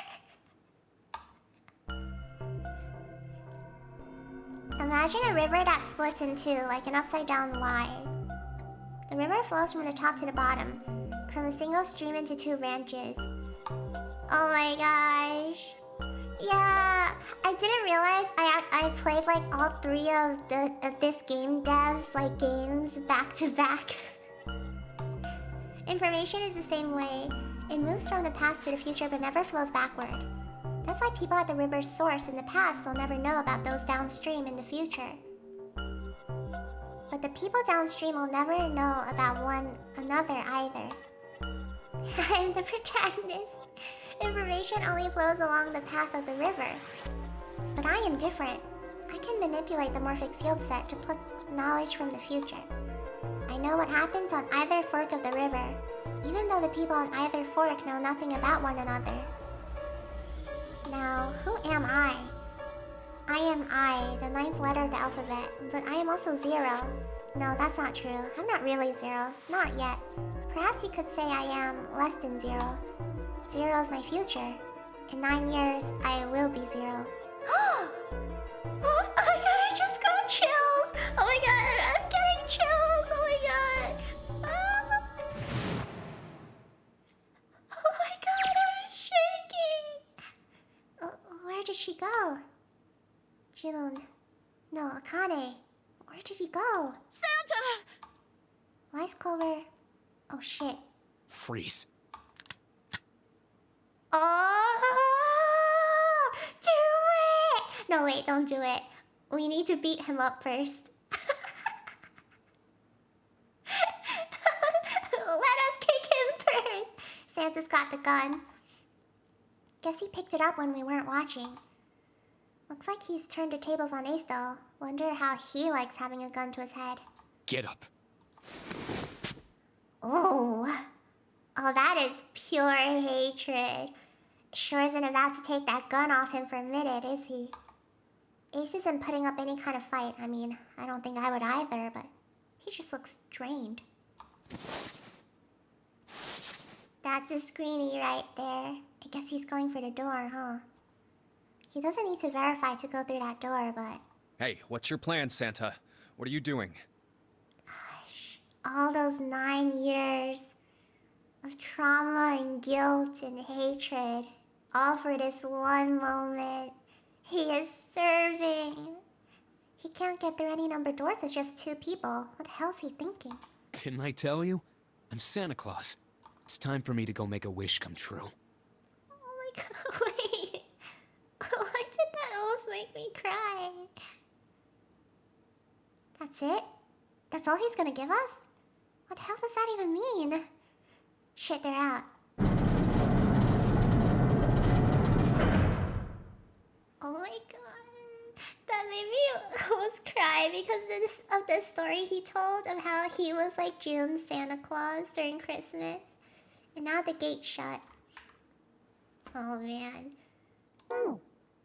The kitten that has the building Q is 0. Now the gate's shut. Looks like the rest of us are stuck in here. They're all looking at me. At least Seven's headache is gone. He seems to be alright. Well, I guess there's no harm in trying. Let's see if this door still opens. Damn. Well, it looks like this door isn't opening anytime soon. Oh, you mean we're trapped? So it would seem. This is so insane. What the hell is Santa trying to do? Oh my gosh. Oh my gosh, what? Have you considered where we are? There can really only be one thing Santa would do now. Oh, we're getting cooked. No, you can't be serious. That screen cap, though. Oh my god. I haven't gotten over that art, bro. Oh, but he is. Shit, we've got to do something. Maybe we can still get out through door 9. There's the red. Yeah, alright, we can do this. I've just gotta... No, it's not gonna work. There's no way. The 5 of us can't open this door. 2 plus 4 plus 5 plus 7 plus 8 equals 26. 2 plus 6 equals 8. Is there any combination that will work? Junpei, can I borrow your pen and notebook? Yeah, that art has a chokehold on me. The pure hatred in his eyes. Sure, why not? I don't think I'm going to need them. ever again. Oh my god. Well, she certainly looks purposeful. Looks like she's writing equations, a lot of them. Clover is a mathematician. Huh? Oh man, she doesn't look very happy. What? Hey, no need to be ripping pages out like that. Oh. There's nothing that adds up to 9. Jeez. What the hell are you doing, Clover? Give me that! Alright, at least 7 got it away from her. Maybe now I can get a look at what she was writing. Let's see.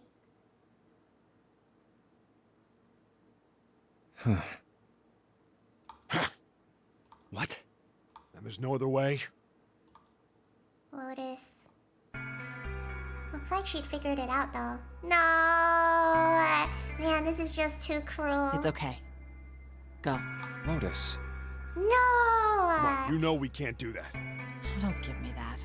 I'm sure you'd love to get rid of me. God damn it, you idiot! Whoa, where the hell did that come from? Looks like she expected that about as much as I did. Without... if you're not... Look, it'd be bad, alright? She keeps dying. Not my milk! For a coffee, sure doesn't have much confidence. Bad? Yeah. If there weren't assholes like you around, I'd be out of a job. Uh-huh. What? Look, I'm just not leaving you behind, alright? End of story. 7. He's right. I'm not leaving you either. Me too. You didn't honestly think I'd abandon you, did you? Aw. Yeah, Snake is not abandoning anyone. You're all idiots. We've seen that firsthand. Act as tough as you want, Lotus. We can all see you're about to cry. That being said, however, I doubt we would be able to open the door anyway, even if we were to leave Lotus behind. Yeah, this is cruel. Huh? Why? I trust you remember what happened to Ace. I couldn't, see exactly what happened, but I was able to guess what he was attempting to do earlier at the Red. The door's not 9, is it? Oh, yeah. No!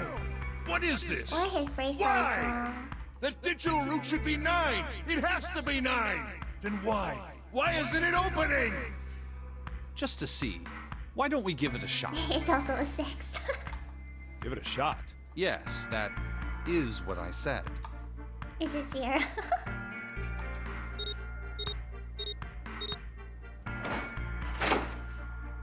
It's not 9. You were right. It ain't opening. What? But it did open 9 years ago. The digital route was 9 then, I'm sure of it. You think maybe they changed the settings? Perhaps. Shit. If we can't get through the door, we can't get out. The walls are way too high. There's no way in hell we could get to the hole 7 popped out of 9 years ago. All we can do is stand here and stare at this door with a 9 on it. I guess this is it. This is the end.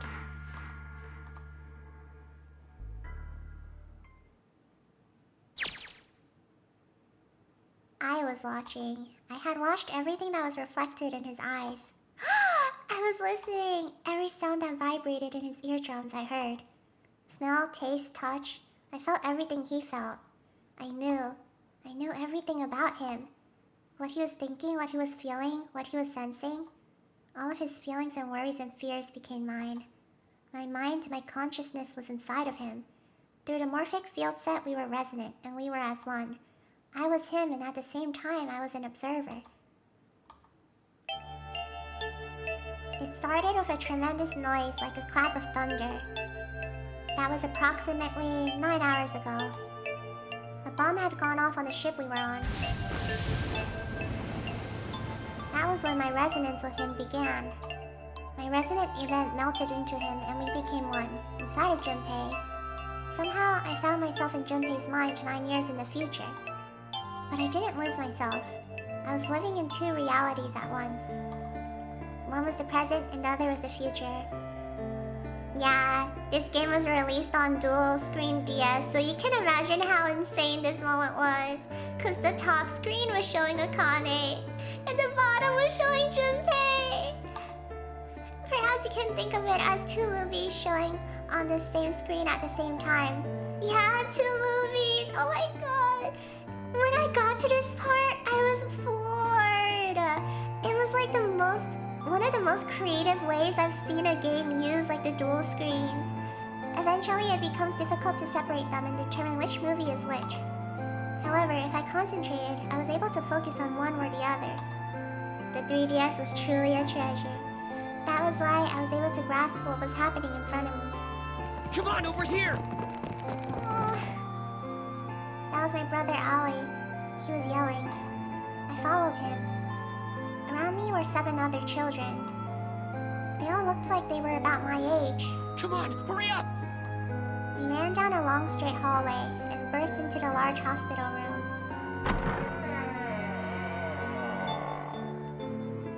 Wii U remake. Everyone was arguing.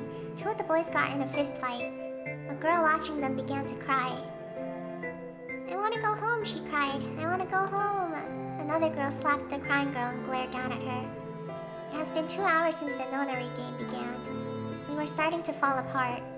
But just when all hope seemed lost, Light started talking. He was blind. 9 years later, we would call him Snake. Oh, I got chills! Oh my god! Hello? Everyone? Could you come over here for a moment? He was older than most of us, and his voice had authority and dignity. Oh, the fights died down and we gathered around him. I have a little sister. She's very important to me. I'm gonna freaking cry, dude! Right now, she is over in Building Q and is desperately trying to send information over to me. Her name is Clover, and today is her 9th birthday. It's her birthday! Oh my god, I'm gonna freaking cry. That's so messed up. As he spoke, he pulled something out from his pocket. Oh no. Oh my god, I'm gonna cry, bro. In his hand were 9 4-leaf clovers. I was going to give these to her as a birthday present. I was outside picking them when I was abducted. Oh my god.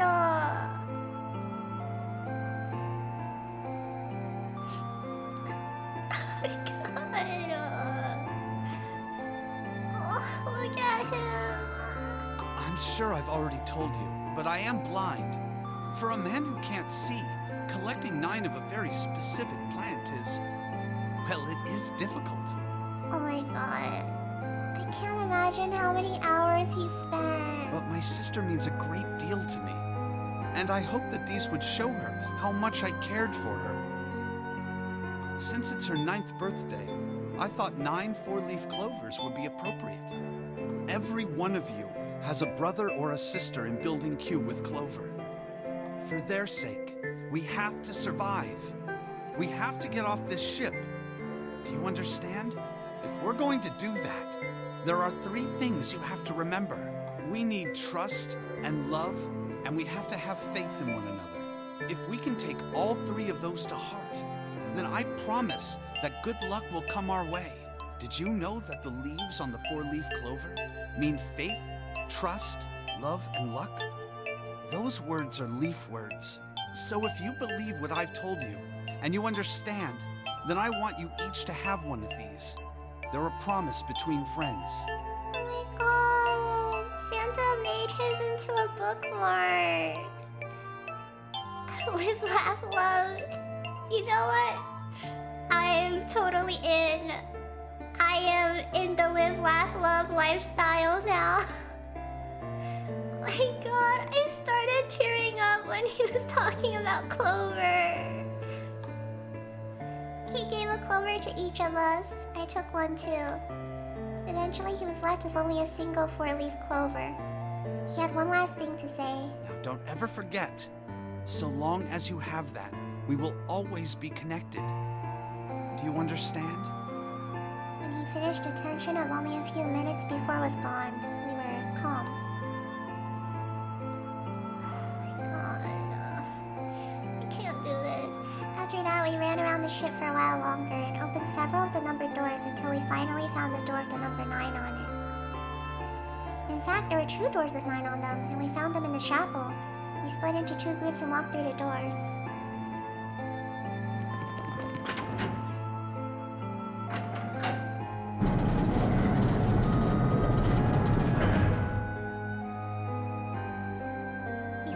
we all found ourselves in a room with a ceiling that looked like an upside-down funnel.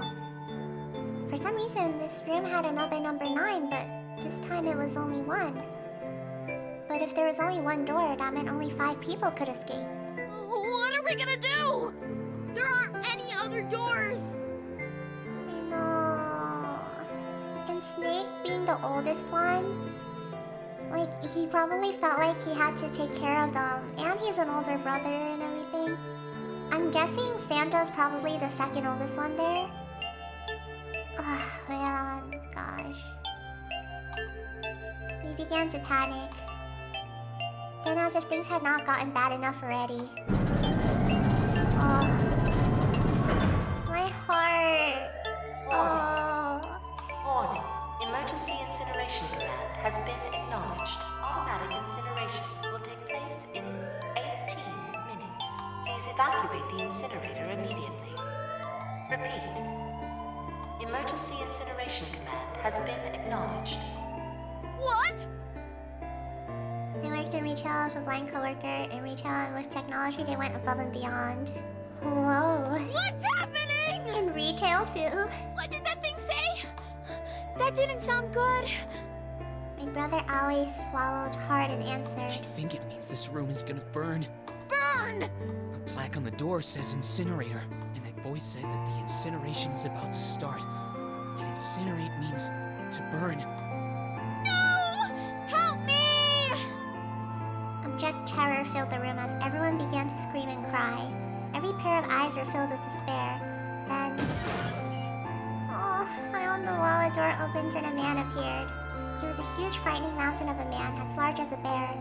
9 years later, we would call him Seven. Don't worry, kids. I'm not your enemy. I'm one of the good guys. I'm a detective. I'm here to rescue you. I'm getting chills. The rest happened just like Seven had said it did. The 4 of us who had stayed behind were saved by Seven. We crawled through the vent away from the incinerator and slid down into the hall. Is that Mono? Something clicked in Mono's head. We came out on the other side of door 9. On the wall opposite the door was a set of double doors. We went through those and began to run up the spiral stairs. As we ran, I led the way. Behind me were Nona, my brother Ali, Snake, and Seven. The other children, the ones who'd gone through door 9 before us, were up ahead. I could hear them cheering each other on.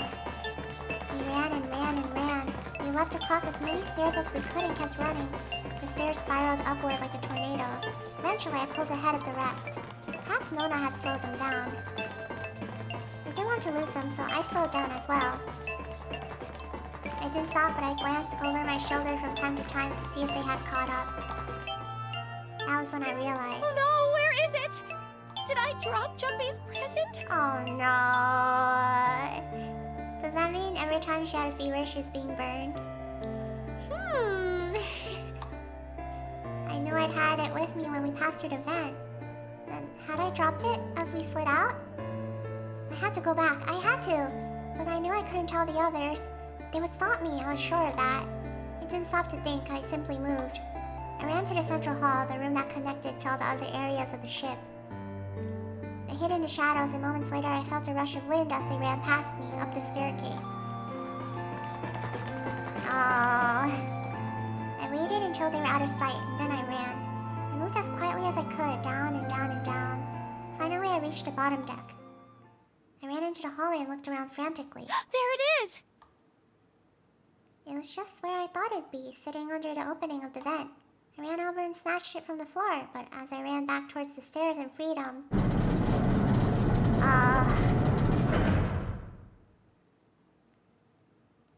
The door to the incinerator opened and a man stepped out. It was Hongo. Gintara Hongo. 9 years later, we would call him Ace. Ah, how wonderful to see you decided to come back. Whenever she says 9 years later, I get chills. His smile made my blood run cold. It looked mechanical, as if someone had simply pulled up the corners of his mouth. Come with me. We must continue the experiment. I shook my head, eyes wide. Slowly, I began to walk backwards. 1 step, 2 steps, 3 steps. Then I spun around and broke into a run. I felt Hongo's hand close over my left wrist. I said, come with me. There was an edge of insanity to his voice now. I pulled as hard as I could. No! Stop! Let go of me! Let go! I shook my body and flailed my arms, trying desperately to get Hongo to let go of me. But I was still only a child. I was no match for a man like Hongo. Stop struggling, goddammit! Do as I tell you! He heaved on my arm, trying to pull me into the incinerator. I screamed. Help me! Somebody help me! Then suddenly... Akane!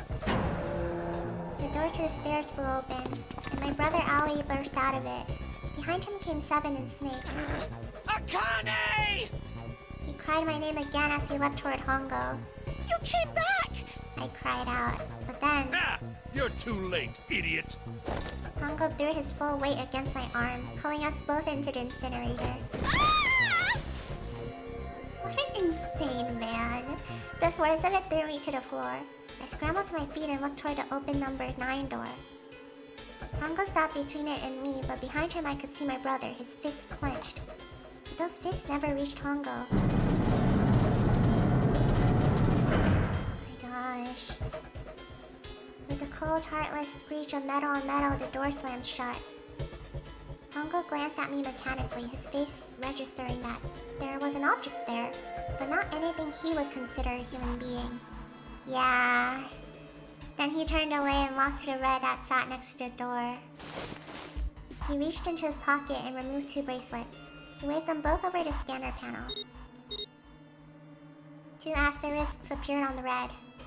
He checked the screen, then tossed the bracelets carelessly onto the floor. What was he doing? What was the point? He made no effort to explain himself, of course. He said nothing at all and walked past me as though I were nothing more than a rock by the roadside. A few moments later...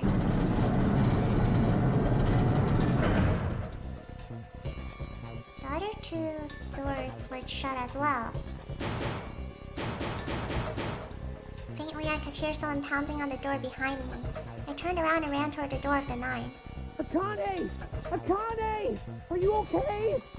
I could hear a voice from the other side of the door, a worried, frightened voice. Help me! My throat was already raw, but I screamed as loud as I could. My voice echoed lonely around the empty room. What should I do? I think I'm trapped in here! Where's Hongo? He went out the other door! What? Oh, Santa. Then it started again.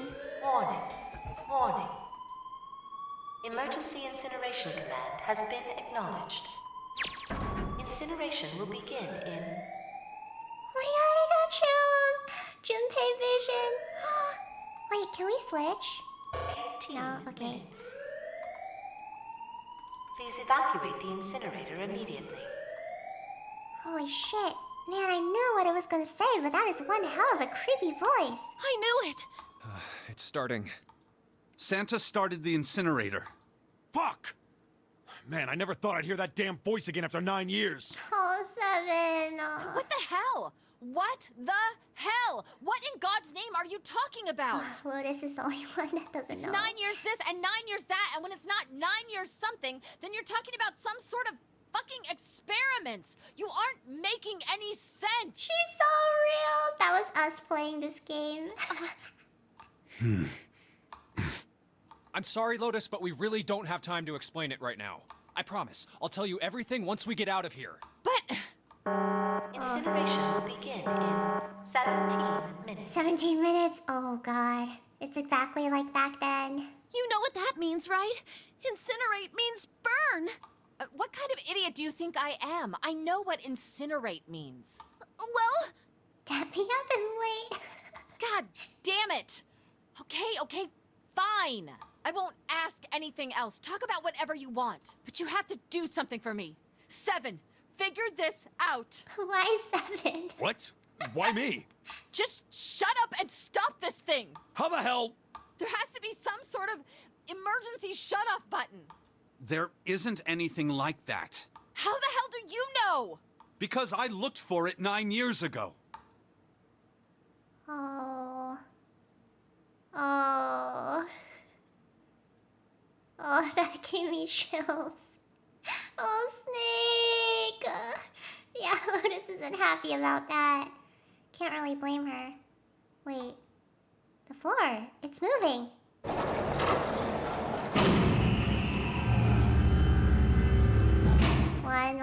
puzzle.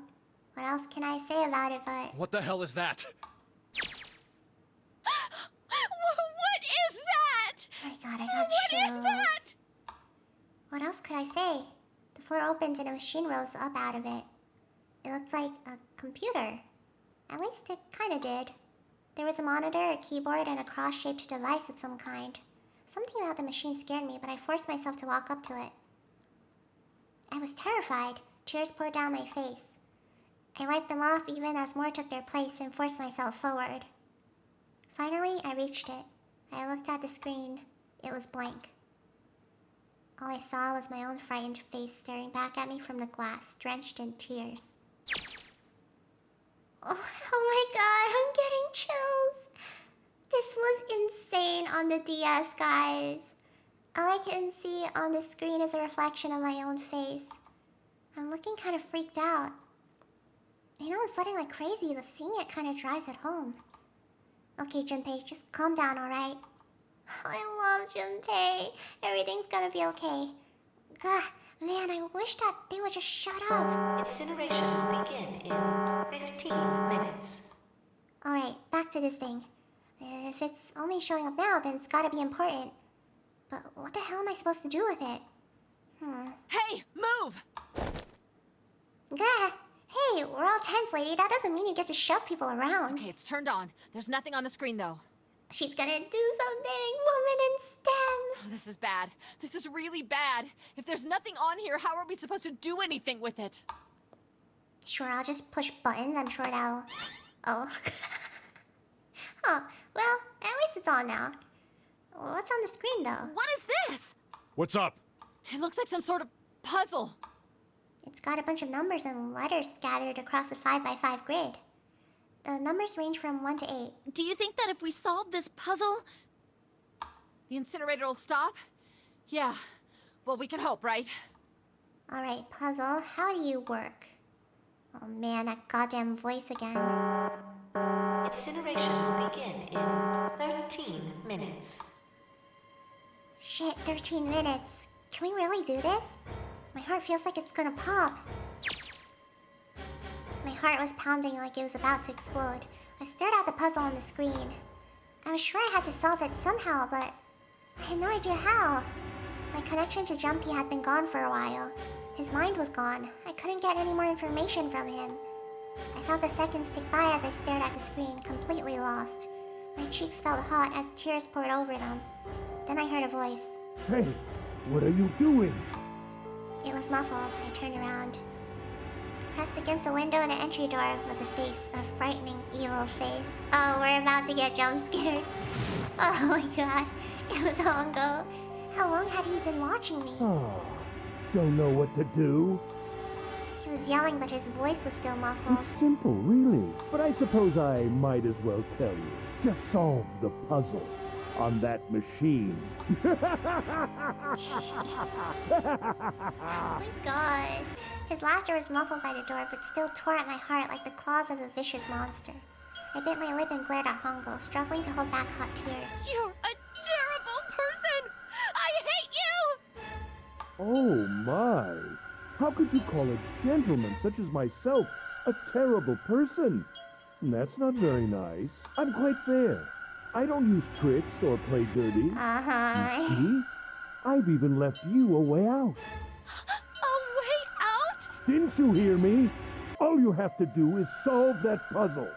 Do that, and you can stop the incinerator. What's the point of stopping it? You'll only capture me and make me do this all again. I'm not going to listen to you. If you're just going to throw me back in here, I might as well just die now. My goodness, haven't you listened to anything I've said? I told you, I'm a fair man. Huh? If you solve the puzzle, the verification function of the red will in turn activate. If this experiment is to deliver valid results, there must be a chance of success. If you succeed, you will escape. The verification function of the red? Then I remembered. Before Hongo left the room, he had scanned 2 bracelets into the red. Oh. Ah, so you do remember. Right now there are 2 numbers in the red. The first is 1, and the second is 3. Say, Akane, what's your number? I looked down at my left hand. The face on my bracelet showed a 5. 1 plus 3 plus 5 equals 9. I ran to the door with the 9 on it. I grabbed the red and put my hand against the scanner panel. Oh. You really aren't one for listening, are you? I hear Hongo's muffled voice from across the room. I've already told you, didn't I? Once you solve the puzzle, the verification function of the red will activate. In other words, if you haven't solved the puzzle, you can't enter your number. What kind of fool are you? Why are you doing this? You could never understand. You don't know what it's like to spend every day surrounded by monkeys. Jesus. Now start the experiment. Solve the puzzle. I can't! I don't know how! Of course you don't. Isn't that the point? You understand, don't you? Access the morphogenetic field and find the solution. I can't! Then you'll die. You'll burn alive. It's gonna be quite hot in there in a few minutes. I imagine it will be very painful. Jesus. Yeah, because Akane, she wasn't a receiver. His horrible laugh echoed across the room, and even after his face disappeared from the window, I could hear it. Incineration will begin in 10 minutes.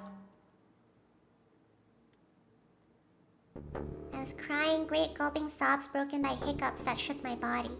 I was terrified. I could feel my fear pressing down on me like a tremendous weight. Somehow I forced my shaking legs to carry me back to the device. I stared at the monitor. I can't. I just can't. There's no way. I can't figure this out. Yeah, this was insane on the dual screens. It's like one of my core memories. It's remained one of my favorite games like ever because the experience was so like, ugh. What was I going to do? I didn't know. I didn't even know where to start. Fear scattered my thoughts, and all I could think of was how I was going to die. My palms were sweating and my blood was boiling in my veins. It was hot, so hot. I couldn't breathe. I felt dizzy. My heart roared in my chest as if it would pound itself to pieces.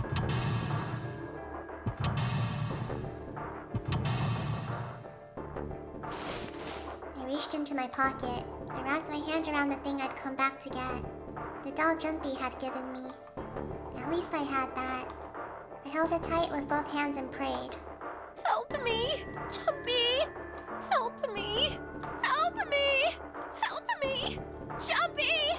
Jumpy! Jumpy! Please! Help me! Oh my God. Jumpy! Akane? Akane? Who the hell is Akane? Shut up! Just shut the hell up!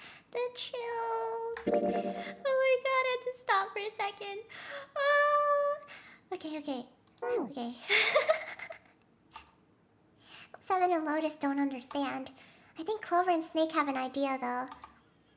Clover's looking at me, and I think Snake may have figured it out. No, it doesn't matter. They're in my way. Where'd she go? Maybe over here. Akane! Akane! Can you hear me? Akane! Say something! Fuck, did something break our connection? I swear I just heard her. Shit. Akane! Answer me! Akane! Jumpy? I spun around. I heard a voice. His voice. I looked around. He wasn't in the room, of course. But I'd heard it so clearly. Like he was right there. Jumpy! I screamed as loud as I could.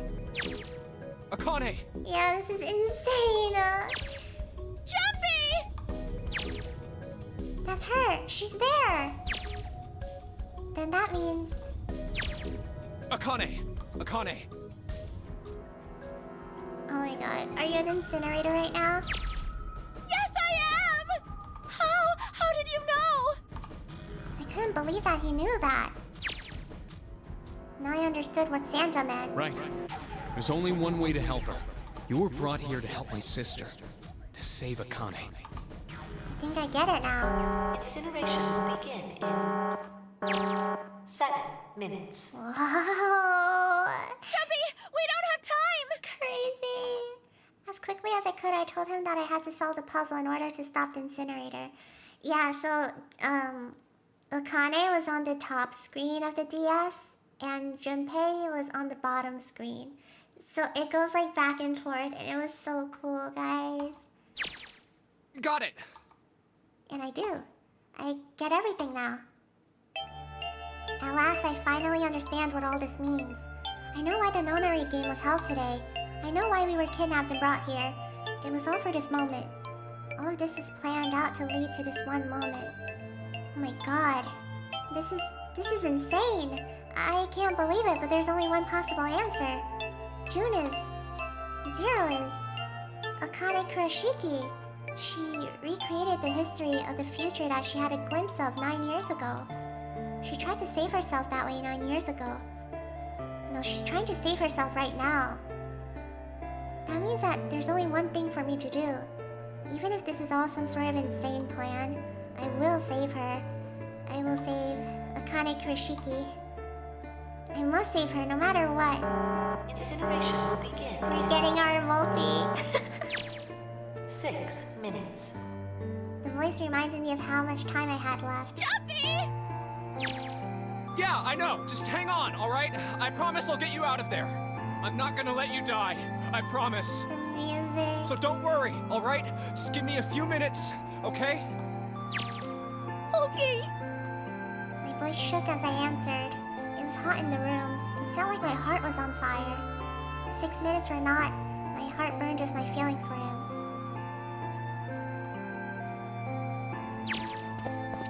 Alright, time to get to work, Junpei. Is Snake talking to them about something? Whatever, doesn't matter.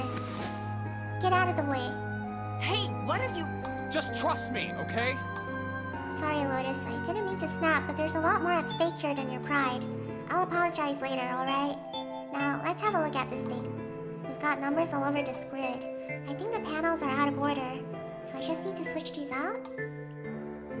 Staring at it isn't going to accomplish anything. I'll just have to try it.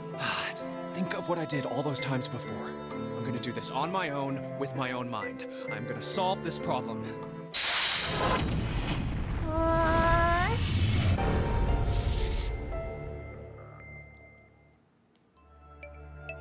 Okay, so on the DS, what it looked like here was we have this current screen on the bottom, and then on the top screen, it was the image of Akane over the keyboard, like crying, but it was flipped upside down. So it was like this, and then the upside down, like, art of Akane, and it was insane. Like, this puzzle blew my mind. Wait, did you just give us the answer? Wait, what? When I pressed hint, numbers appeared in empty spots on the grid. They're all single digits. I get the feeling that numbers change when I switch out the yellow squares. Oh! The square at the bottom. Why does it stay blank when I press hint? Is it covered? Okay.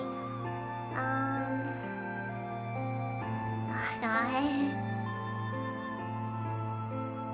Wait, okay. I remember what the puzzle was, but I don't remember the rules. How do you play Sudoku? Oh no. Oh no. Sudoku. Hi, Arrow. Hello. Oh.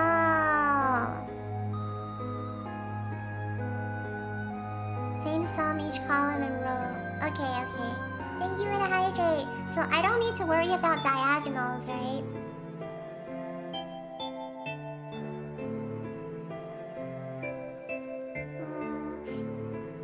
No repeats? Oh god. Okay. Horizontal and vertical. Okay. 11, 14, 16. 16, what was R? I'm guessing it's base. So, base for R would be, 10, 11. So, A, and then B, C, D, E, F, G, H, I, J, K, L, M, N, O, P, Q, R.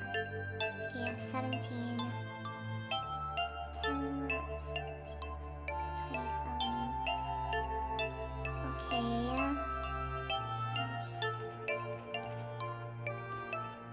27, 27 plus 11, 14, 16, 27, 16, 48.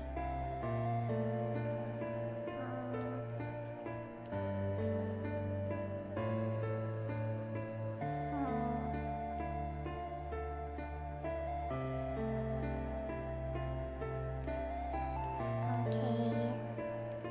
Is it? Wait, let me test it.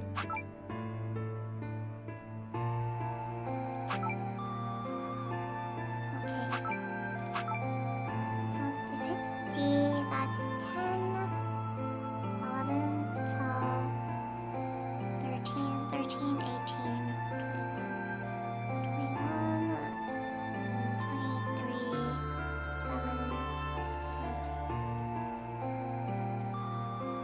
Huh, okay.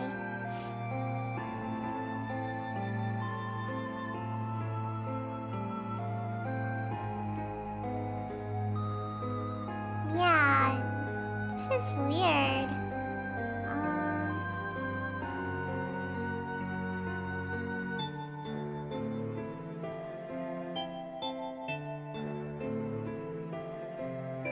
It feels different from.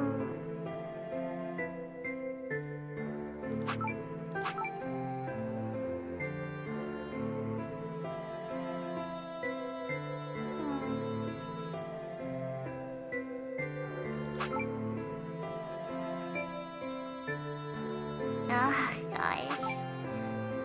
Okay. 43. But it's adding up differently.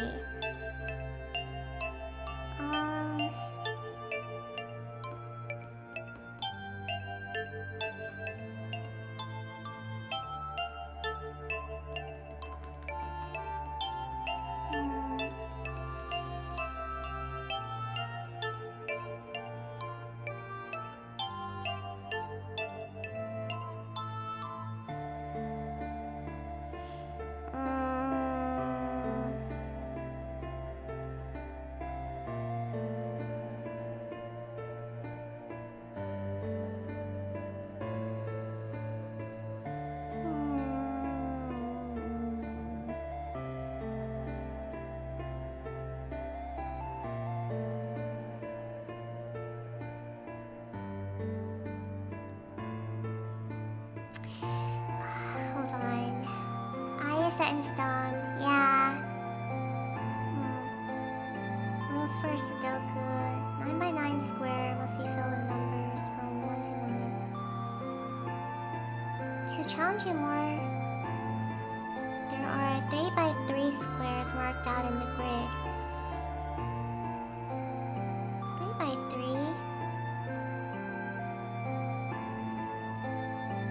But the 3's overlap. Is it 3 by 3?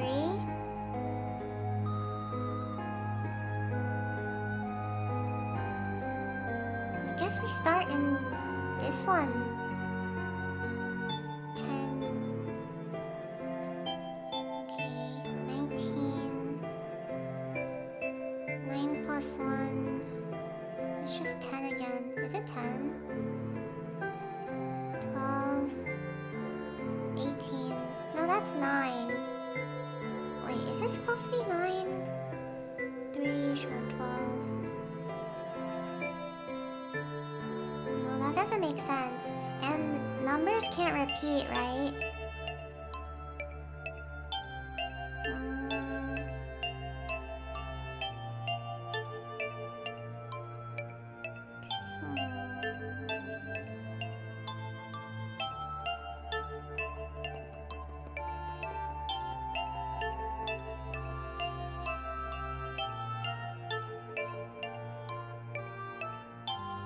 Why is this one set in stone?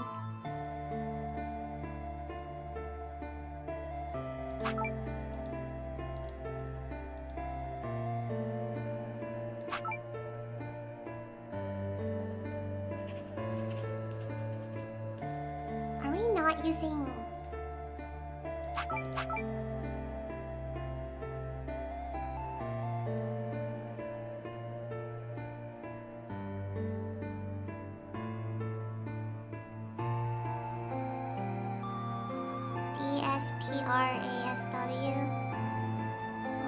also an O. Oh.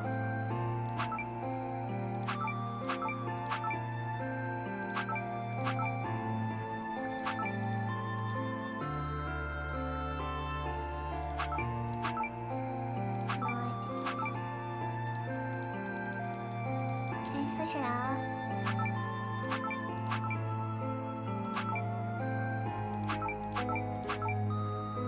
Is there an R?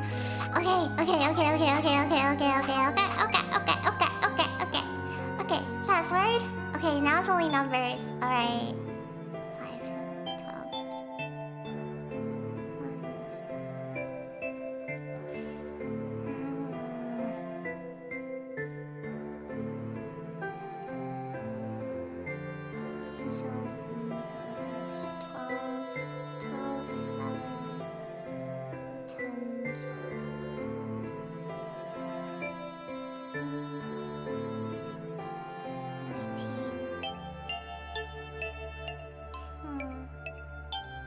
8, 9, 16.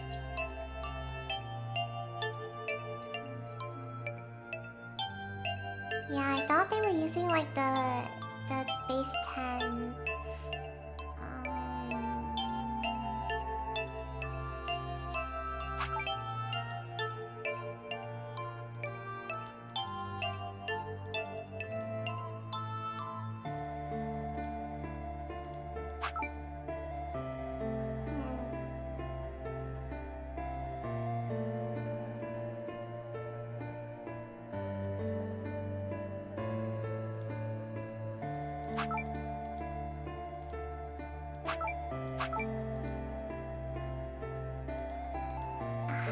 How do I switch these?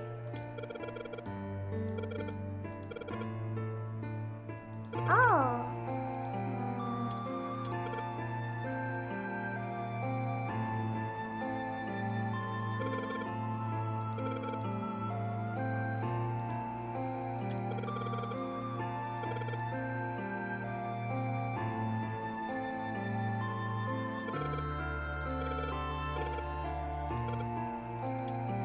Okay, I'm gonna try something, but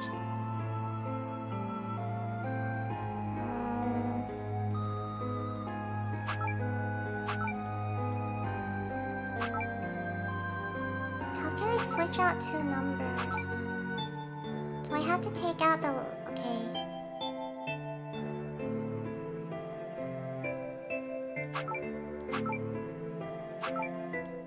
Is that the only way to switch things?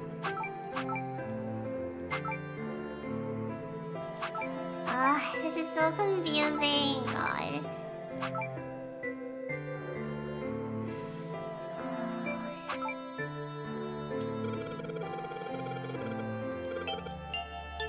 Most of the answers should be 2 digits. Each square only has a single digit. They must be calculated in a different way. Digital roots? If they're digital roots, then they'll always end up as 1 digit. Oh no! I have to go backwards! My head hurts! Okay. Yeah, I'll start over. Okay.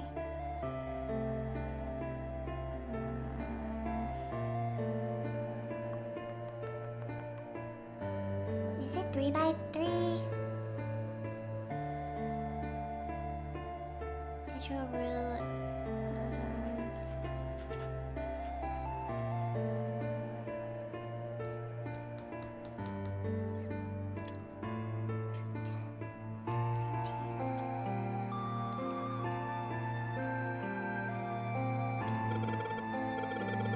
Letters here too. I haven't used letters as numbers before. Yeah. Oh, they are using the base 10. Okay. I mean, I did that before though.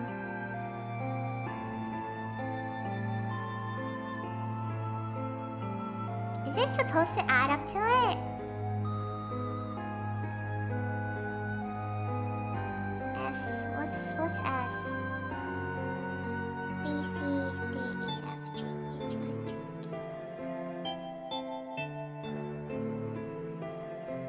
says 18. So is it all... This is supposed to be 18.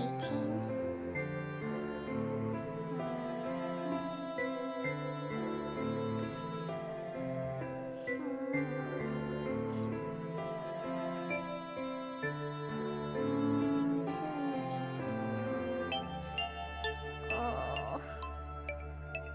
Please. Let my brain work. I need to sleep. Okay. Okay. It's okay.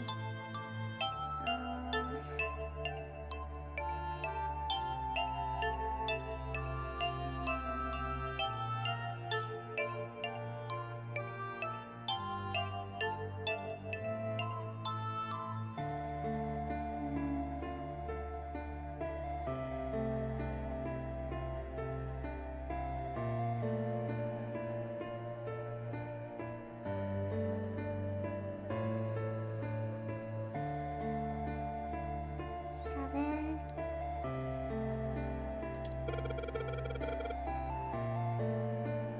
I think I get the gist of the puzzle up top. I just need to make all the digital roots the same. Yeah. But how? I know. Okay. But what number? Switching out a yellow square affects all hit squares around it. Wait, but one square doesn't get a hit number. The ninth spot at the bottom. Huh? Yeah, this one. Only this one stays blank. Maybe a fixed number goes inside. So the ninth square has a different rule. If only I knew what number goes here. I bet it's 9.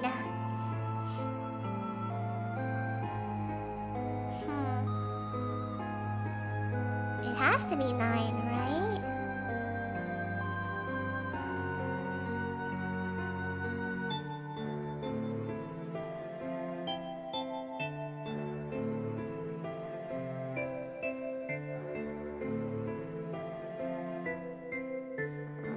Hold on.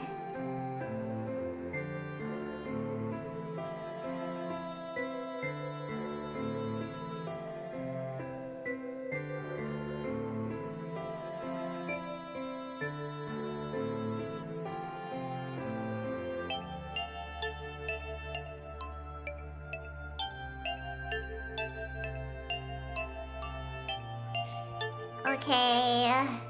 I think I know what's going on, but it's a real big pain in the ass. Okay.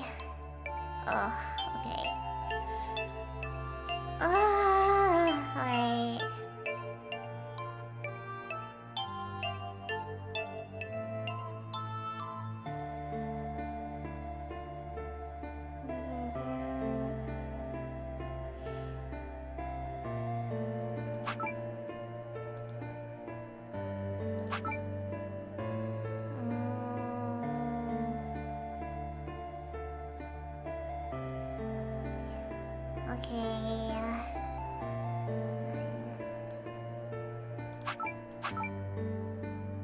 Okay, I see what's going on. Alright.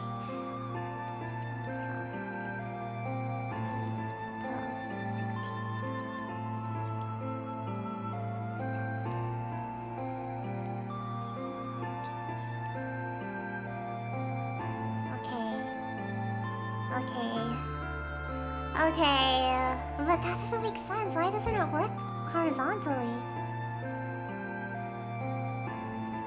I mean,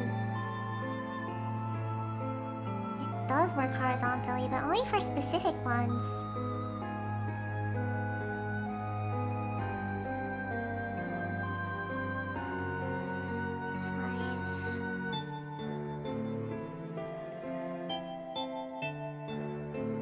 Is it the entire column?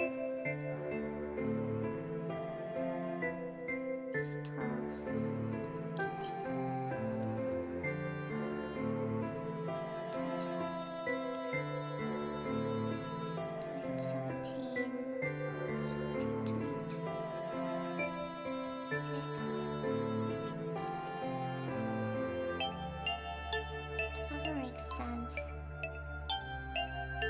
5.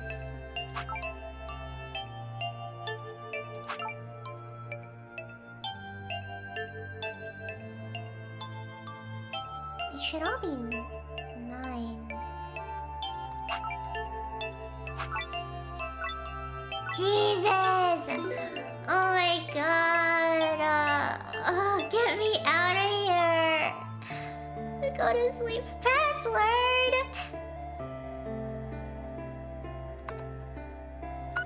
Oh, thank God. Oh my god, my freaking god! Okay. Yes, that's it. Oh, that was such a pain in the ass! Oh, my head hurts. Junpei. Akane, did you get it? Yes, I did! I solved it! I mean, really, you solved it for me, but I copied everything you did! Yeah. Okay. Alright. We're gonna ignore how I feel right now. Let's continue with the story. Everyone that was lurking while I was stuck on the puzzle, wake up! I gotta play someone play the pipe sound. Now I just have to press enter. Then what the hell are you waiting for? Push it! We are rogue. Okay, I will. Me? Me? Gongaga. I hit the enter key. Aibo. Ohio, Aibo. Emergency shutdown command has been confirmed. Incineration system has been disabled.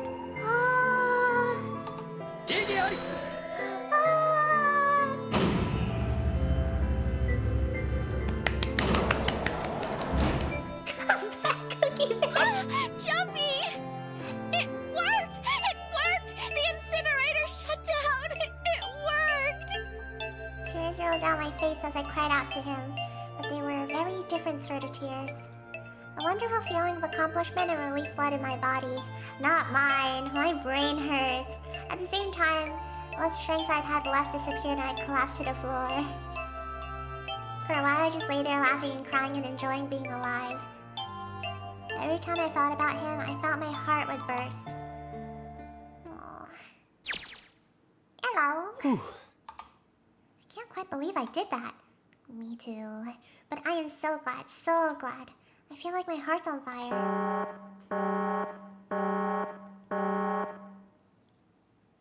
No, I don't have time to be thinking about that kind of shit. I need to tell Akane. Akane, sorry, but things are kind of busy over here. I'm gonna have to hang up now, okay? Oh, of course, that's fine. I wiped the tears from my eyes and nodded vigorously, even though I knew he couldn't see me. Then I looked over at the corner of the floor. There were the 2 bracelets Hongo had left behind. Oh my gosh. The password was literally password. Now. And 9. Well, 7 and Lotus don't look particularly happy with me. Not a very nice look to give someone who just saved your lives, guys. Junpei, are you... Okay? Ah, shut it. Right, okay, so maybe they have a reason to be pissed off. So what if I hadn't pressed the enter key yet? Alright, nothing holding me back now. Here it goes. Wait. Incineration will begin in... Dog. 90 seconds. I'm gonna... Please don't give me another Sudoku thing. It doesn't sound like it's stopping. Please. What the shit? Why isn't it stopping? Okay, maybe I didn't hit the key hard enough. Just hit it again. And again. And again. Okay, that's not working either. The alarm's still going off. What the hell is going on? I've got all the right numbers in the right boxes. It's perfect. So why the fuck isn't this thing stopping? Incineration will begin in 60 seconds. Good God. They saved her so it's not the same anymore. Yeah. Wait, of course. That's what the numbers that showed up after the puzzle meant. Oh, they need... Okay. 2 plus 4 plus 5 plus 7 plus 8. Snake, Clover, me, 7, and Lotus. Then, door 9. No, that's it. That number on the door isn't a 9. That's not even a number. It is hidden, but an exit can be found. Seek a way out. Seek a door that... Is it Q? Holy shit, of course. Then we just have to put the right number into the red end. Incineration will begin in 30 seconds. Run, guys! Get to the door! Run! Oh shit, oh shit, oh shit, oh shit! Don't have much time.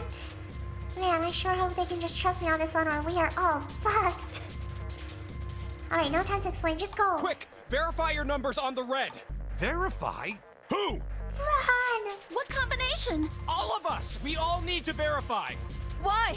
You really think this is a good time to ask questions? Just do it! Run! Hurry, hurry, hurry, hurry, hurry! Incineration will begin in 10 seconds. Oh my god. I'm sick. 7, 6, Oh my god. 4, 3, 2. Open! Central gate has been opened. Incineration system has Oh, been thank god.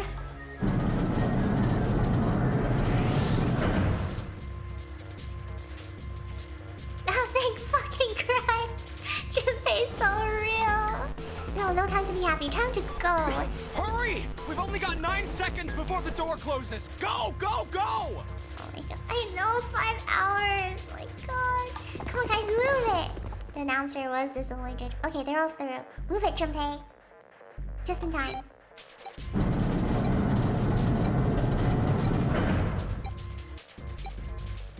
And there goes the door. No, don't calm down yet. You're not done. We still gotta find the dead.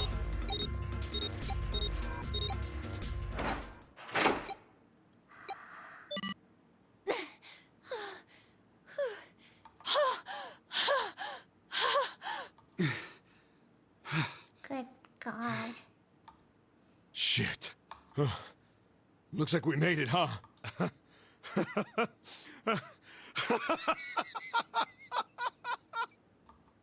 Man, that guy sure can laugh when he wants to. Looks like Clover and Lotus are totally out of energy. Snake is shaking his head wearily. I just want to take a nap, but... Akane? Akane! Can you hear me? Akane! I want to tell her we made it. I want to tell her how good I feel. But nothing.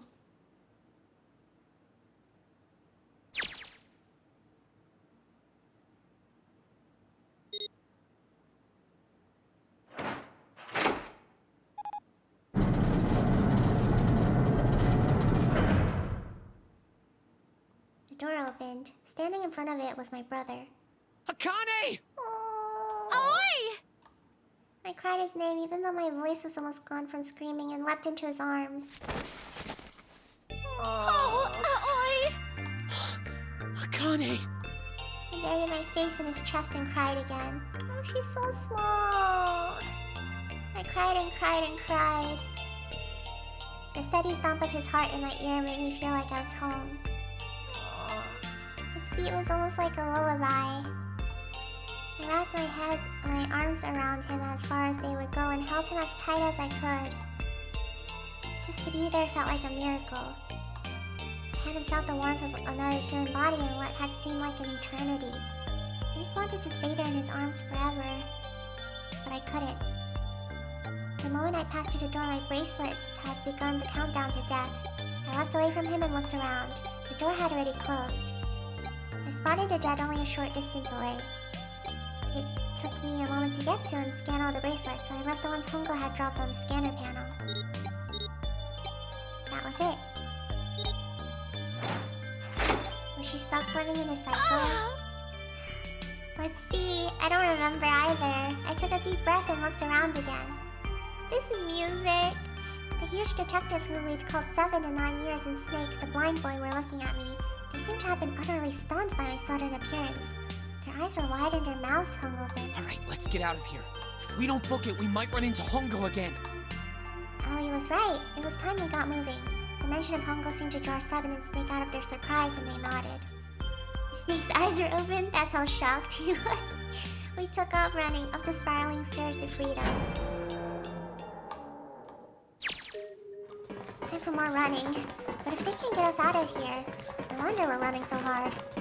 My heart's beating so hard I can barely hear. God, I can't wait to breathe real air again. Huh? Is 7 talking? Hey, Junpei, can I ask you something? What's up? That door, the one with the 9 on it. Why'd it open? Yeah, all 5 of us verified our numbers on the red. 2 plus 4 plus 5 plus 7 plus 8 is 26. That makes our digital route 8. It shouldn't have opened. Yeah. That's not like you, Lotus. I thought you would have figured it out already. Yeah, damn. What? Because you were the person who taught me about the idea of bases. Bases? Yeah. What are the 2 numbers in base 2? 0 and 1. How about base 10? That goes from 0 to 9, right? Then how about base 16? 0 through F. After 9, it starts at A and goes from there. Yeah. B, C, D, etc. You're right. Yeah. In other words, A in base 16 is Okay. 10 in base 10. B is 11, C is 12, D is 13, and so on. So, what about it? It was a cute. You don't get it? wasn't it? What if we keep going with that pattern? What if you go way past base 16 all the way to base 27? Base 27? Yeah. Well, the numerical digits are the same, so I guess you'd add alphabetical digits. E is 14, F is 15, G is 16, H is 17, I is 18, J is 19. Yes. K is 20, L is 21, M is 22. N is 23, O is 24, P is 25. Yeah, and? What comes after that? Q. 26! And what does that mean? Wasn't a 9 on the door. It was a Q! A fucking lowercase q! Yeah, Santa got us good. Yep, that's pretty much it. Yeah, I did do the Morse code. It was ICE, actually. ICE. I guess to put it another way, you could say that it was a 9 in base 10, but a Q in base 27. Time for more running. God, my thighs are killing me. I swear any moment now I'm gonna tear a muscle. I feel like every single cell in my body is dying for air. Yeah, it was always. Oh, damn, every breath I take is a chore now. I feel like my lungs are gonna burst. Maybe just a short rest. No, can't stop. Don't have time. Come on, legs. There can't be many more of these steps left. Let's run. Run like a bullet down a rifle barrel. Like a tornado cutting through a sea of clouds. I feel like we're running along the back of a giant coiled dragon. Finally.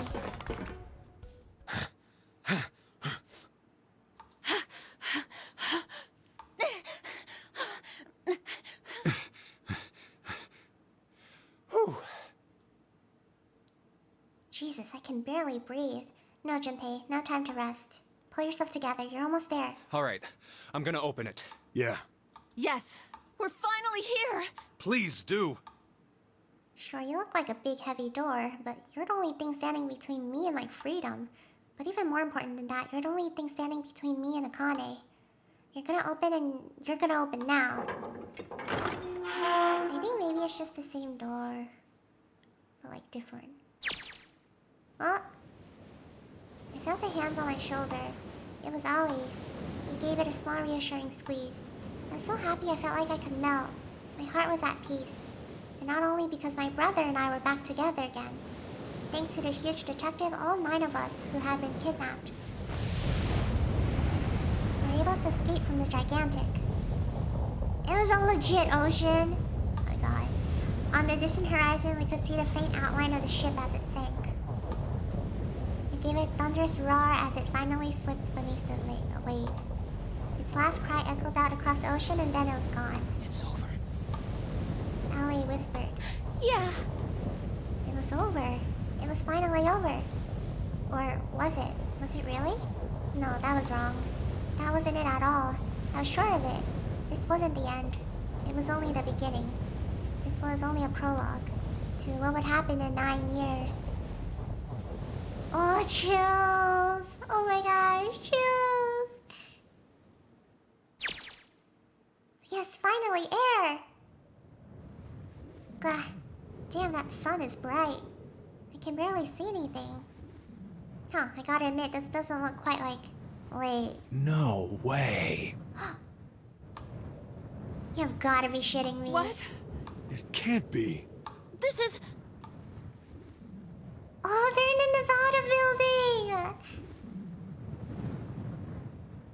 Oh my god. Cause This he is the was... building in the Nevada desert. I was sending the information!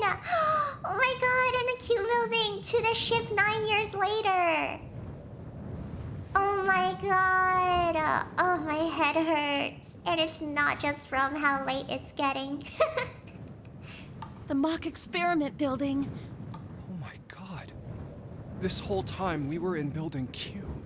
America don't take kindly to illegals. Sure enough, that's a desert out there with mountains all around it. Hello there, sun. Boy, am I ever glad to see you. I don't think I've ever been so happy to see a sunrise. Huh? Did I just hear something fall? We're out! Alright, our bracelets. I guess I've never really got a good look at the underside of one of these. Let's see what's inside you. Just a little electronic chip, like in an ATM card. That's it. There's nothing else. Nothing that even looks like a detonator. There was never a detonator to begin with. Figures. Akane. Jumpy. Huh. Guess I must be pretty crazy about the girl if I think I'm hearing her voice in the wind.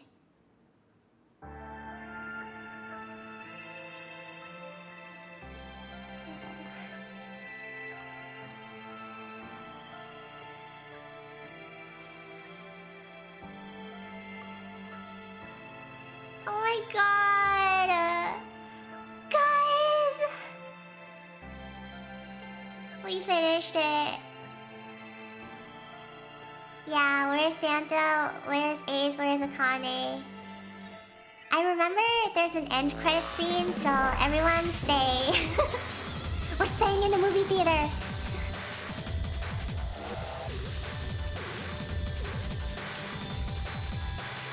Yeah, is she alive? Is she alive? Get water. Run! You have 5 minutes. What about the submarine? Yeah, I think that was probably just fake. Cause the Q building is built exactly the same as the boat. So it's probably like an exact replica, and the submarine was never like an exit.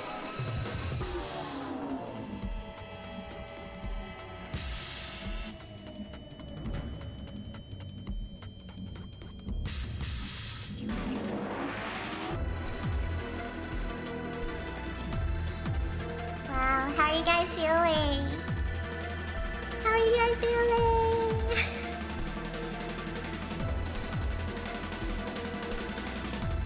Wow.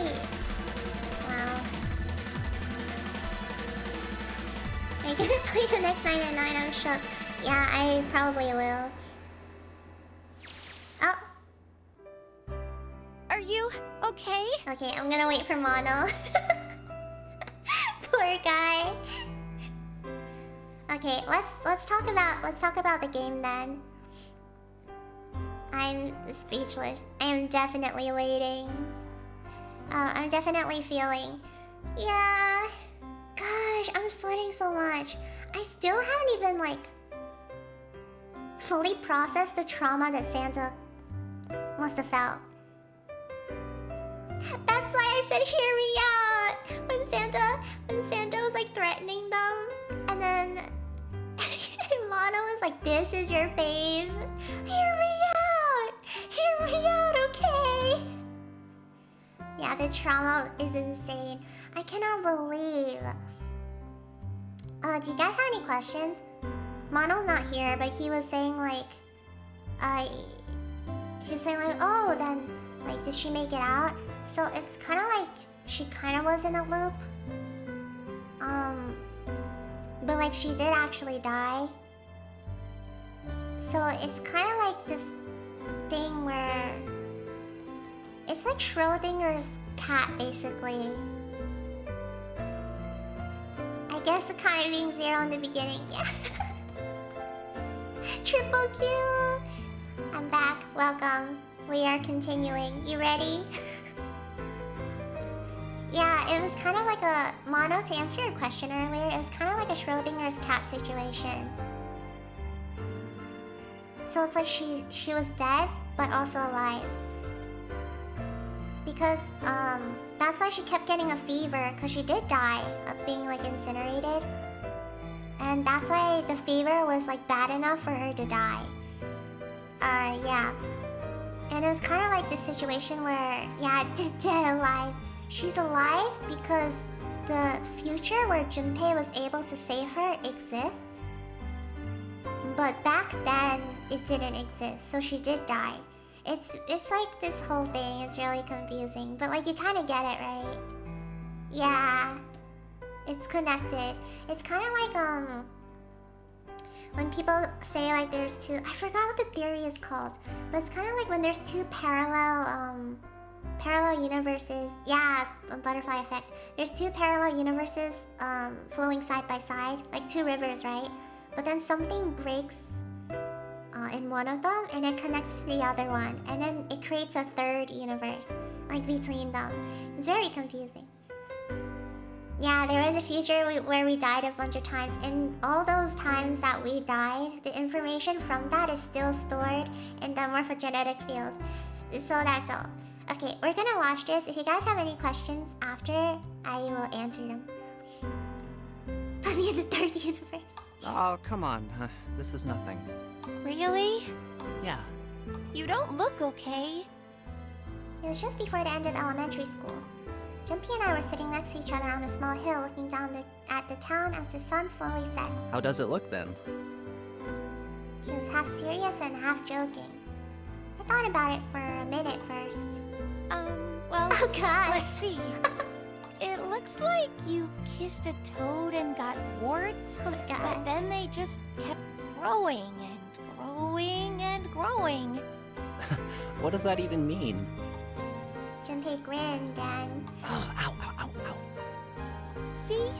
I told you you're not okay. You can't beat 5 8th graders, Jumpy. That's crazy. Jesus Christ. 5 of them? Yeah, but I couldn't just stand there. I mean, don't you think so? I had to do something. Yeah, it... Oh. Look at the Nevada desert go past. For an SUV, this thing has a pretty smooth ride. Sure was nice of someone to leave it for us outside the building, keys in the ignition and gas in the tank. Almost like it was a present, you know? Anyway, we jumped in and now here we are, screaming across the desert. Lotus is over there in the passenger seat. Link and Seven and I are all squeezed into the back seat here. I still can't believe we let her drive. Woohoo! This is so fun! This is so awesome! Driving is so great when there's nothing around, and there's no speed limit. Hey, Clover, watch those bumps, all right? This car jumps even a little, and I think I'm gonna get crushed to death. Hey, shut it. I can't help if I'm big, all right? Suck it up. Why don't you drive, Seven? I'm a cop. I ain't gonna break the law. He doesn't have an international license. Yeah, but you could have sat in the passenger seat. Oh, hell no. There's no way I'm giving this seat up. And Clover, there's no need to slow down. Let's go! The car Santa and June are in should be somewhere down this road ahead of us. Oh! Yeah, I saw some fresh tire tracks going out. There's no doubt about it. Where's Ace? Then we've got to hurry if we want to catch them, don't we? Santa's torturing him as we speak. Good for him, good for him. Oh shit! God damn it, she doesn't have to drive so fast. Man, I didn't even think a car like this could go this fast. They're sure throwing up a lot of dust. Hope he gets bit by Komodo tracking. Good for him. It's a couple hours after we'd run into the junior high students. They've been hiding in the bushes on the back of one of the hills, drenching a kitten in gasoline. No! The moment we saw what they were doing, Jumpy ran up to them furious. Hey! What the hell are you doing? You go, Jumpy! Then he jumped on them. He quickly scooped up the kitten and tossed it to me. Being dragged in the back of the car, if only. I caught it and ran for the police station as fast as I could. Help me! Officer, please! You have to come with me! Yeah, those kids need to be investigated. The policeman and I headed back to the hill. All we found was Jumpy sprawled on the ground, his face covered in big swelling lumps. You couldn't run away after you threw the kitty to me? I asked him. He stuck his tongue out through the hole in his mouth where a tooth had fallen out. Yeah, I guess I could've. Then why didn't you? I didn't want to. I wanted to beat him up. Beat him up real good. Because of what they were doing to the kitty. Yeah, that too, but I think they were the ones behind those murders our first semester. Remember? The murders? Oh, you mean the bunnies? Yeah, the bunnies. He put some grass from the ground and tossed it into it. Oh my god, they murdered bunnies? Jesus Christ! No, literally investigate those kids. Hello? That is the serial killer triad. They were about to light it on fire too. Arson! The serial killer triad. They asked me what elementary school I was from, so I told them. And then they said they'd do the same thing to you that they did to the rabbits. Jun and Junpei had a real connection. Yeah. Oh. I couldn't forgive them for that, so I... Junpei, that's my goat. Hey, there's still some stuff I don't get. Of course, they probably don't know any more than I do. Like Ace. Well, I guess I should say Gitaro Hongo. Why did he create the Nonary Project? Anybody? Any ideas? I have an idea, but... Why don't you ask him yourself? Oh yeah, I guess I could. He's still in the trunk, I assume? Oh my god, he's in the trunk! Oh my god, Santa left him there! He's in the trunk! Let's go! Yes! Oh, that's why Lotus said Clover can drive as fast as she wants! Oh my god, cause Ace is in the trunk, bumping around. Still tied up on some of his mouth tape shut. Let's go. His eyes just look empty, no emotion. He looks like he's just given up. I wonder if he even cares what happens to him anymore. Hey, were you listening to us? Yeah, go ahead and try to pretend you weren't, you old bastard. Let's get that tape off your mouth. Come on, I know you were. Answer me. You could at least look at me when you talk, man. I only wanted to see the faces. Human faces. I thought if Yeah, I could that's what I gain the thought, ability too. to access the morphic field set, then perhaps I could see faces. By peering into people's minds, you could understand how they were processing the expressions of others. That's it? Yes. If you want to put it Junpei, simply. that's it! And if you are looking for a more philosophical answer, you can supply that as well. You see, the human collective consciousness... I think that's enough out of you, Cal. Did he put the tapes back on? Time for the tape to go back on. All right. So what's your second question? You said there were some things you didn't get, didn't you? Though somebody's a little nosy. Well, my next question doesn't really have anything to do with you two. This is for you, Seven. It's about the whole Alice thing. Yeah! I would have put it back on too. What's the deal with that? Well, you see, 9 years ago, after I escaped from the Gigantic, Little class, please. I can't clap loudly. I kept going after Hongo on my own, hoping I'd catch him when he finally slipped up. During the course of my investigations, I learned a lot more about the Gigantic. Oh, I also found out about Bourdain and Alice. that's why he knew so much. You're not really answering my question. Was there actually a girl who wouldn't melt at room temperature? Oh, please. Sounds like Hongo has something to say. Alright, fine, I'll let you talk, but you gotta behave. What? Alice doesn't exist. What? 9 years ago, I found Alice's coffin behind the library on the bottom deck. There was nothing in it but the root of a peculiar plant. My research determined that it was a member of the genus Mandragora, of the family Solanaceae. I was able to extract a particular alkaloid from it. I used that extract to create Soparin. Its creation was a tremendous boon to my firm, and we grew rapidly. Shit, this is gonna go on forever. He put it back on! Tape's going back on, Hongo.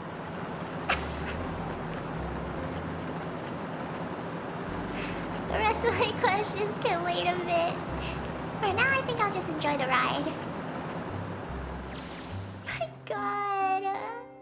Stop. Here, this is for you. Junpei! That's my goated protagonist. What's this? This is a for you doll. His name is Junpei. Cute. Junpei pulled something out of his pocket and shoved out his arm toward me. In his hand was a doll made of a yarn small enough to fit in his palm. Jumpy, are you sure it's, for you, doll? Huh? Yeah, the lady at the shop said so that means it's for you, right? For you, doll. My boy got scammed. Are you sure it's not a voodoo doll? Oh no. Wait, what? That's... Oh man. Oh man. Well, it sure looks like a voodoo doll. I mean, you do know what a voodoo doll is used for, right? Yeah, I guess calling it Junpei isn't a very good idea then. Why are you giving me this anyway? It just seems really sudden. Yeah. Well, you know how after June, we aren't gonna get to see each other too much? After June? I'm dead. I'm dead. I'm dead. I mean, we're gonna be in different schools, and I just thought I'd, Oh, okay, well, how about we call it June then? Oh my god. The doll's name is June. Oh my god.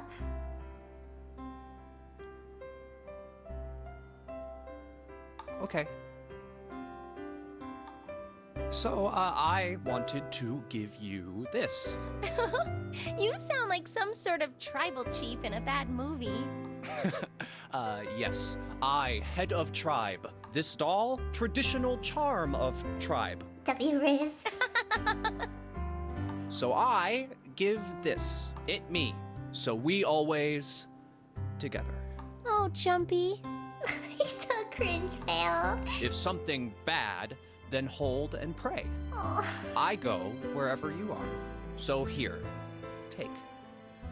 I reached my hand out and picked up the doll gently. Thank you. Thank you so much, Jumpy. Oh, that's why she was praying. Before I knew it, I was crying. Tears streamed down my face and fell onto June's tiny young body. Oh, Jumpy. I'll never forget you. I promise. Jumpy looked straight into my eyes and said just 5 words. I'll never forget you either. Putting together trust fund to put all of us down. The sky was a beautiful crimson red as it melted down beyond the horizon. The last golden rays of sunlight stretched out across the city and painted themselves across the hills. We sat bathed in the warm light of evening, just the two of us leaning gently against one another, shoulder to shoulder. The sun set and we still didn't leave. We watched in silence as the darkness deepened, and one by one, the lights of the town began to flicker on.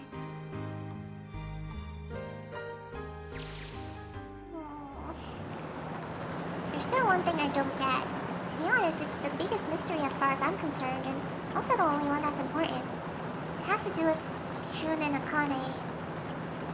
9 years ago, she died in the incinerator on the Gigantic, but she's still alive now, as June.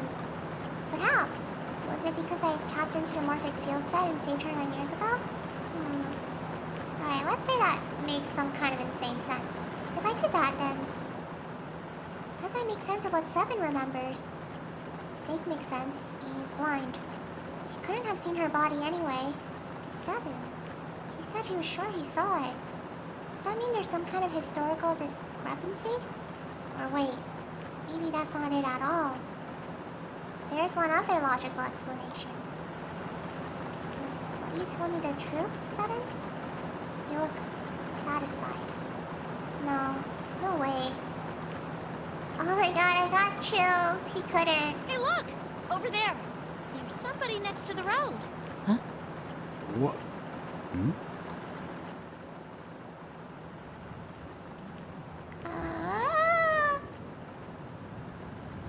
No!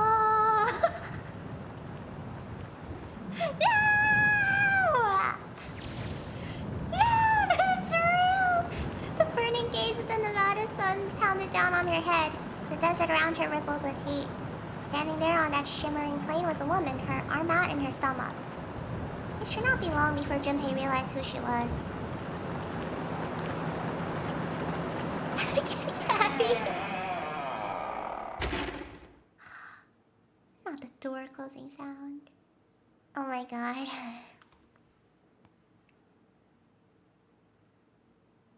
How do you guys feel?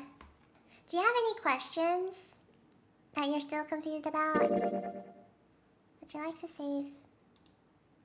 Yes. All the endings. We did it! We did it! We did it. And it starts all over from the prologue again. 'Cause... you know... the loop. Can I look at snake edits? Yes, you can. I only have questions. We'll go on. I will say... I'm searching something up, but I'll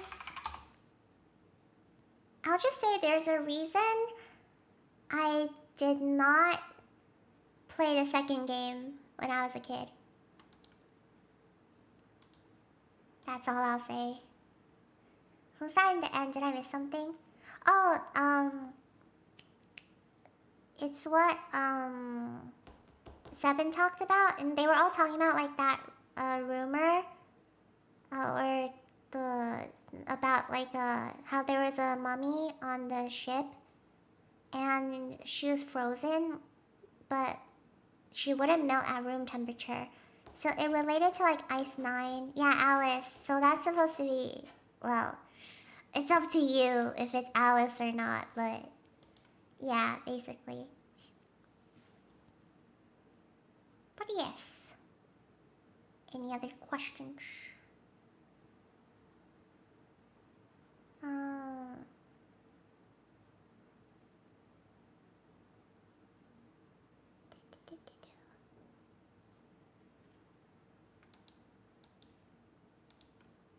Okay, I'm just reading the wiki again to make sure.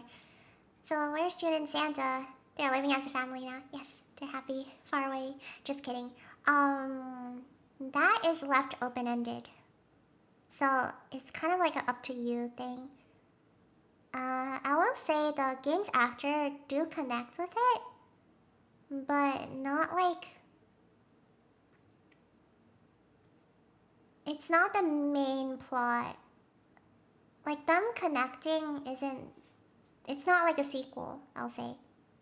It does connect, but it's not like a sequel. So it's left kind of open-ended. And there are reasons why I did not want to play the games after. I'm planning to play the next game though, so I don't want to say anything because we'll probably play it on stream together. But I don't think I'll play the third game, or like, you know. I wonder. Yeah, maybe I'll tell you guys actually. But yeah. Well, it's over. That was insane, right? It's like the last ending, you're like, it can't get crazier than this. And then it does, like, 50 times crazier. I feel so empty. Imagine how I felt at the age of 11 after I played that. I was like, it changed my life. It blew my little middle school brain. I was like, oh my god. It's one of my, like, you have games that are like your core memories, right? 999 is one of my core memory games. How they explain how they got to America? Border Patrol, not gonna be about this. Real. That is also up to viewer interpretation. Open-ended. Woo! But yeah. I hope you guys enjoyed. Thank you so much for joining me for 999. I'm really glad I had people that like stayed all the way to the end. I hope it was worth it. I don't feel real anymore. Yeah, that's how I felt too. After I finished the game. That's how I still feel actually. It's something. What if I told you yes? Yes? It was worth blows up. The reason we are on the same page, yes, is because you need to save me. I'm not going in an incinerator if that's what you wanted. Sorry.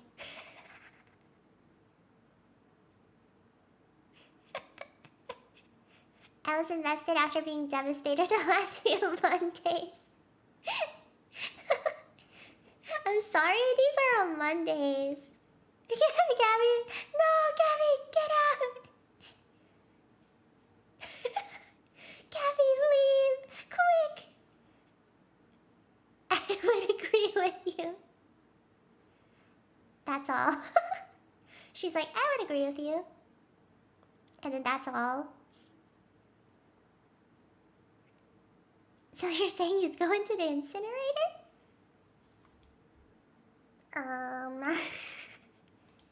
Open-ended. That is also open-ended. That is also open-ended.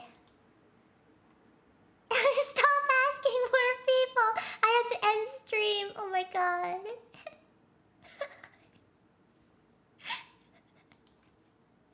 I'm ending stream. Everyone leave. Yeah, I'm gonna go sleep.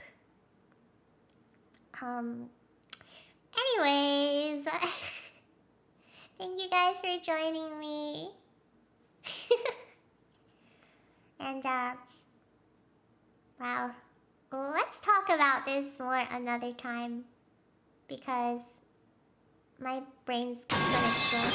Oh my god, not the type. I'm sorry to tell you, my friend, but I'm an idiot and we would both die. For real. No, we would both die.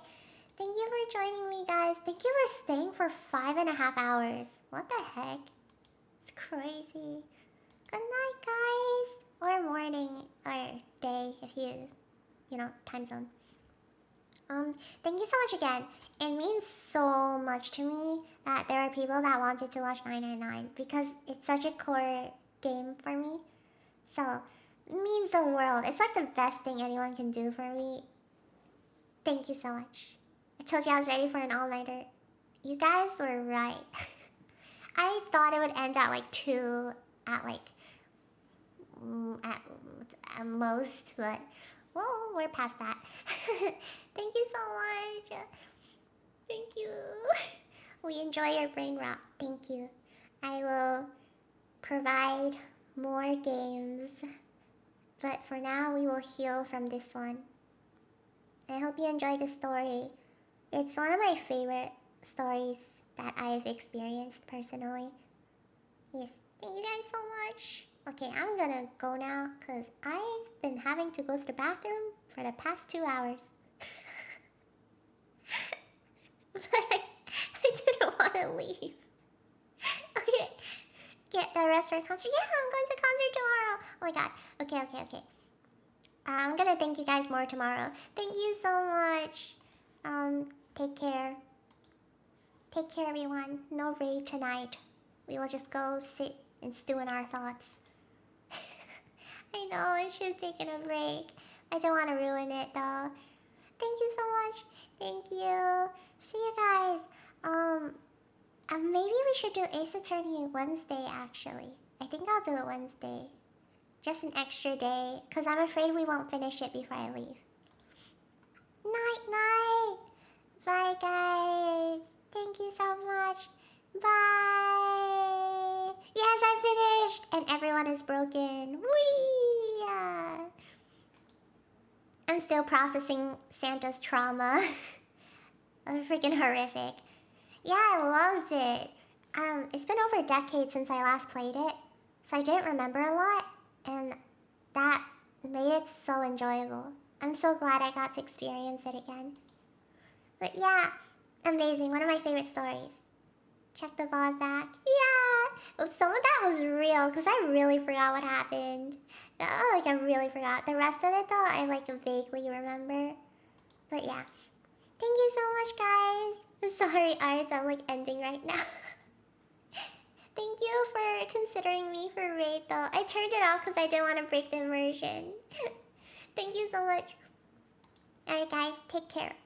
Bye-bye. Thank you Thank you. Bye. Good night.